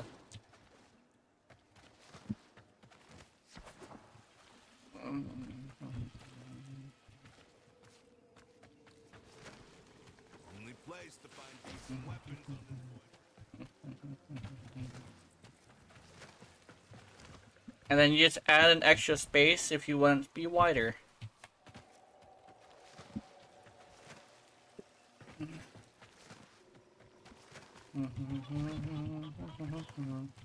Always got time for a fellow enthusiast.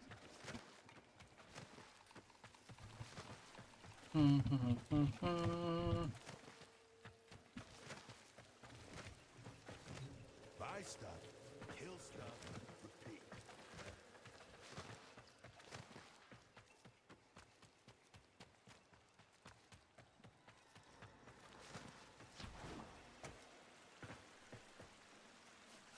You're not ready to fight, just keep walking. Capture mission, yeah.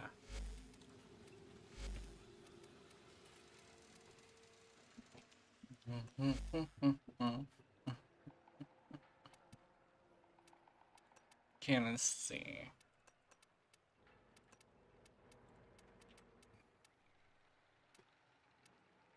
Mm-hmm.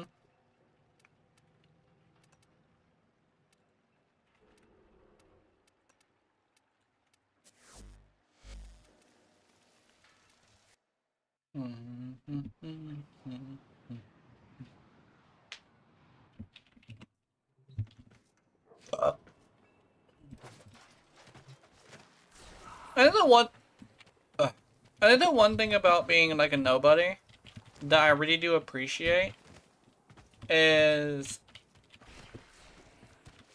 the ability to talk about people without any like without any chance that they're ever gonna find out about it. I think that's the one thing that I do appreciate. The one thing is though, is I don't know, I'm not sure if I could be able to handle like the audience being mad at me or something.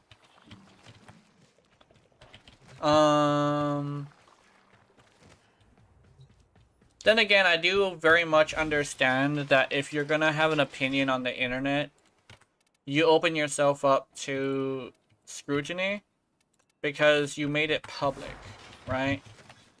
And I'm very much okay with having opinions about people public, but I'm not gonna make a video about it, right? Because making it the subject of a video is different, right? Making it the subject of a video is very different. So, yeah, by the way, can we get the couch decor you have? This one? You get it from Bird 3, I think. You get it from Bird 3. And then you can just like make it really big. Yeah. And it can be a bed. Yeah. And you make it a little thingy, you know. Speaking of bird 3, I need to do my nature cells. Yeah. I might need to...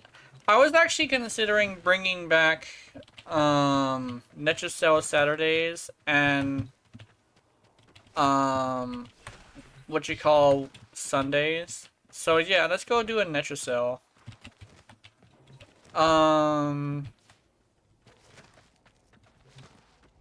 Let's see. I want to do nature cell Saturday and stuff. Yeah, I'm gonna join you. I think you should be host too, because yeah. Speaking of nature cells, I still need to max out everything standing with them, because I would and will love to help. Yeah. Yeah, that sounds good. Oh my god, Eagle, you should join us. Although, actually no, I think your ping connecting to Chu should be good. Chu good.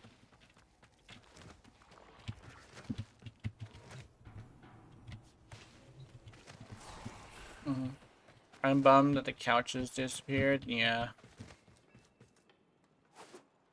I need max out standing with them first. Yeah. I think there should be someone else with furniture too, but I'm not sure who it would be. Let's see.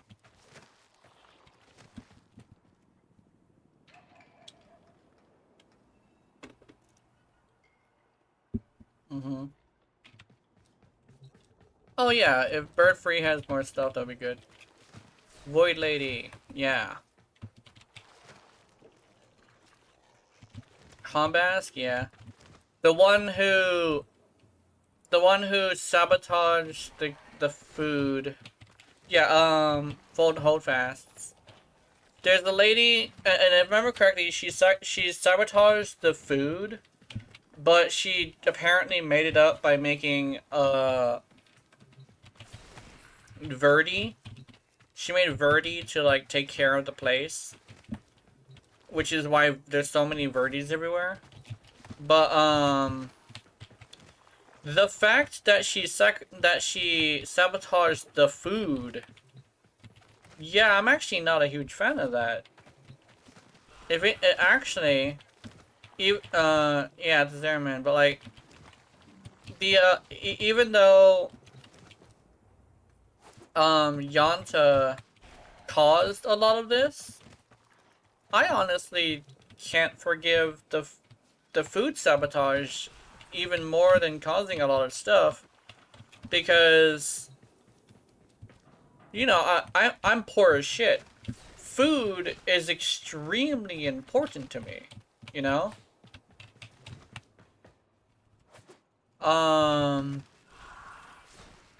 So I'm not a huge fan of that lady, even though she did redeem herself by making Verdi. Still, it's just like, fuck that lady. It doesn't help that she's also the one that wanted to give up the most. I think one thing that frustrates me about gaming in general actually is giving up. Cause some of the gamers that I tend to not like are the ones who give up really easily.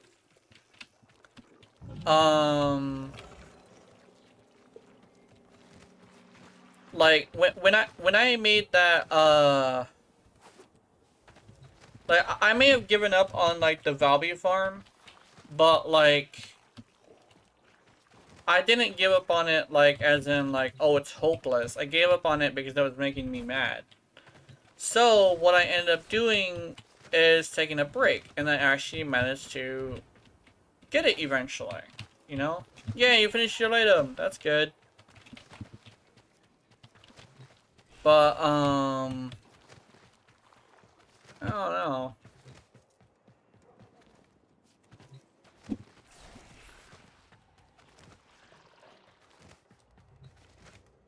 We're gonna do Ninja Cells? Yeah, we're gonna do Ninja Cells.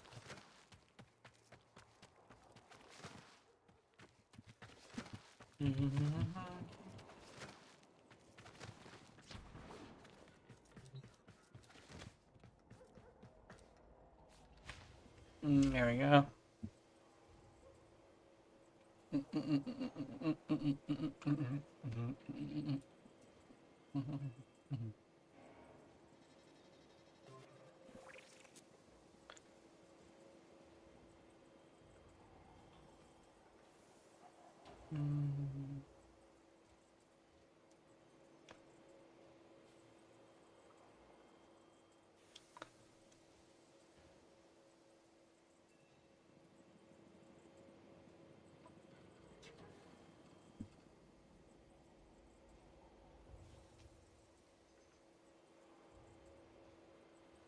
You need 3K standing to unlock Ninja Cells?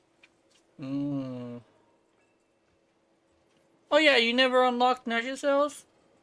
I didn't know that.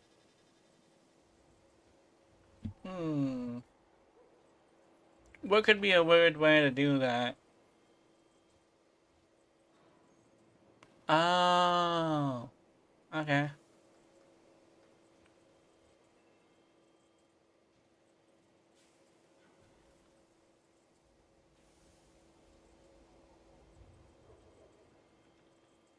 EDA? What's EDA? Just one bounty? Yeah, we can do one bounty.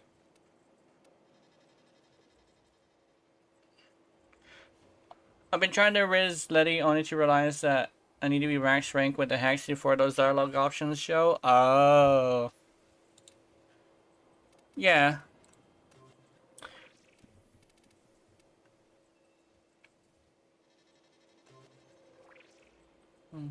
Bitch. Yeah. Oh, you're in Deimos. Oh, we're supposed to go to Deimos.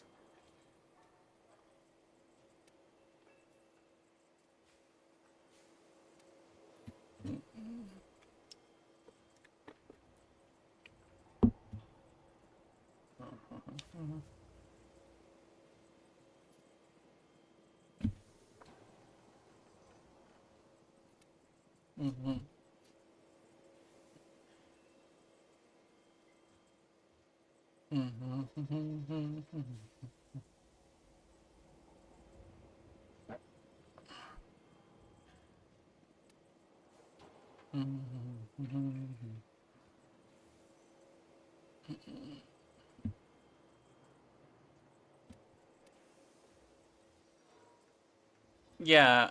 We're not doing Deep Archimedia, we're doing what you call.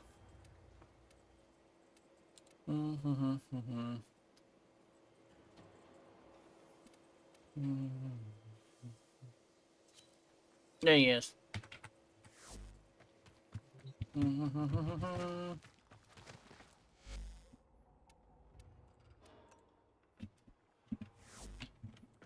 Yeah. I think you get standing for doing the exercise too, but I'm not entirely sure about that.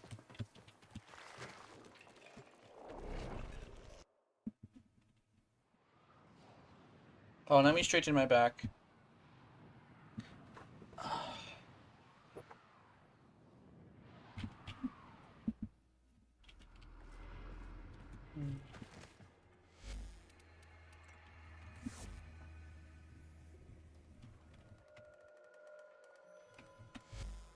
Yeah, I think so.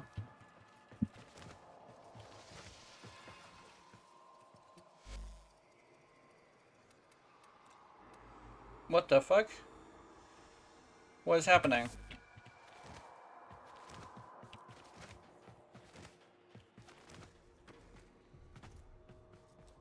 Pingo Bear? Or Pingonia? Just pingin' pingin'? We've had a few setbacks. Yeah. Love you too, baby.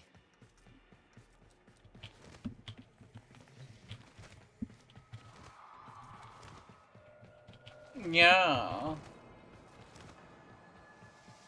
Hey, old guy to build all this just to have somewhere to keep his let's rob the old fart blind.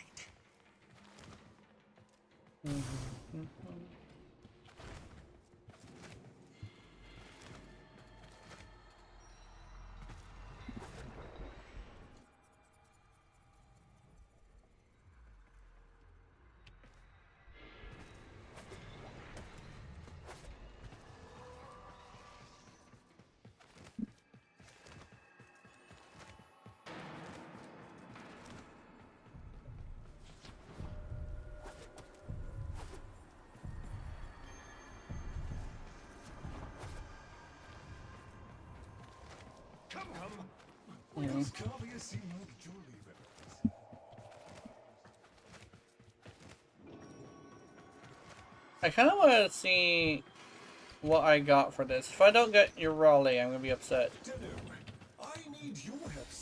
No, you're running. Oh, I got the compressor though. I got the compressor. I was thinking, maybe we can. Shut up, Tiger. You nerd.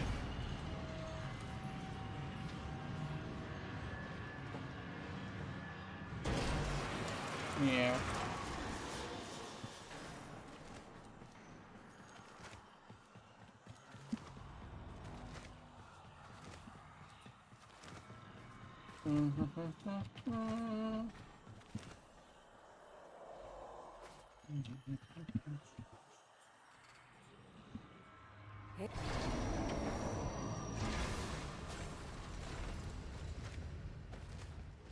Nyum.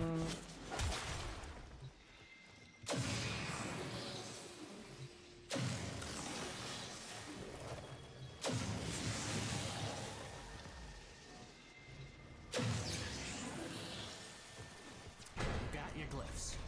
So, hit the terminal to exit into the labs.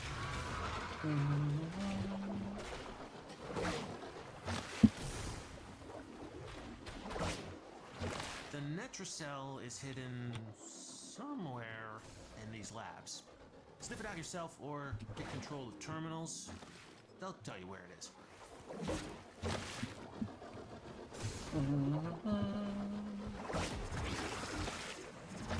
I'm human.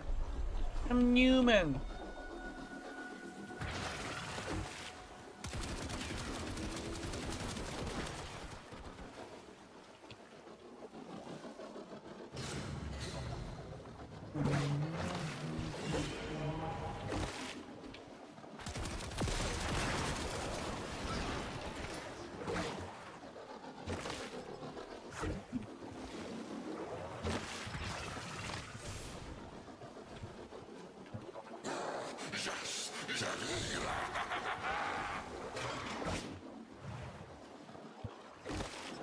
There it is. I found it.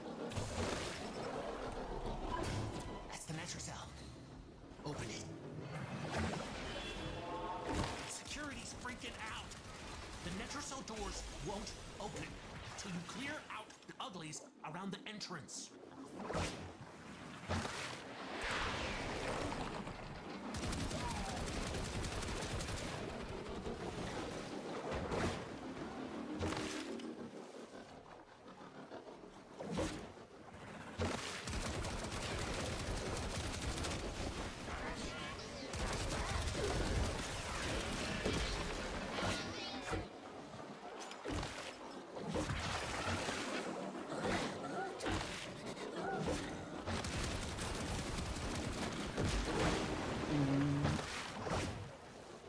I actually was thinking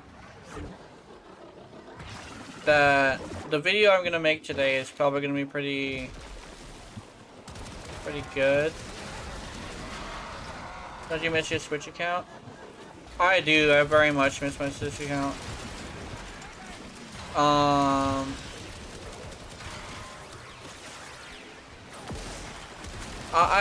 I miss a lot about my Switch account. All the stuff I had. How much effort was put into everything. Why? It basically, it was like it feels like I wasted a lot of time. No, it's fine. Like, it feels like I wasted a couple of years of time, right? Keep in mind, I did that to myself because of the fact that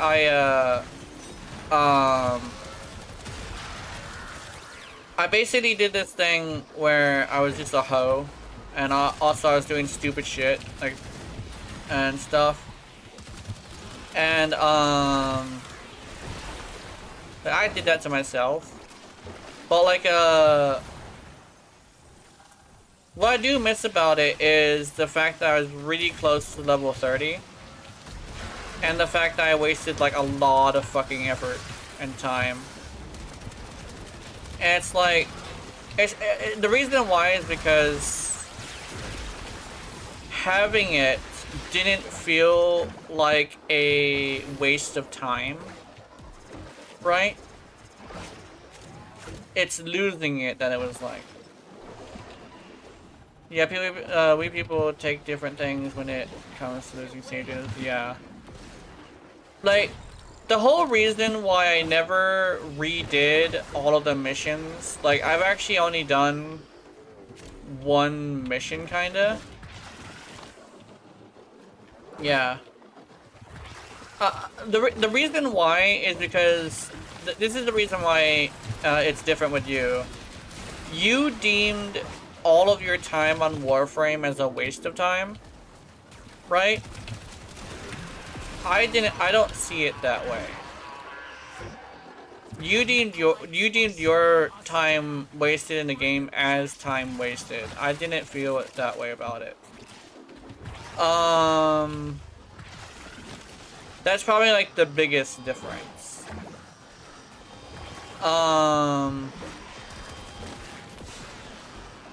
Cause you have been looking for a way out for a really long time, if I remember correctly.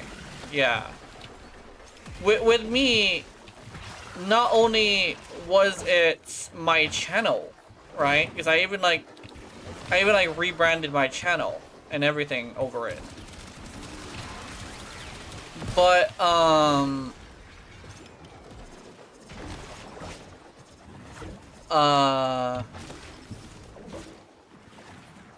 it's what made my channel. It would be like Mad Bitch and had ribbons for everything. I was desperate. Yeah, I think legitimately it would be like Nightmare Frame losing his channel. Every single time Nightmare Frame goes to play a different game, he fails, right? It would be the same thing with me. If I were to go and make content on a different game, I would fail. Like, Warframe is making me. So the fact that I lost all of that, really, it hit a different way than for other people. I enjoy playing other games, it's just for personal fun, yeah. But like, yeah, that's the thing, is like, I also, like, my thing that I really do like doing is actually making content. And playing with other people.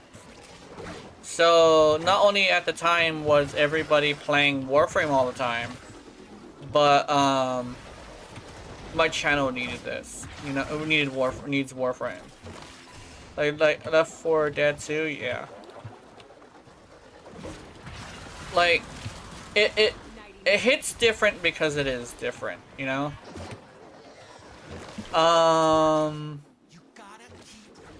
Like, oh, what is that guy doing way the fuck over there? But like, I don't know. I think legitimately I wouldn't feel as bad if it was like another game. Because I could get banned from like, what's a good example? Like, I could get banned from Marvel Rivals and not even fucking flinch. Because Marvel Rivals, I just don't feel like I'm I just don't feel like I'm having a good investment when I'm playing Marvel Rivals. Because I really don't fucking like the community. So legitimately, if I were to lose Marvel Rivals, I wouldn't even bat an eye.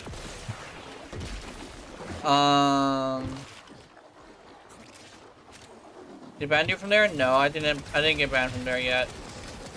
I'm saying if I were to get banned from there. Like, if I were to get banned for some reason, like somebody false reported me or something, I could just wash my hands of the game super quickly. It's different with Warframe. I can't wash my hands of Warframe. Because it is literally the reason why I'm doing so well on YouTube. And Twitch.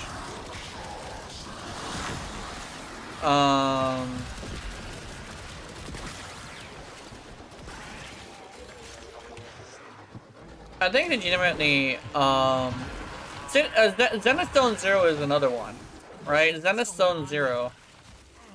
If I were to get banned from Zenithstone Zero, I wouldn't even, like, care. You know? I'd still watch the porn, I'd still do all that stuff, but yeah. Warframe is too much time invested to emotionally, to some way, yeah. Not only that, but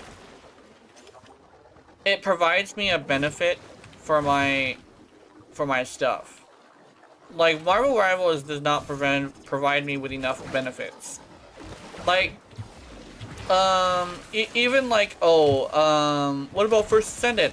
Yeah, First Ascendant, I invested a lot into it and I wasn't rewarded for it. So of course I'm not gonna really care, you know?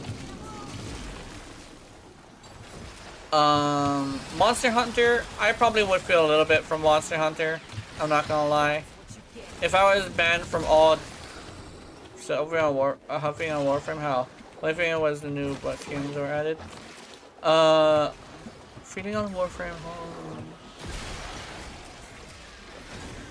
It's not just the game itself. It's the fact. I would feel bad if you. The reason why with Warframe it's different is because it's tied to things other than the game itself.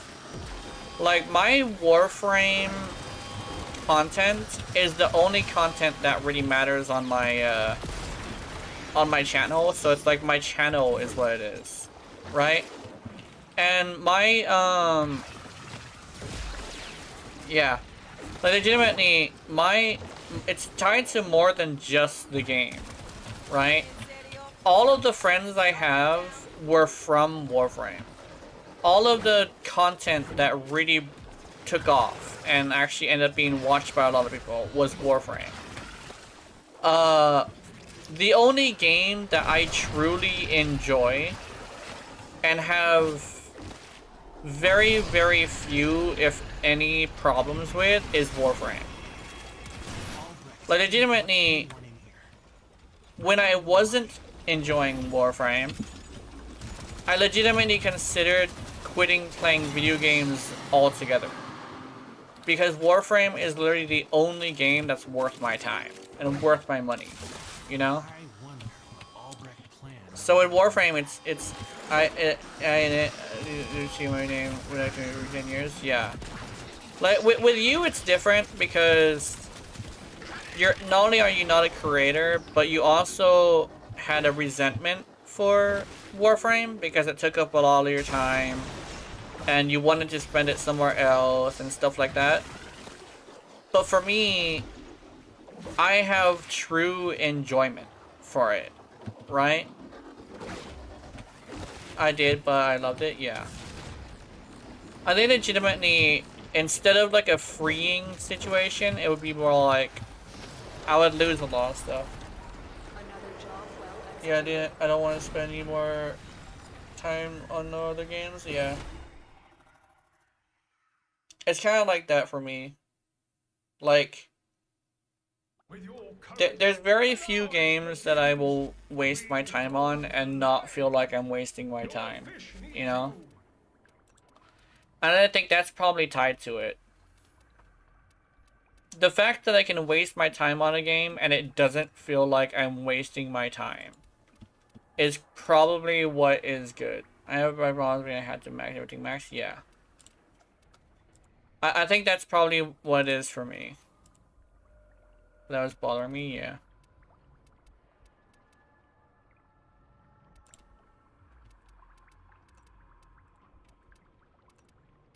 Yeah.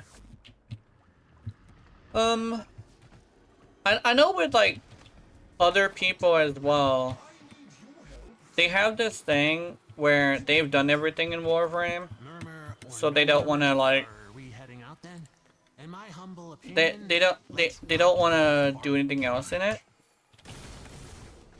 But for me, I just play this game for fun, you know.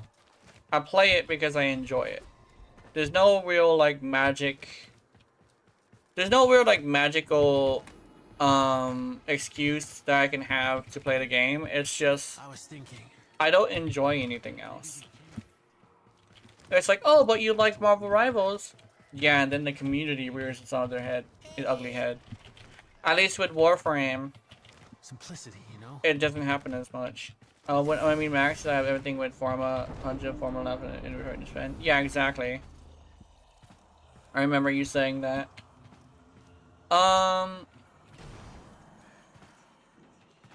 Legitimately, I think the most important thing is that it's just like, it's just not tied to just... Warframe isn't just a game to me, but it's not in a negative light, right? Why Marvel community is weird for you? I just don't like how toxic they can be to their own teammates, you know? I thought I could handle it, but I ended up not feeling comfortable playing the game for the past 2 days, to a point where I woke up super tired and all I could think is, oh wait, okay, hold on. All I could think of, yeah, all I could think of is like, fuck these people, I don't want to talk to these people, I don't want to deal with these people, and it's a community-based game, right? Just like Warframe. But yeah, like Eagle says, it's like that with every competitive game, and I just felt like I just couldn't do it, because I love. That's why you mute other players. It wasn't, the thing is, like, I did mute them. I just made the mistake of having my text chat on too, and I know I can turn off the text chat, but yeah. Can we grab the Vocas? I kind of need around 2 more Shrill Vocas. That sounds good. VC, yeah. But like, oh sorry, wrong thing. But like, I was thinking about muting the people, but I just thought to myself, like, yeah, I'm just like not gonna deal with that. They also have the option to have text chat off, but I'm just like, yeah, I just don't want to be a part of the community. Where is it? Discord. Cause like there very much is like simple answers to these questions. Like, oh, what do I do when the community is like toxic? What do I do about like stuff like that? And I'm just like, I just don't want to deal with that. Whenever infested liches come, I'll fetch them to you. They're all CC, CD, toxic, electric, yeah. Oh, you son of a bitch! You fucking piece of... I am eating his balls! Yum yum yum yum. I just ate a guy's balls. Okay, let me see. Can't play Marvel without some dude death threatening me when I play. Whoa. No, no Eagle. Warframe, I feel like I'm making more progress to something than nothing. Yeah. Oh yeah, that's actually That's actually another part of it. You know how, like I say, games are wasting your time? Games should never feel like they're wasting your time. I think Warframe, it just doesn't feel like I'm wasting my time. At least for me. And for me, it doesn't feel that way, right? I know for a lot of other people it does feel that way, but for me, it just doesn't feel that way. I think... Yeah. Yeah, I think that's like a really huge thing. It just sent you like a bunch of invitations. What the fuck? It's still sending them to you. There you are. Watch it still be I sending only you. got one. You're good. Okay. I have here a But like, which I believe you will find yeah, that's part of it.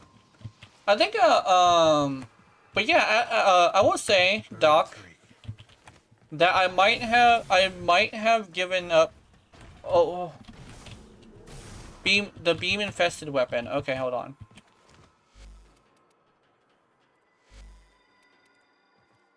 Oops, beam infested weapon. Let's see. There's the There's some worm is a good beam weapon. There's also, well, the worm is a kick gun though, so I don't think that counts. I do have one that I might synapse. Synapse will do well. Someone in Marvel has been harassing me since launch. Really? Someone in Marvel has been harassing you since launch?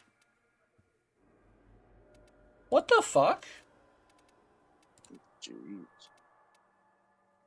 Oh, secondary when you reload it throws a grenade. Oh, that one. That one. Hold on. Let me change this up. The Catabolist.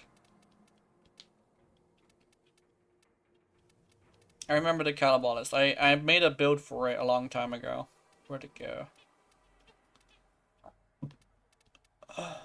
Where'd it go? A, B, C. C is up here somewhere. Where'd it Is this go? steel path or is this just normal? I don't have a Catabolist? I don't have a Catabolist. Jeez.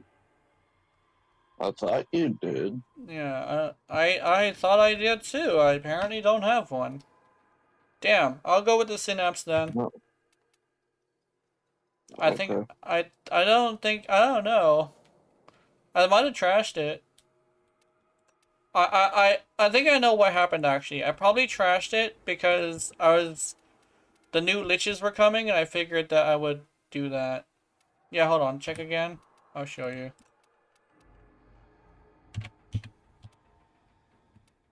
Yeah, see? I How don't the have fuck it. do you not have a catapult? I used to have it. Yeah, it should still pop up after rename. Yeah. There's a search bar. Here we go. When did I unlock Deep Arkham Media? Deep Archimedia. I think at Do level I have 5. to get the other helmet section? No, you just have to. You just have to. You just have to get to rank 5, I believe, with these guys. Ugh. Because Okay. Deep Archimedia is like the tier 5 activity, like they all have. Oh yeah, that's true. Because if you get Profit Takers, rank 5 Little Dog. Mm-hmm. Then the Titus? Okay. Titus, he says. This is Mike Titus, yeah. Mike Tyson. I Somebody, still need the coalescent segment for my helmet. yeah, somebody actually did this thing where they wanted me to build the thesis and I did it, and then on that same day we discovered the blast thing with Kua Twin Stubbas, so it ended up like taking over. I ended up making a video about it too. Oh, That's why you want to use Swing 5. Forma. Stug. Forma? I do not have Forma. Well, I'm running out of Forma, but I'm actually considering grabbing the Ureti Prime bundle and then doing the thing. Oh, actually, wait a minute. Don't we get standing for doing this? Netracell. Is this a bounty? Oh, yeah. No, it's the Netracells. I could have swore we got Wait, standing do for you get Netracells though. standing for Netracell? I could have swore we did. If we did, that'd be great. Mhm. It doesn't say that we do, but it doesn't say that we don't either. Mhm. And Mochi. Oh no, no, it's not happening. Oh no. Mochi's just playing. Mochi's Oh, being no. into shit. I will say though, if we're doing Netracell shit, I do. Well, do I bring my Goss or do I play it smart and play Mhm. Atlas instead? And being nice with all gifts for Tritina, yeah.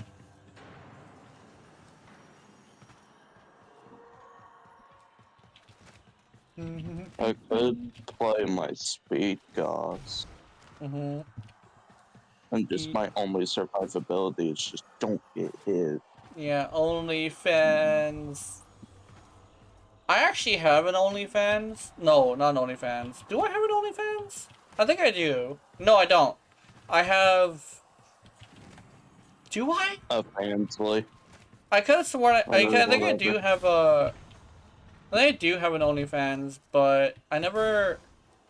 Post I anything never on post. there. Yeah, I never posted anything. Cause I was gonna do like my animations, right? But then I read it and it said something about like the best. It's best to be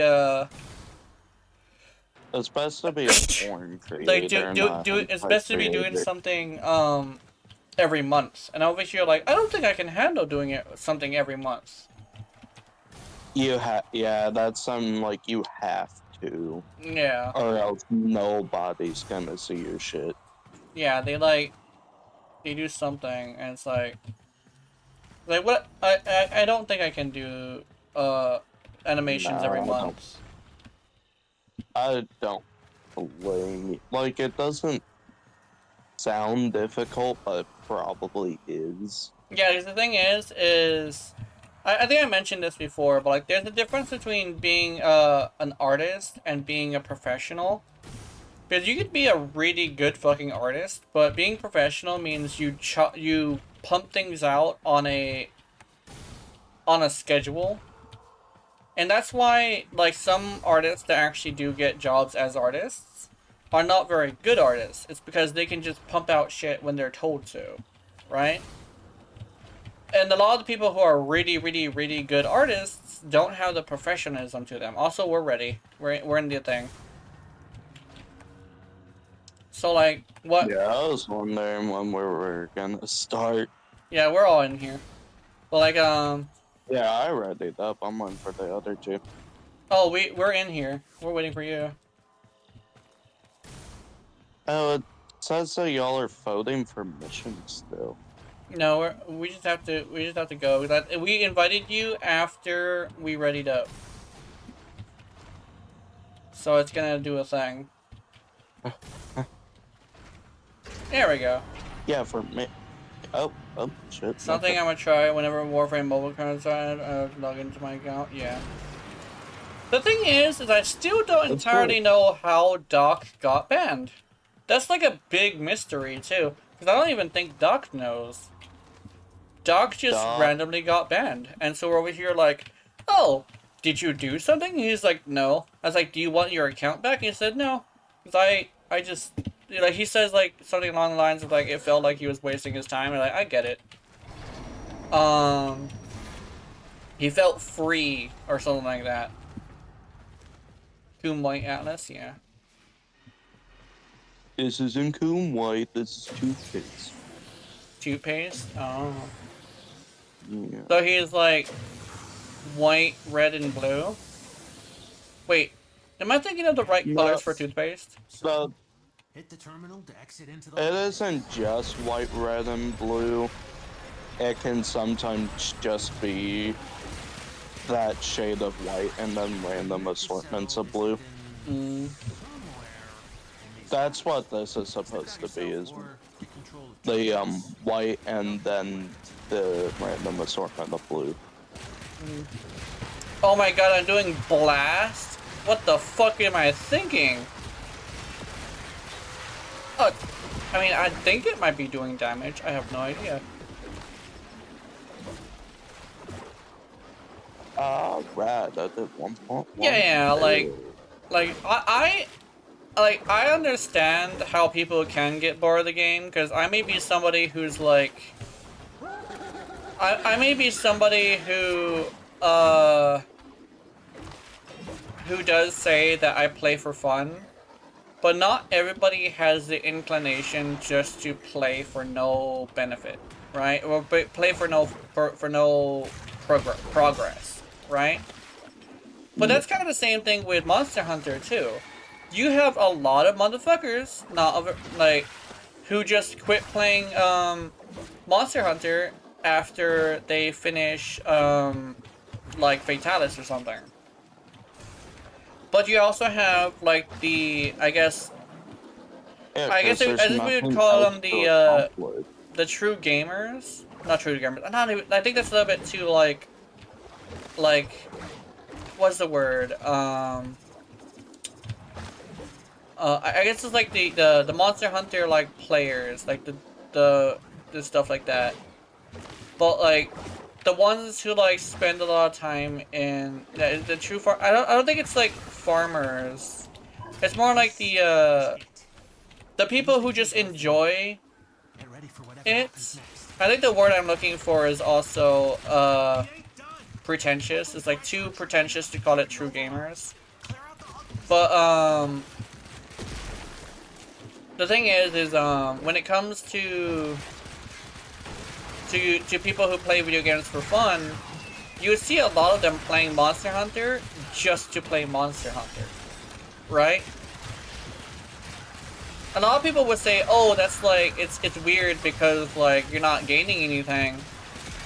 But for me, as somebody who is a for fun player, I find that playing to earn, like to achieve something, kind of sort of is not the way I like to play, right?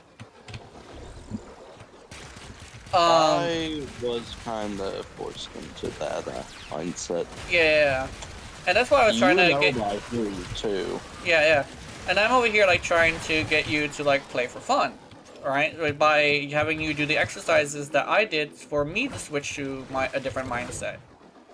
Where we just... And I'm struggling to do that because I've been in the other mindset for way too fucking long. Yeah, and like I said, it's also going to be a a process, which basically means like you just gotta exercise one thing to replace the other, you know? Yeah, and you're telling this to a person who played Elden Ring only for benefit. Yeah. For like 7 new games. Yeah. And now I'm to the point where I'm bored of it, and I probably won't play again unless there's some random update that adds something. Yeah. Or it's to help out somebody. Yeah. It's the achievement mindset is kind of sort of what it is like you gotta achieve something. But and I already have all of like the literal achievements for the game. Yeah. I have the 100% trophy. I have done everything major there is to that game. Yeah. I've done all the minor bosses, done all the mini shit, killed all the dragons. I think and now it's just like, what is my purpose? Yeah, exactly. It's Other. it's the mindset of needing a purpose. I think that's basically the best way to explain it. I play Yeah, Warframe to make exactly. everything in the I game is need all for a good. fucking purpose for Yeah. that game. I It's feel worthless playing it on my own. yeah. I think that's the one thing that like a lot of people fight in various different things. It's like being without a purpose, and it's hard to when you're in that mindset as someone who's in that mindset for a while. It's hard to get out of the mindset of being okay with not having a purpose, right? And especially when it comes to gaming, since you're achieving things so often by playing the game, it can make it so much fucking worse, right? It makes it so much worse. So... I need 100 cc's of somebody over here. God damn it. Oh my god, where are you? I'm coming. I'm all the way back here. Yeah. They didn't like me punching them. Yeah. Okay. Now we have to be inside this red circle on the minimap. That's where we have to kill things so we can get the bar on the left to go all the way down. Well, I've been fucking up the mission for all of them. But Now I feel bad. it's fine. No, it's not. Oh, this fucker! Goddamn dog! There we go. I probably need to switch this to a non-blast setup because the blast setup isn't working for me. These aren't even steel path enemies. I'm struggling to kill them. What do you mean? They're level 220. Yeah, these aren't. This is steel path though. This is just Nesha Cell levels. Steel Path has increased health and increased defenses. These guys have regular defenses and regular health. They're just high level. So they just have the increased damage. Oh shit, you subscribed, thank you. I thought they had the increased health. I don't have commercials, so you're not getting commercial free stuff, but thank you for the subscription. I like that. Subscription on Twitch. Yeah, with Prime too, so it doesn't, so it's free for them technically. Gotta know what's in that Netracell.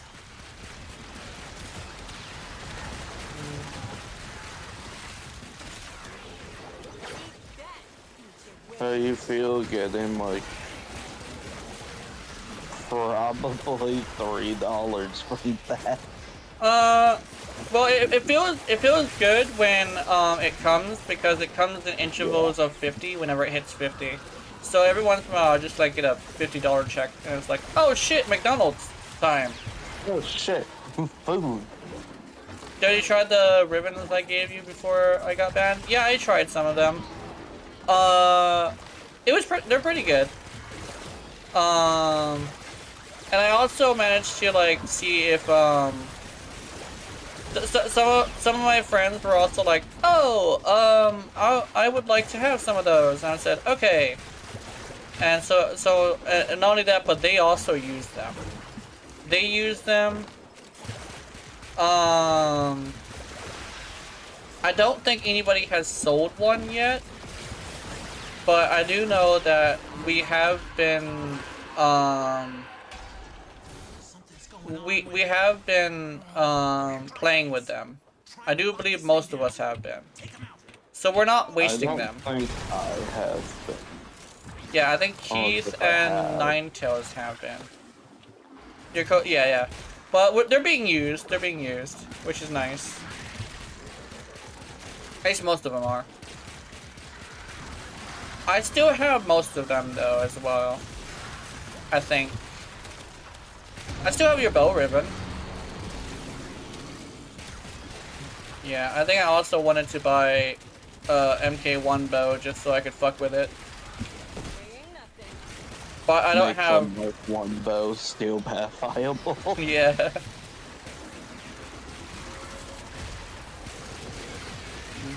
I mean, somebody made the Mark 1, what, fucking... It was the shotgun that you did. Mark 1, I think 4? Gun? One or two. Run. Gun. Guys, I don't think 4 has a Mark 1. Oh. MK1 4. Yeah. I think it might. Either that or it's purchasable with credits. It's purchasable with credits. Oh, okay. Yeah, it doesn't have a Mark 1. Yeah. I can use my thingy. So how long does this go for? Oh, it goes until we kill as much as we can inside the circle. I also don't really have... Had its incarnate rocks, yeah. I like the boar. Honestly, I'd say I like the boar better than the turret, mainly due to the fact that it does hit more enemies at a time. And one of the reasons why the turret is so good is because it hits so many enemies, right? And I think I do appreciate its ability to do so.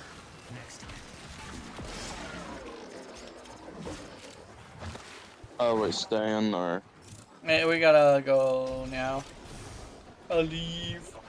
We're also gonna do another one, but I think I need to change my weapon because this was a request. Yum. Yum.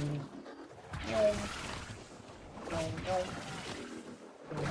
Apparently I have Fortifier on this bitch.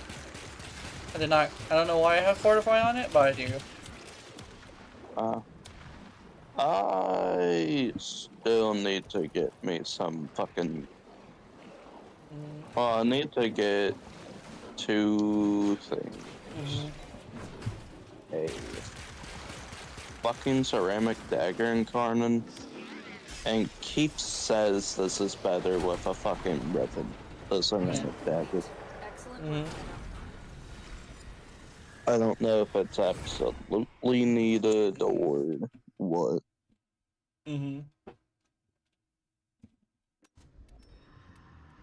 Out November, my best incarnates, damn, yeah. I wanted to be a support frame that works like Yumi from League of Legends. I don't know. Oh yeah! Keith might have convinced some of us in the inner circle to play League. I was looking at it and he said, "Oh, you know who you might like? You might like was it Lamb? No, it was Kindred. Yeah, it's Kindred. Yeah. Don't want to attach to someone and AFK while the other person does all the work? Yeah. Yeah. They're now like, you can couple if you... Yeah. Also, you get like 5,000 standing from doing one. Oh, nice. That's good. Yum.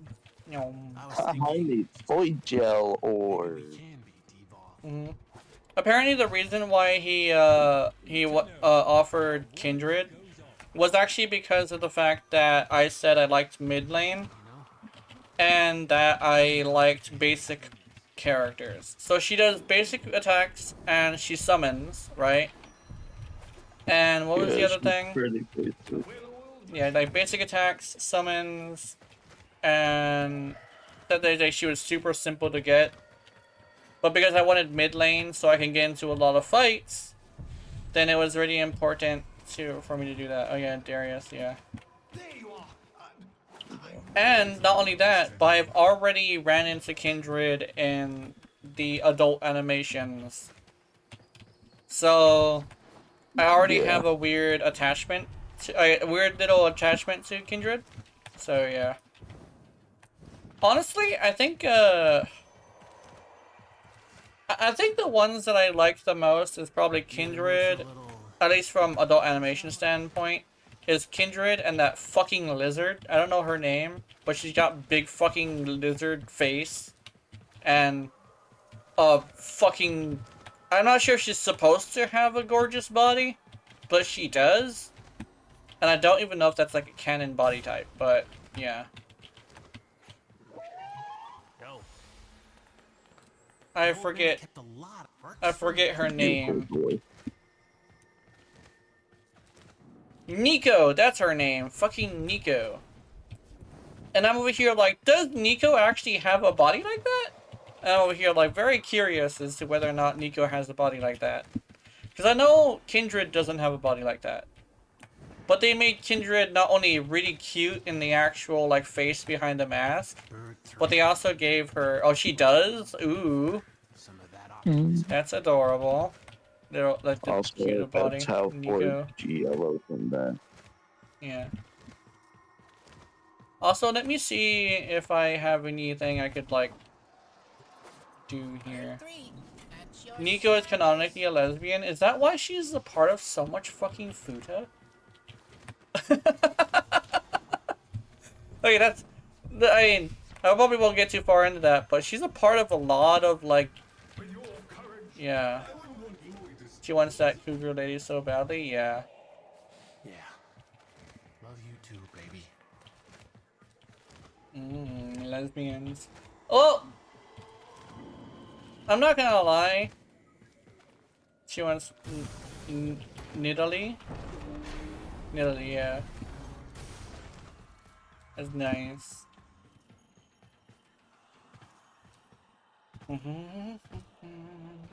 She's like, I wanna play. I wanna play with you. It's like, why do you wanna play with me specifically, Nico? It's like, I like you. Yeah, I don't know. I don't know. Nico is adorable. Wait a minute. Nico also has like some of the most like high quality stuff for some reason too. It's always the fucking No furries. fucking reason. Yeah. Yeah. Also, Kindred also has some pretty good stuff, but it's mostly the 2D stuff for Nico. I'm not Nico. What's it called? Rocky Tide is nice. I like Rocky. Oh no, you're gone. You left. Yeah. Yeah. What's a good void gel farm on Ceremony?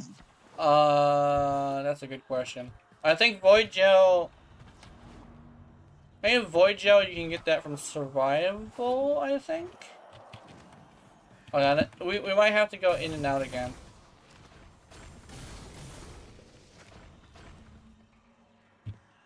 So we... Another day. Where's the survival? Poke in the eye for the motherfucker that consigned it. There is no survival. What? There should be a Survival.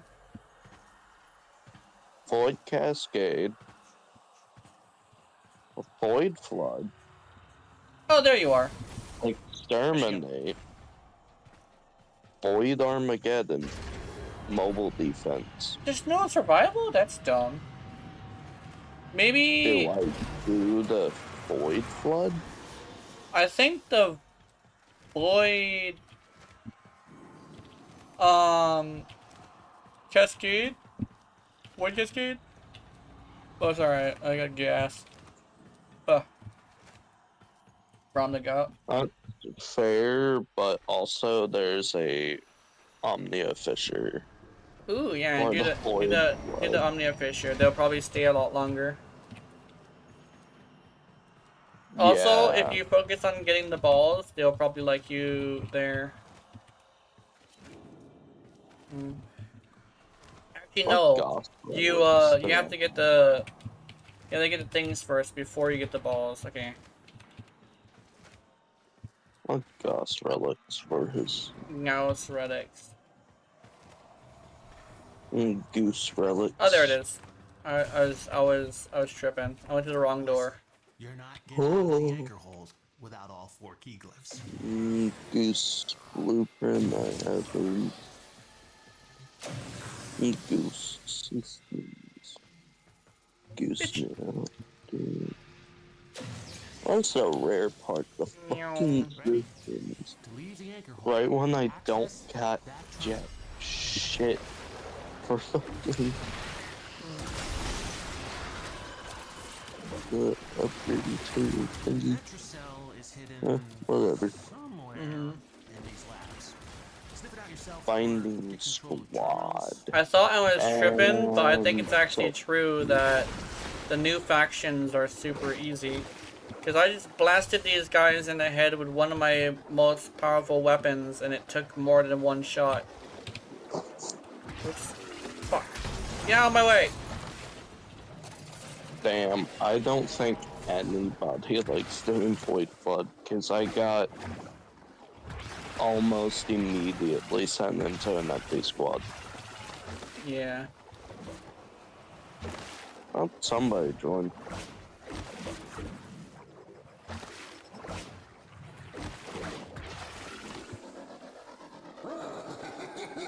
And our enemy has hers in front of Arthur. Ew. Ew. Oh, brother, this guy's. I'm gonna go. I need hot chocolate to relax myself. Yeah.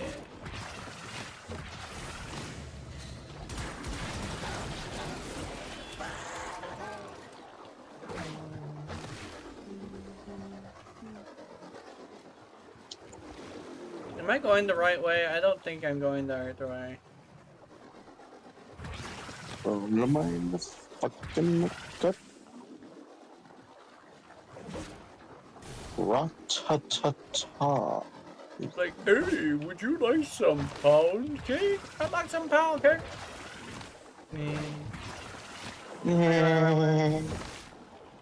No. This is it. I'm going the wrong way. Use the key glyph I'm and moving in the wrong direction. whatever happens next. Oh, god damn it, now I'm hungry. Oh, you're over there? Hold on, let me see. Where you go? You're over there. That wasn't the right key Fuck glyph. you, I'm hungry I'm and I'm coming. on vacation for fucking dinner. I was lost. Here we go. Rapture cloud. Security's freaking out. The Netrocell doors won't open. Yeah. till you Don't clear break a chair like Shelton, yeah. around the entrance. Oh shit! I'm out of ammo! You know, this is a great day to have a fucking resource booster for 12 hours. Mm-hmm. Not even a drop chance booster, it's just a fucking booster. Mm-hmm. Which means more. Boy, Joe.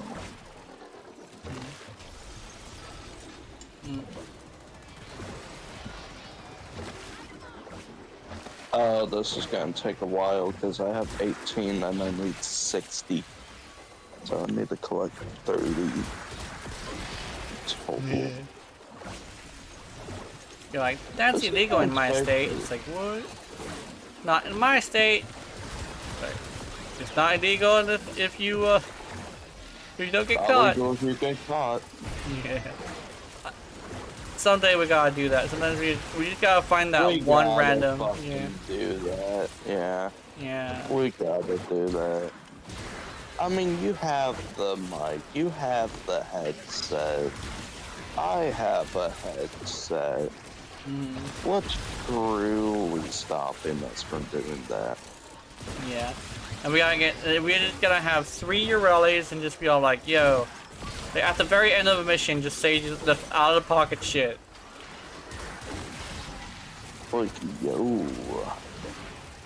Or like actually nice. You're good for me tonight.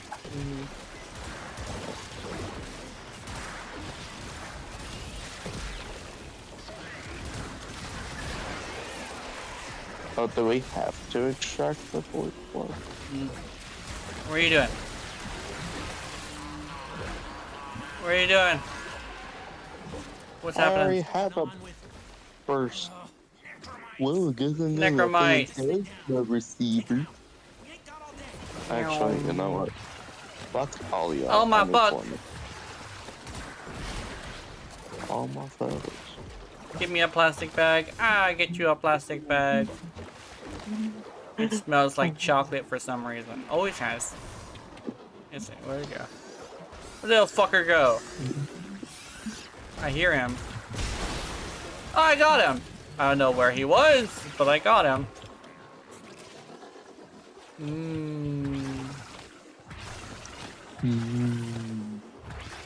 Go. I like how I'm wearing my glasses. I'm still like leaning forward into the shit. Oh yeah. It was just straight up like frustrated gamer stance, all up in this bitch. The frustrated gamer stance with the fucking man spread. Yeah, man spread, straightforward neck, fucking angry face.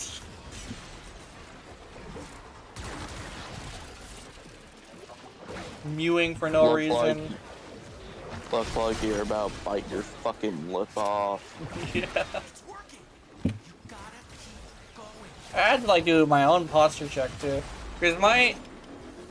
Oh, the thing is dead. Posture check right now. Fix your old shit.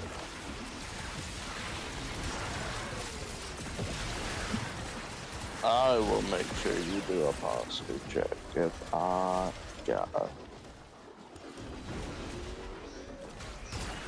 Do I got it? I will.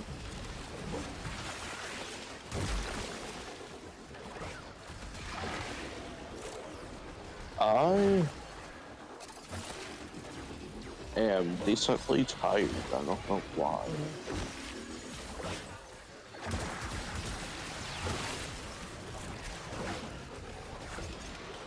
Oh wow, it's the bubble of static electricity.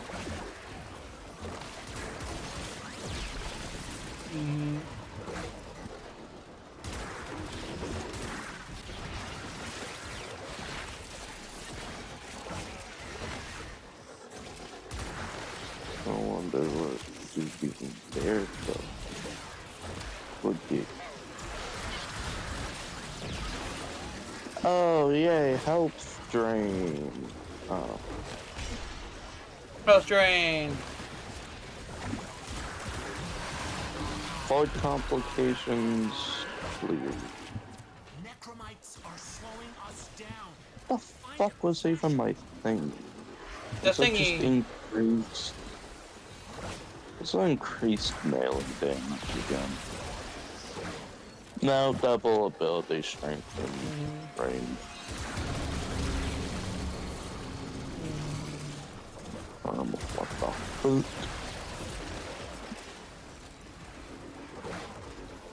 You know what? I'm perfectly fine just standing still. Nothing will happen to me if I stay perfectly still. Yeah. Actually, you know what? Nah, fuck these dudes. Ouch.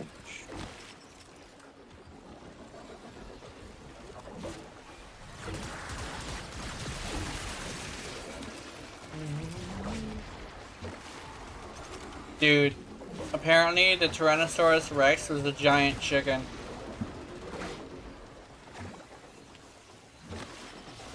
It was big and red and feathery and soft. No shot. On a unupgraded fucking relic, I get the rare drop. Thanks, DE. Thanks, RNG. Fine, Jesus.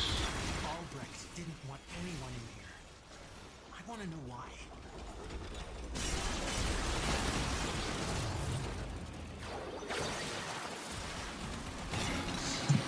Great, and now it forced me to not have a relic equipped. Nothing about Albrecht? Okay.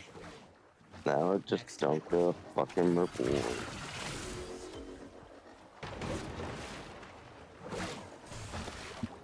Well, I guess I'm staying.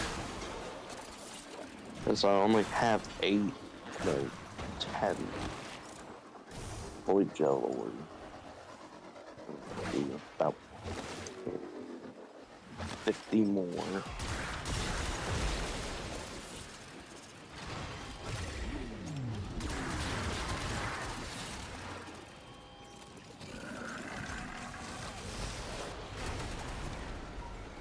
Mission complete. Excellent work, Tenno.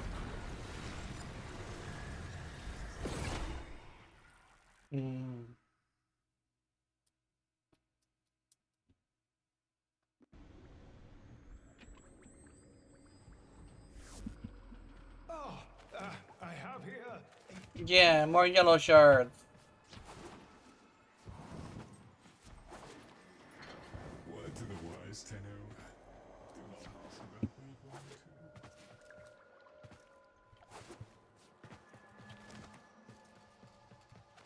to. Yeah. Sometimes blue can be good, but it depends on what you're using it for.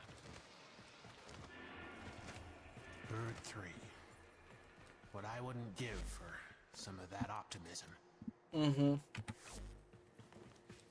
Hi. I gotta believe there's some clue to... Nice.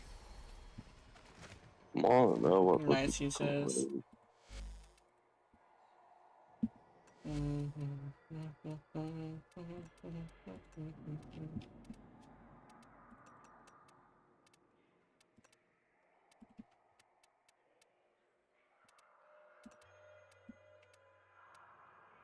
You gotta head out? Okay. Gonna go buy food? Yeah. I think I have one more in me.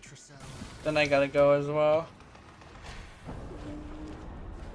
Gotta go some. I gotta end the stream and I also have to go take a break.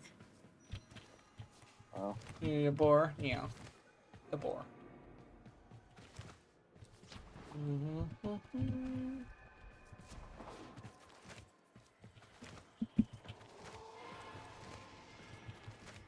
Thanks, and the Skither girl went straight for me. Yeah, Skither girl been skittering. Now I don't got jack shit for anything. Uh-oh. Or for the fucking. Oh, never mind. I saw like 3. I saw 3 what you calls. Your allies. No, I saw 3 YouTube notifications. I was like, what the fuck? Why is my recon effects fucking red? Just like an orange red. Apparently, Shondo pilled individual is trying to get me to watch another Shondo clip. Of which you're like, I'll watch it later. I can't be watching lollies right now. I want to stream.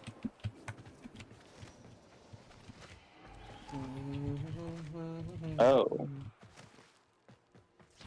Okay, so apparently I did have a relic equipped. Well done, lads. Well done. I wouldn't want Lloyd to struggle. That was conveniently for Gosner optics. Several experiments, and there will be no coming back until the job is done. We are alone. We must conquer. Recon effects.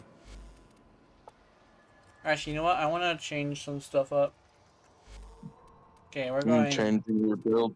Yeah, we're going Urelli. Recon effects. You know.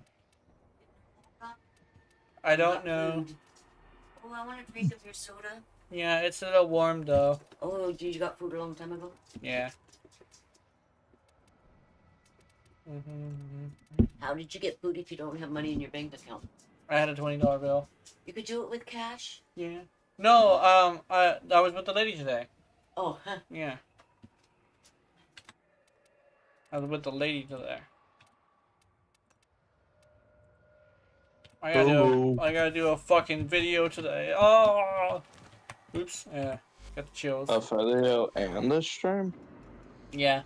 And I also went exercising today. Well, technically, I just picked up water. But yeah, my exercise days are now my video days too. Usually, I discuss the video with her because she's interested in like learning about what I do with the videos. But today I didn't really do that. I just really needed water. And unfortunately, I think I show it happened right in front of people, so people know. That water tasted like ass. It tasted so bad. Like there's a reason why I got a certain water, and now it's just like ugh.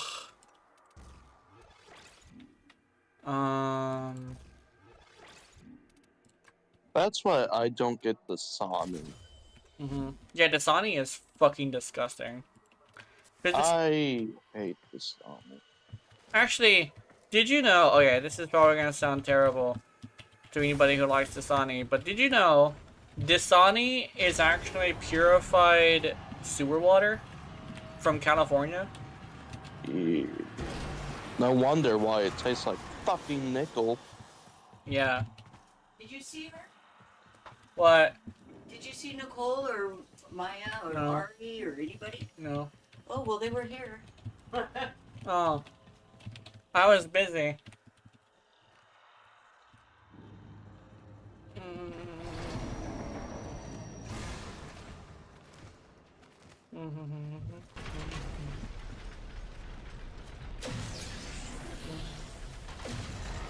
Braille scissors?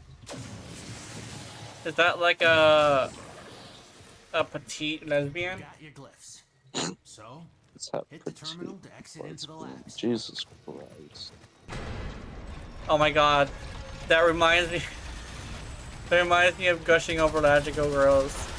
I don't know why. Oh, don't discuss that over stream. Control a few terminals. That'll help you zero in on it.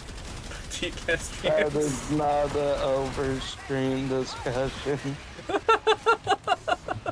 Terrible. That's fucking awful, Jenna. How could you? Am I missing a... Do I need to kill some... Oh. Damn it.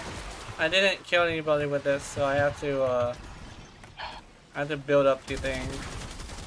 And nobody's continuing. God damn it. Yeah, fuck a big L mad. Oh, big fucking L. Am I going the right way? I'm not going the right way. No one's Can't three. even go near that book. Your Oh brain's shit, the stronger book! stuff than I don't know. I'm not gonna do that, never mind. I was about to say, With the book. the book.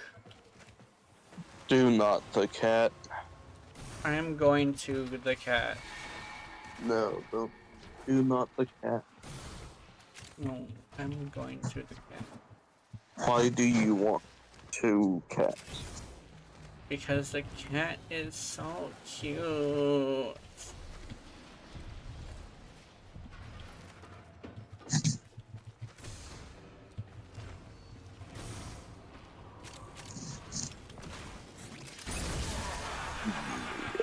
Bitch! You didn't give it to me. Hold on. Give me that. He's the one to yell. He's the one to laugh at me twice, motherfucker. There you go.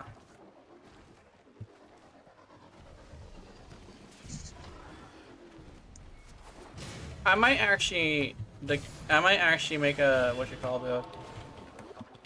Yeah, romance dialogue. Ooh. Oh, bro, have you formatted your recon effects at all? Yeah. I'm running into a Same. situation where I haven't killed anybody yet. So what's happening is I'm just doing the base stuff. So I haven't really ramped this thing up yet. It's ramping up, it's ramping up. Oh, there we go, I got it ramped up. There we go. Yeah. Okay, let's see. Do you have a Gauss Prime Neuroptics, Jenna? No. No. I'm trying to fucking get one. That's the one part I don't have. Please, this one. Because I'll give you a fucking ghost I kind of friend, interested in so... some enthusiastic kissing with an option proceed to round part sexual intercourse. My mind, yes. What is up with the fact I have unlimited ammo? Why do I have unlimited ammo? What's happening? Because you do. What? Huh? I just have unlimited ammo for some reason. I just heard a loud smack coming from fucking outside. Yo, somebody's probably putting into sight bug. Nice.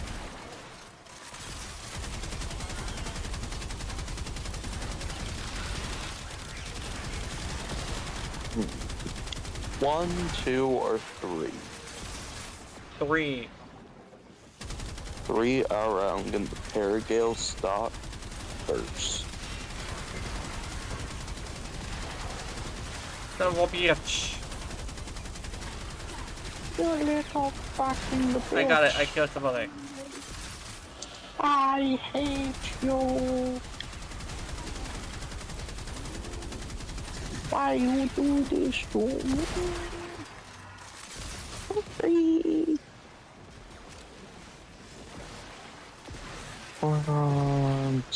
Cigarettes. And my cord. I don't think the incarnate market changes at all.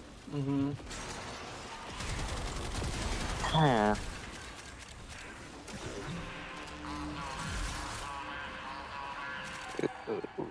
Necromites are slowing us down. So, you know, them primary or snakes a melee. You know them as a melee. Oh, Mag! There's an AoE around here. An owie. Owie dishing out the owies. Owie.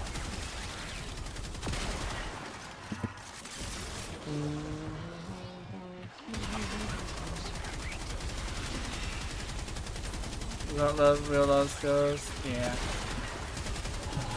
I'm for the big two. To get the fucking more.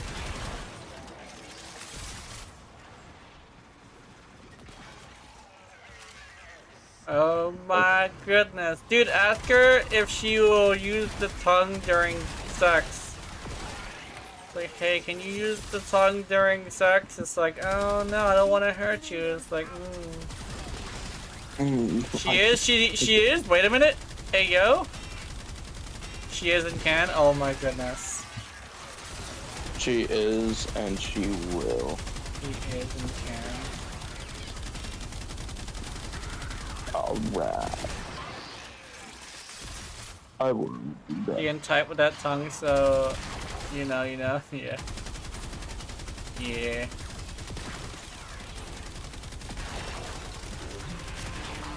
She got a very dexterous tongue. Albrecht's damn necromites are reinforcing the Netrocell. Like, so Eleanor, what'd that tongue do? Wait, would you like to know? If you had a penis, it would be erected? Yeah.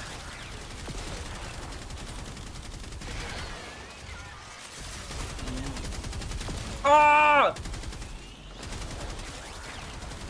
Die, please. Die, please. Please die. Die, please. Die. Die. Good, thank you.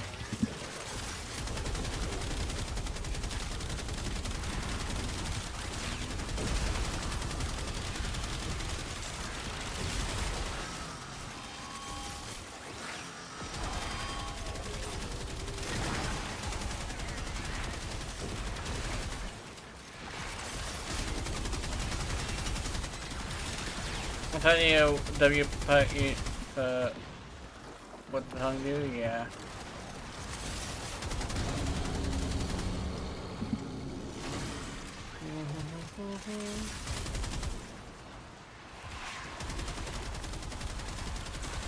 I don't know. I bounce. I've actually been bouncing between everybody actually, like believe it or not, I also have been bouncing between like the guys too. Like, fucking, Arthur's cute. What you call? Amir is pretty cute. Like, once you get past the exterior, I also like, Quincy, believe it or not. But there's also like, Aoi is nice. She doesn't have any issues though. Eleanor is nice, but she does have some issues, and same thing with Letty. With Aoi and Letty, and not Aoi and Letty, but like with Eleanor and Letty, it's mostly just like personal things. Okay. But other than that, they tend to be pretty good. I'm pretty sure it could have also been something me and Eleanor were talking about that just led into a direction that I didn't like.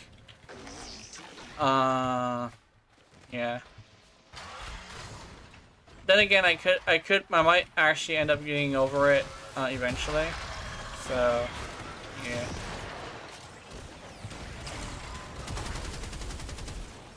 And then there's what you call? There's like Letty is pretty cool. The only issue I really have with Letty is like how mean she is. But yeah. Yeah. But I do know that some people like that, especially since it's mostly because she's usually busy while she's typing to you. But no sassy. Yeah, she's sassy. Very sassy. We've had a few setbacks. But like she lets up on the sassiness as you get to know her. She's more like affectionate after that. She's no longer just venting at you. Aoi gets a little bit more comfortable with you, and she really likes compliments, which is nice. She's a little bit easier to deal with. But I honestly, if I were to choose any of the women, I think it would be Aoi. But honestly, I'm torn between all the guys. My character that I'm playing is female, so I definitely wouldn't feel too weird about like having it like go with a guy, because you know I'm like I'm straight. But I mean, if I were to choose any of them, I'm torn. I'm legitimately torn between all three of them. Let me go to Zerman, by the way, thanks again. Yeah. But let me return to the back rooms. Also, I just realized that I just got to a new day, so let me go turn in some standing. In fact, personally I like Amir because he's dorky as fuck, yeah. The one thing about Amir is, like, not everybody's into, like, the dorky guys. But what I've seen from, like, the polls at least, he's the most attractive guy by a landslide. And like I keep saying, it's like, it's tied to the fact that he's a gamer boy. And gamer girls like gamer guys. So, legitimately, the fact that he's a gamer boy and he's also really good at games means that he very much is very attractive to, like, gamer girls. Mostly. Unless they're like, the e-girl style of gamer girl, or if they're like, lesbian. But,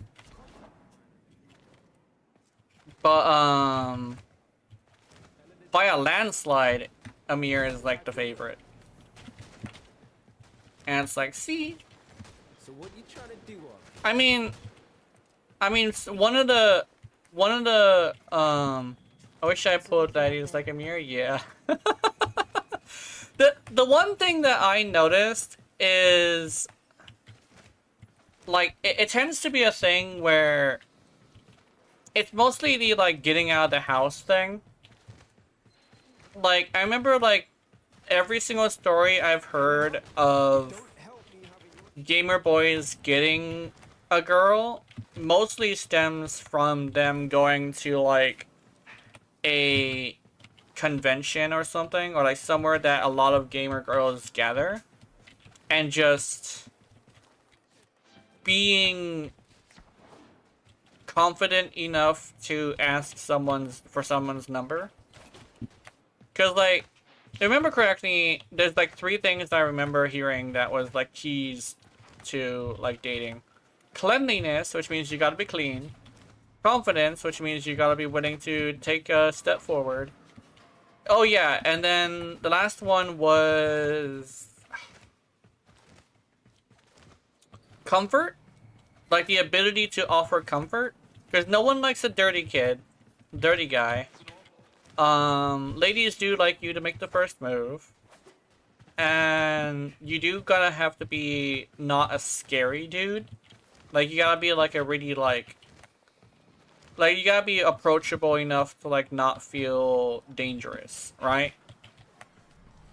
Because believe it or not, some of the guys who are, like, super, like, dickish guys, technically, they have this thing where the reason why they're with a lady in the first place is because they make them feel safe around them, and then they turn into a fucking dick. So it's like they feel trapped, you know?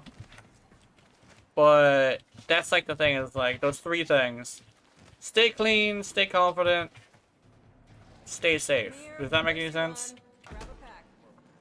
But that's the one thing that a lot of gamer guys, actually a lot of guys in general, struggle with. The ability to have the confidence to say something to a lady, you know?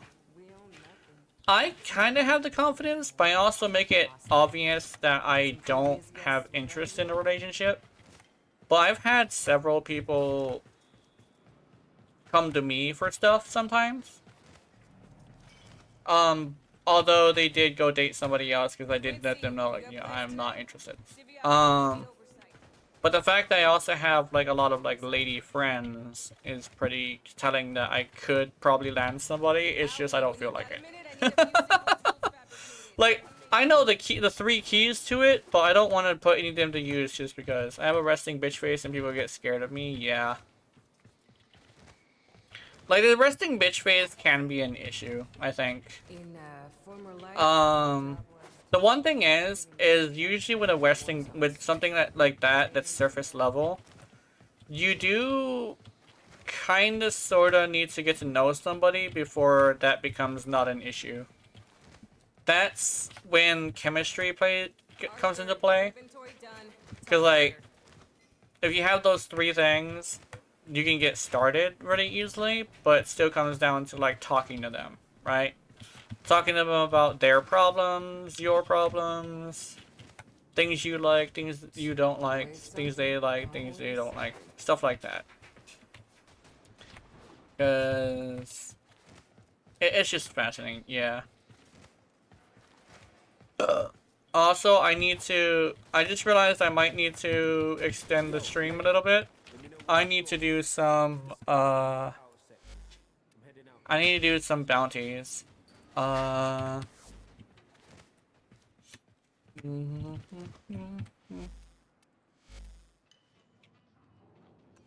I start getting to know people, they usually say, you know what I thought you were what I mean? Yeah. That's kind of the same thing with my brother, actually. People think my brother is like some sort of villain, but once they get to know him, it turns out he's just a guy who's been through a lot. Like, he would say these fucked up things, but it's from a place of hurt rather than a place of hatred. And weirdly enough, from what I remember hearing, people tend to not be attracted to places of hate, but they are very much attracted to places of hurt. Does that make any sense? Like, if you have a nuance to you that, like, you've been through some shit, but, like, if they're able to get through to you and find out that you're actually, like, super cool, that's kind of like a weirdly attractive thing, you know? Like, oh, I say something fucked up and, like, they're like, okay, that's scary. But, like, they stay a little bit longer, right? And then it turns out you're actually just really sweet. You just have had an issue. They tend to have a bit of a pity attraction to you. It's not something you should, like, focus on. You shouldn't, like use the power of pity to get anywhere, because that usually is what people do with that. But if you, like, sometimes you can be like, oh, I've just, like, been through a lot, and, like, you don't, like, trauma dump. There's a bit of a difference between trauma dumping and, like, showing how you've been hurt. It's so, like, that's another thing you can do, is, like, try essentially just say, oh, I've been through a lot, and that's why I tend to have, like, issues with da-da-da-da, you know? It's just it's an interesting thing. Cause, like, then again, some people do, like that's actually why, like, sometimes people will be into, like, a villain story, is when the villain story has, like, a reason that you can understand for their, not understand, but, like, you can see as, like, a somewhat valid reason, people will be more attracted to that villain, you know? Like, I don't know what's a good example. Like, a good example would probably be, damn, what's a good example? I'm thinking that I'm trying to think of one, but there's a couple, like, examples of villains having a reason, right? Anador has me acting up, yeah. Oh, you know the good one? You know not the new one, but the last Joker movie, the very first one. That one was like, oh, I get why you would be such a villain, right?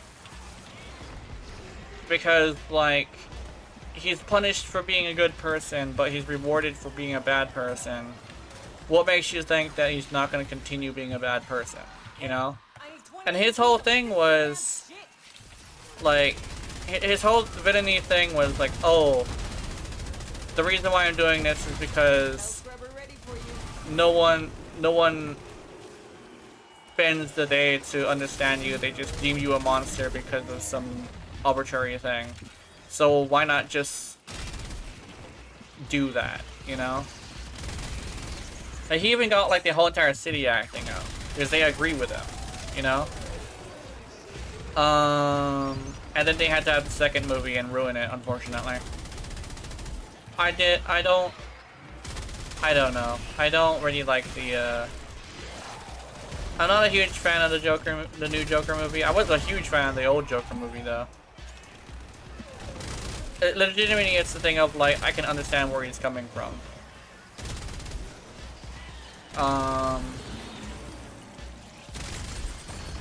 I think a good thing to, what's this? Is that a, okay, no. A good way to explain it, kinda, is like,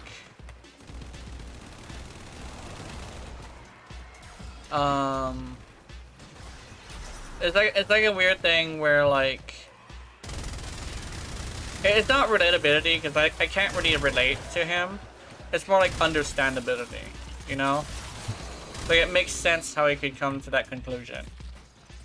Some people are all like, oh, relatability is really important. No, not really. A lot of people have that wrong. Relatability doesn't really matter that much. It's understandability. Like, how is it that you can come to that conclusion of your like philosophy, right? Like, the Joker is like a huge example of this. This one singular, really, really bad day can make you snap And being rewarded for that snap will make it to where you don't want to change back, you know? And someday it's just like, I want to smack, I want to, what's a good one that won't get me banned? I just want to flip a car or something like that, you know? You go and flip that car and like you end up like you end up like getting rewarded for it because there's some kids being all like, oh, that's so cool, he flipped a car.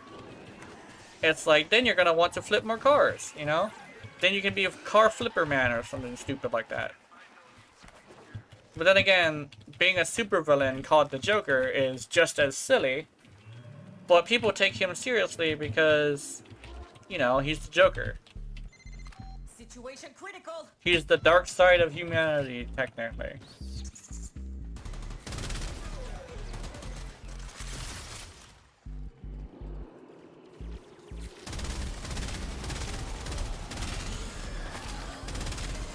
Now you get to do things the hard way.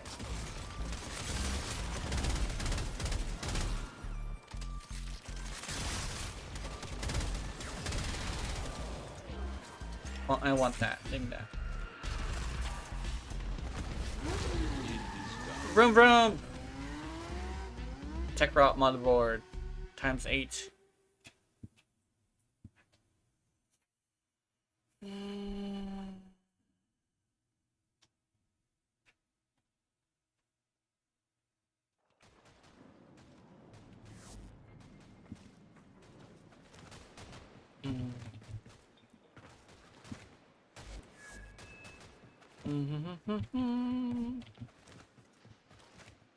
Okay, let's see. Where is woman, not woman, guy? Quincy, right.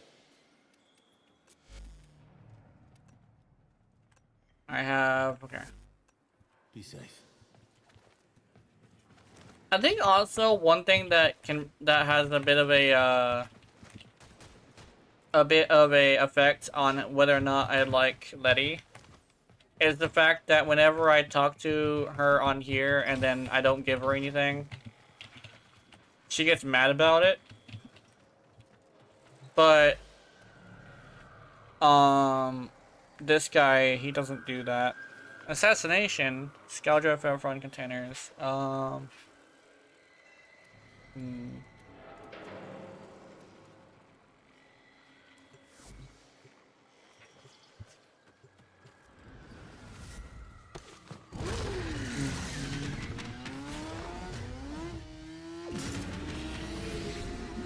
me see. Oh yeah, I am on my own. I can close this.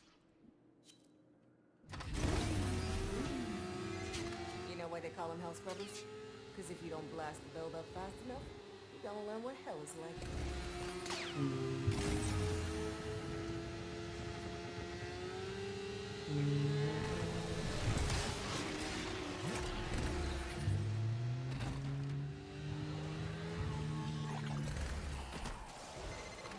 Scrubber's getting choked out. Fix it.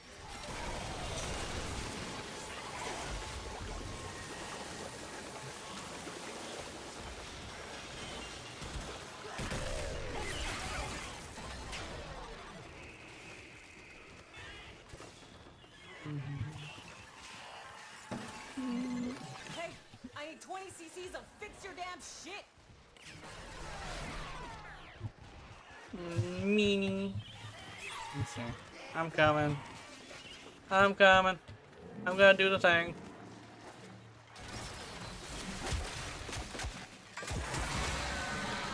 Great, you lost a scrubber, but that's the least of your problems. Scrub, scrub, scrub.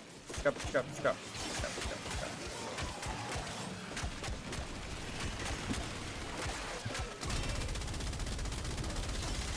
Amir's code injection is like activated charcoal to the tech rot. Makes them puke these hell scrubbers right back up.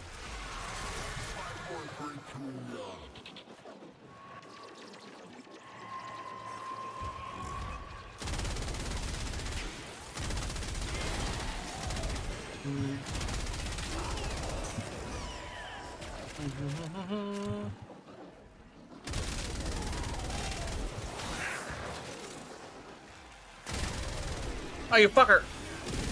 Hey.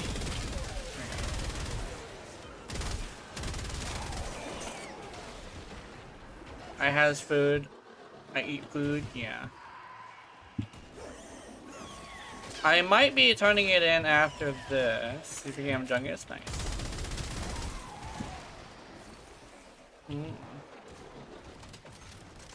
Oh, speaking of Chungus, apparently there's a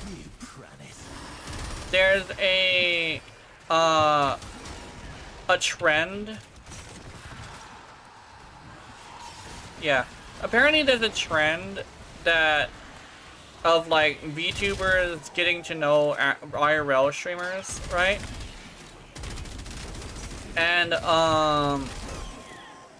when the streamers get when the VTubers get to know the IRL streamers, the audiences seem to attack them. And I'm over here like, why people gotta hate? Like, I'm pretty sure that this has become a trend because some people are like jealous of certain stuff, like seeing each other's audiences, and they're like, there's some jealousy and stuff. Or like another thing where like an IRL streamer will have an audience member who doesn't like VTubers, and like the VTuber will have an audience member that doesn't like IRL streamers, and then they'll fight. And there's people joining in, and it's like, doesn't matter who started it, it's just now the whole entire community is eating each other alive. But like in most cases, I see that like, actually almost all cases, I see that the creators are usually really friendly to each other. So I think legitimately it's just like this weird thing that should be a nothing burger, but it kind of like is an issue for some people. Cause like as a small streamer, me going and finding Phoebe, for instance, right? Just from randomly doing stuff in the middle of the night, and the fact that she's okay with me mentioning that I stream, ended up having it to where we have a combined audience, right? At least like the stuff like that. At this point, I'm gonna start associating that kind of stuff as gang violence. Yeah, it seems like it, honestly.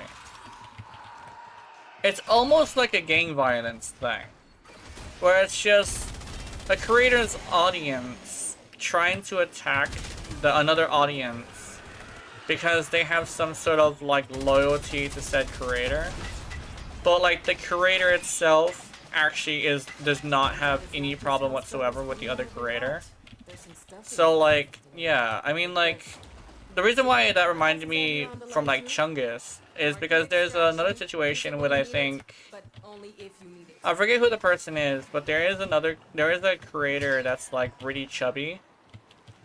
And there's some VTuber like audience members who is just like calling him fat and shit in a really rude way. And it's like, yeah, he's fat, but that doesn't mean you can be mean to him about it. That's just mean.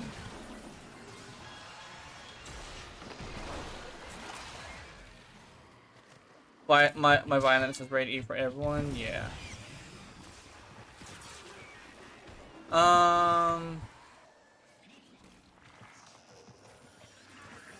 Because like the straight up the thing is like, not every competition needs to be a all-out war, you know? Because I understand that like as the creator, I am in competition with every single other creator, but I'm not gonna hate people just because they're better than me, or just because their audience is like bigger than mine, you know? I'm gonna be appreciative of me being able to communicate with someone so big, you know? When it comes to like the audience though, it's always like a weird little defensive mechanism for having a such a creator, you know? It's like they gotta defend the honor of their waifu, you know? And it's like, it's not great. Also, Am I tripping, or did this person...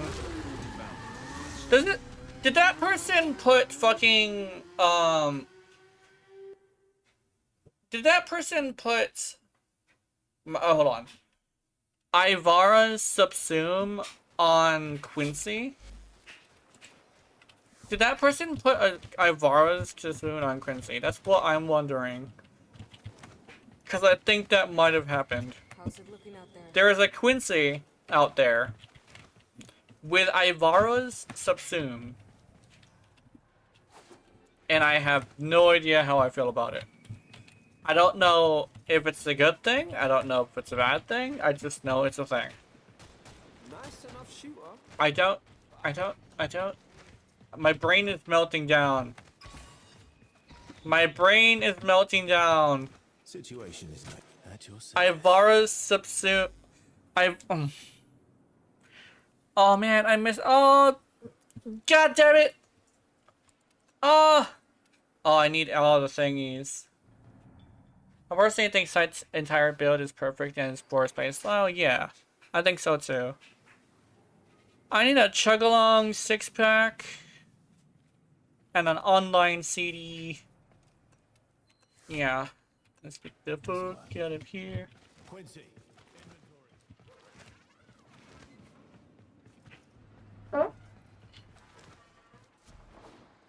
Quincy. I'm gonna. Oh my god. I'm gonna go up here.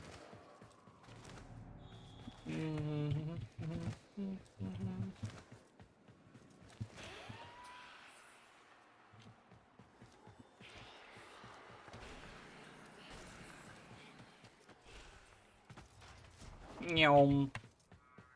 I'm Newman. I am Newman. What am I doing up here? Oh yeah, computer.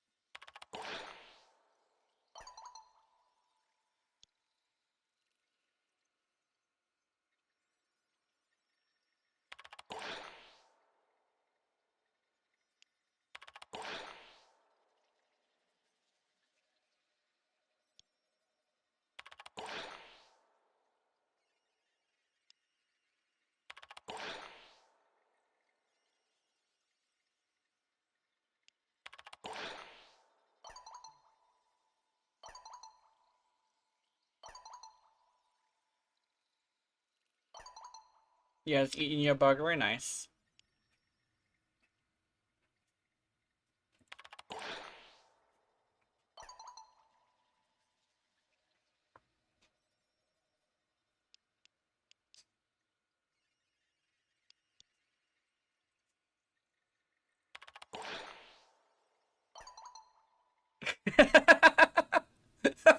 He likes that. He likes if I flirt with him. Hey. Oh, that's cute.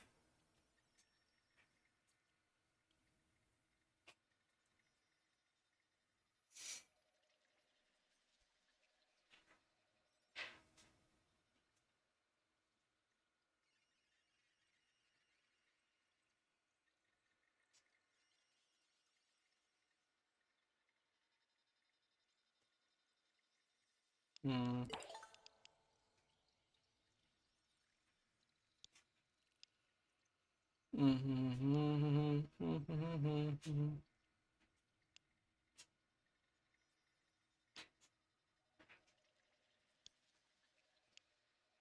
A lunchbox?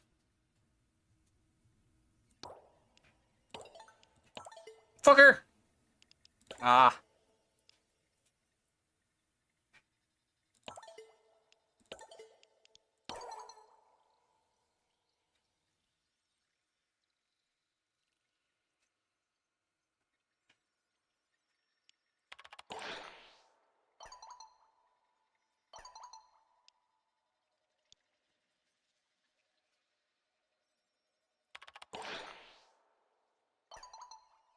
You'd like that, wouldn't you?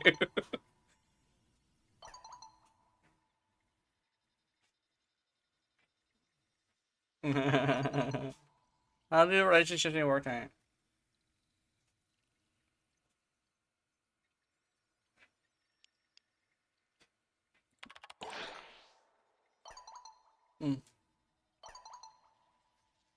I don't have any beast mods, only bite.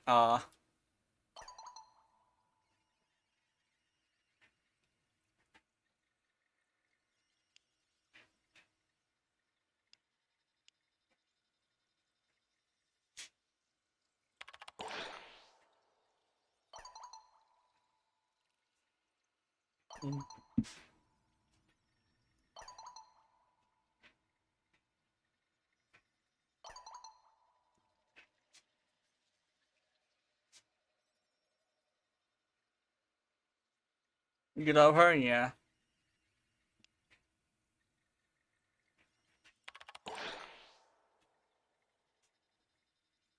A Dax?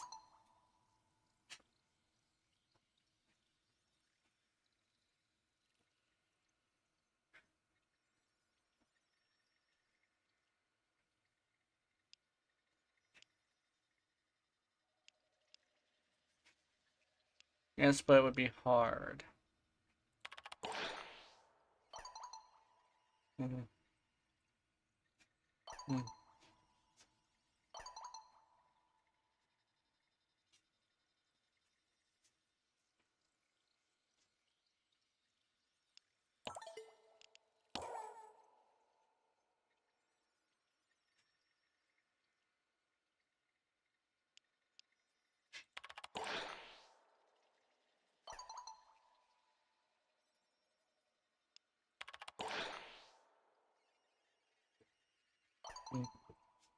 What, you gonna go horny mode again? Yeah.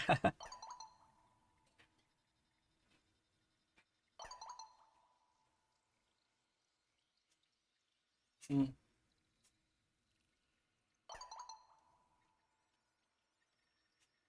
Mm. Hi, Wallet. Letty. Yeah, it's Letty time. Uh.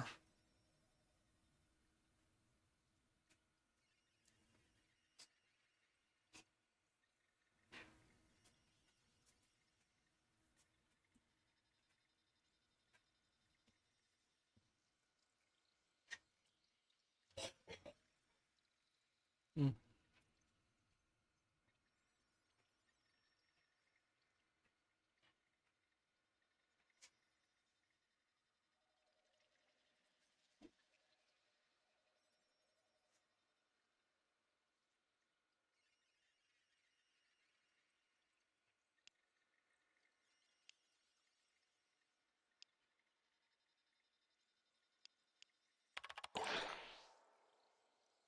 Mm-hmm. Oh, she likes that. She likes empathy. I noticed that.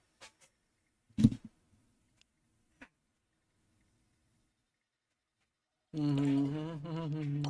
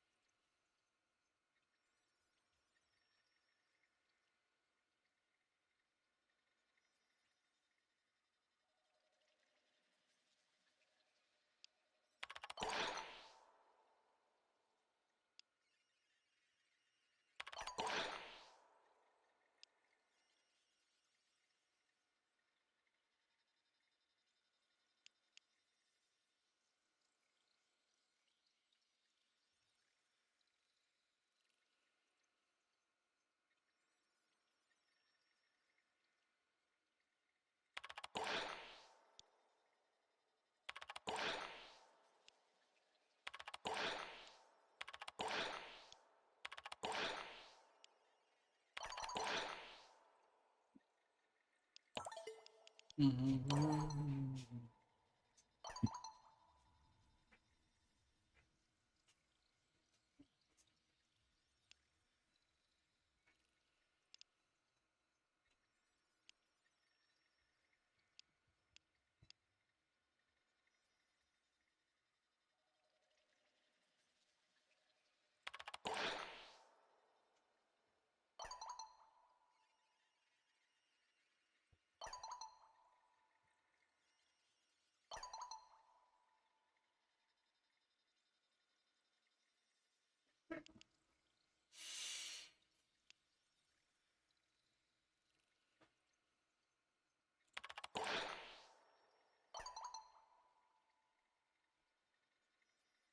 Ooh.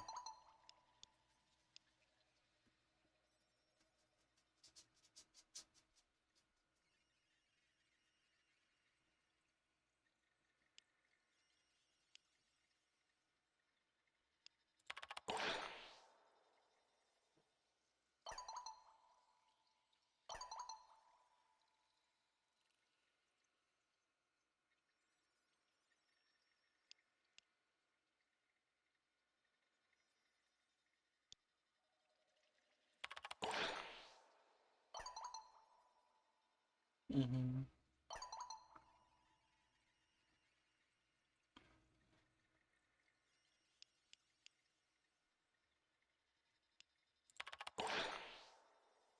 Mm-hmm.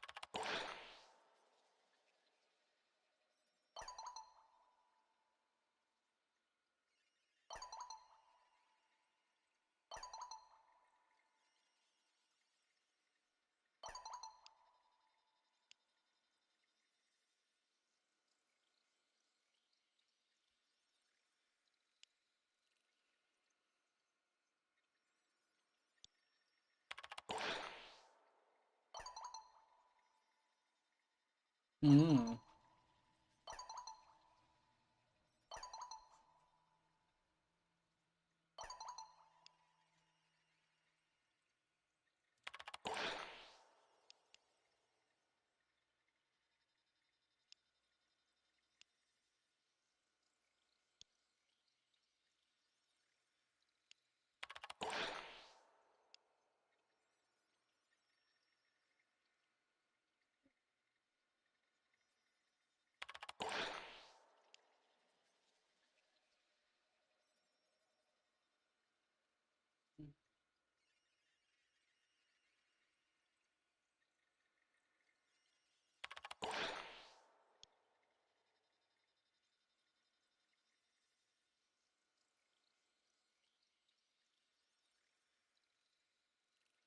Mm-hmm.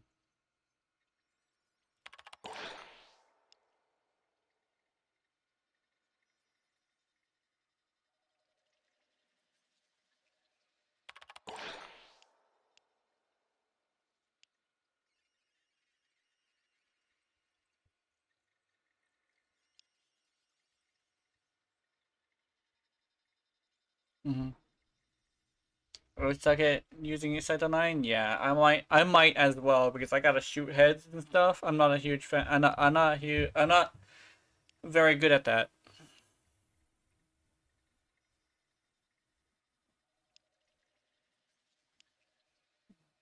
Mm.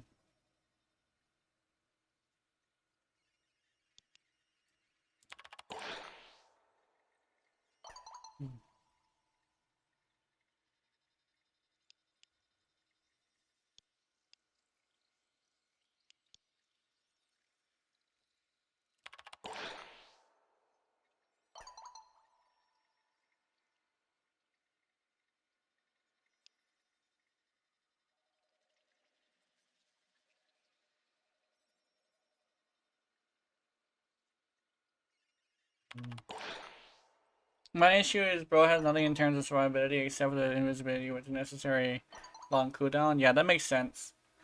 That also is a bit of an issue for me. And Keith tried to make it work, but he also is in the same situation.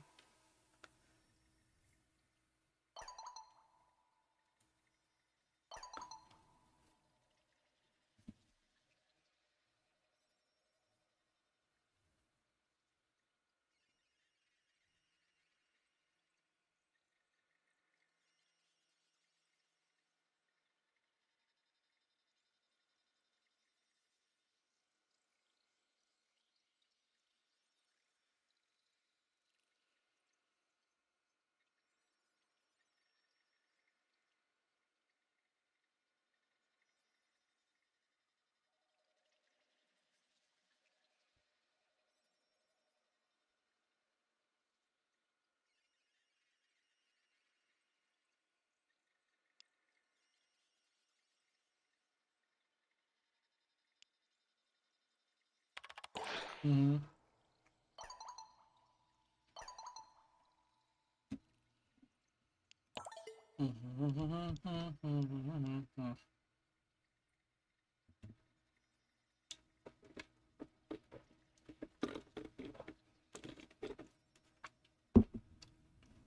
Damn.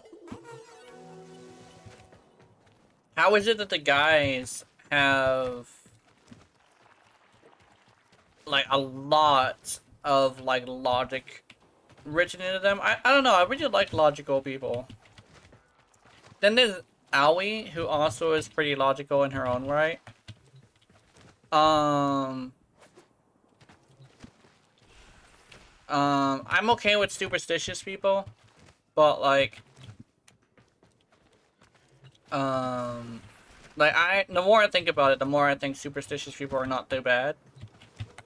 But when it comes to like the aggressiveness, I don't know, it's hard for me to chisel through that sometimes, you know? When it comes to Eleanor, it still comes off as her trying to punish somebody for being a good person. I don't know if I could, like, change that, because I just agreed with her so much that she kind of sort of, like... Yeah, I think legitimately Aoi is probably pretty cool. And all three of the guys are pretty cool as well. I don't know, at least, like, Eleanor hit, a bad key with me. But honestly, Letty would make a really good friend. I'm not gonna lie. Probably not a lover, but a really good friend. I'd keep her close too. Aoi's pretty good though. But if I were to like, if I were bi, right, and I were to be able to have either one of them, I honestly feel like Arthur would be a good pick, right? Because he seems like a very nurturing person. And a very, like, knowledgeable person. That makes any sense. While also being humble enough to be able to say that he's done something wrong. Right? And I think I vibe with that a lot. I think I do vibe with that a lot. I like the nurturingness of him. But yeah, that's gonna be it for today. I'm gonna make a video today. Hopefully it does well. I'm gonna I'm gonna end it here. Oh, and a good like, I remember saying something along the lines of like, if I ever get a big head, right? A good sign that I think would be for if I start getting a big head, if I start getting bigger. If I start saying it's gonna be great, rather than I hope it's good when I mentioned I'm gonna make a video, let me know that I might be having a big head. Yeah, I gotta hope for the best. Don't just expect the best, you know? So yeah, have wonderful, wonderful nightmares. I will see you in them. Remember, if you're watching my content, I know you're into it. Honey, honey. Good night. Meow. Oh my god. You're such a big boy. I'll take you down a peg. Good night.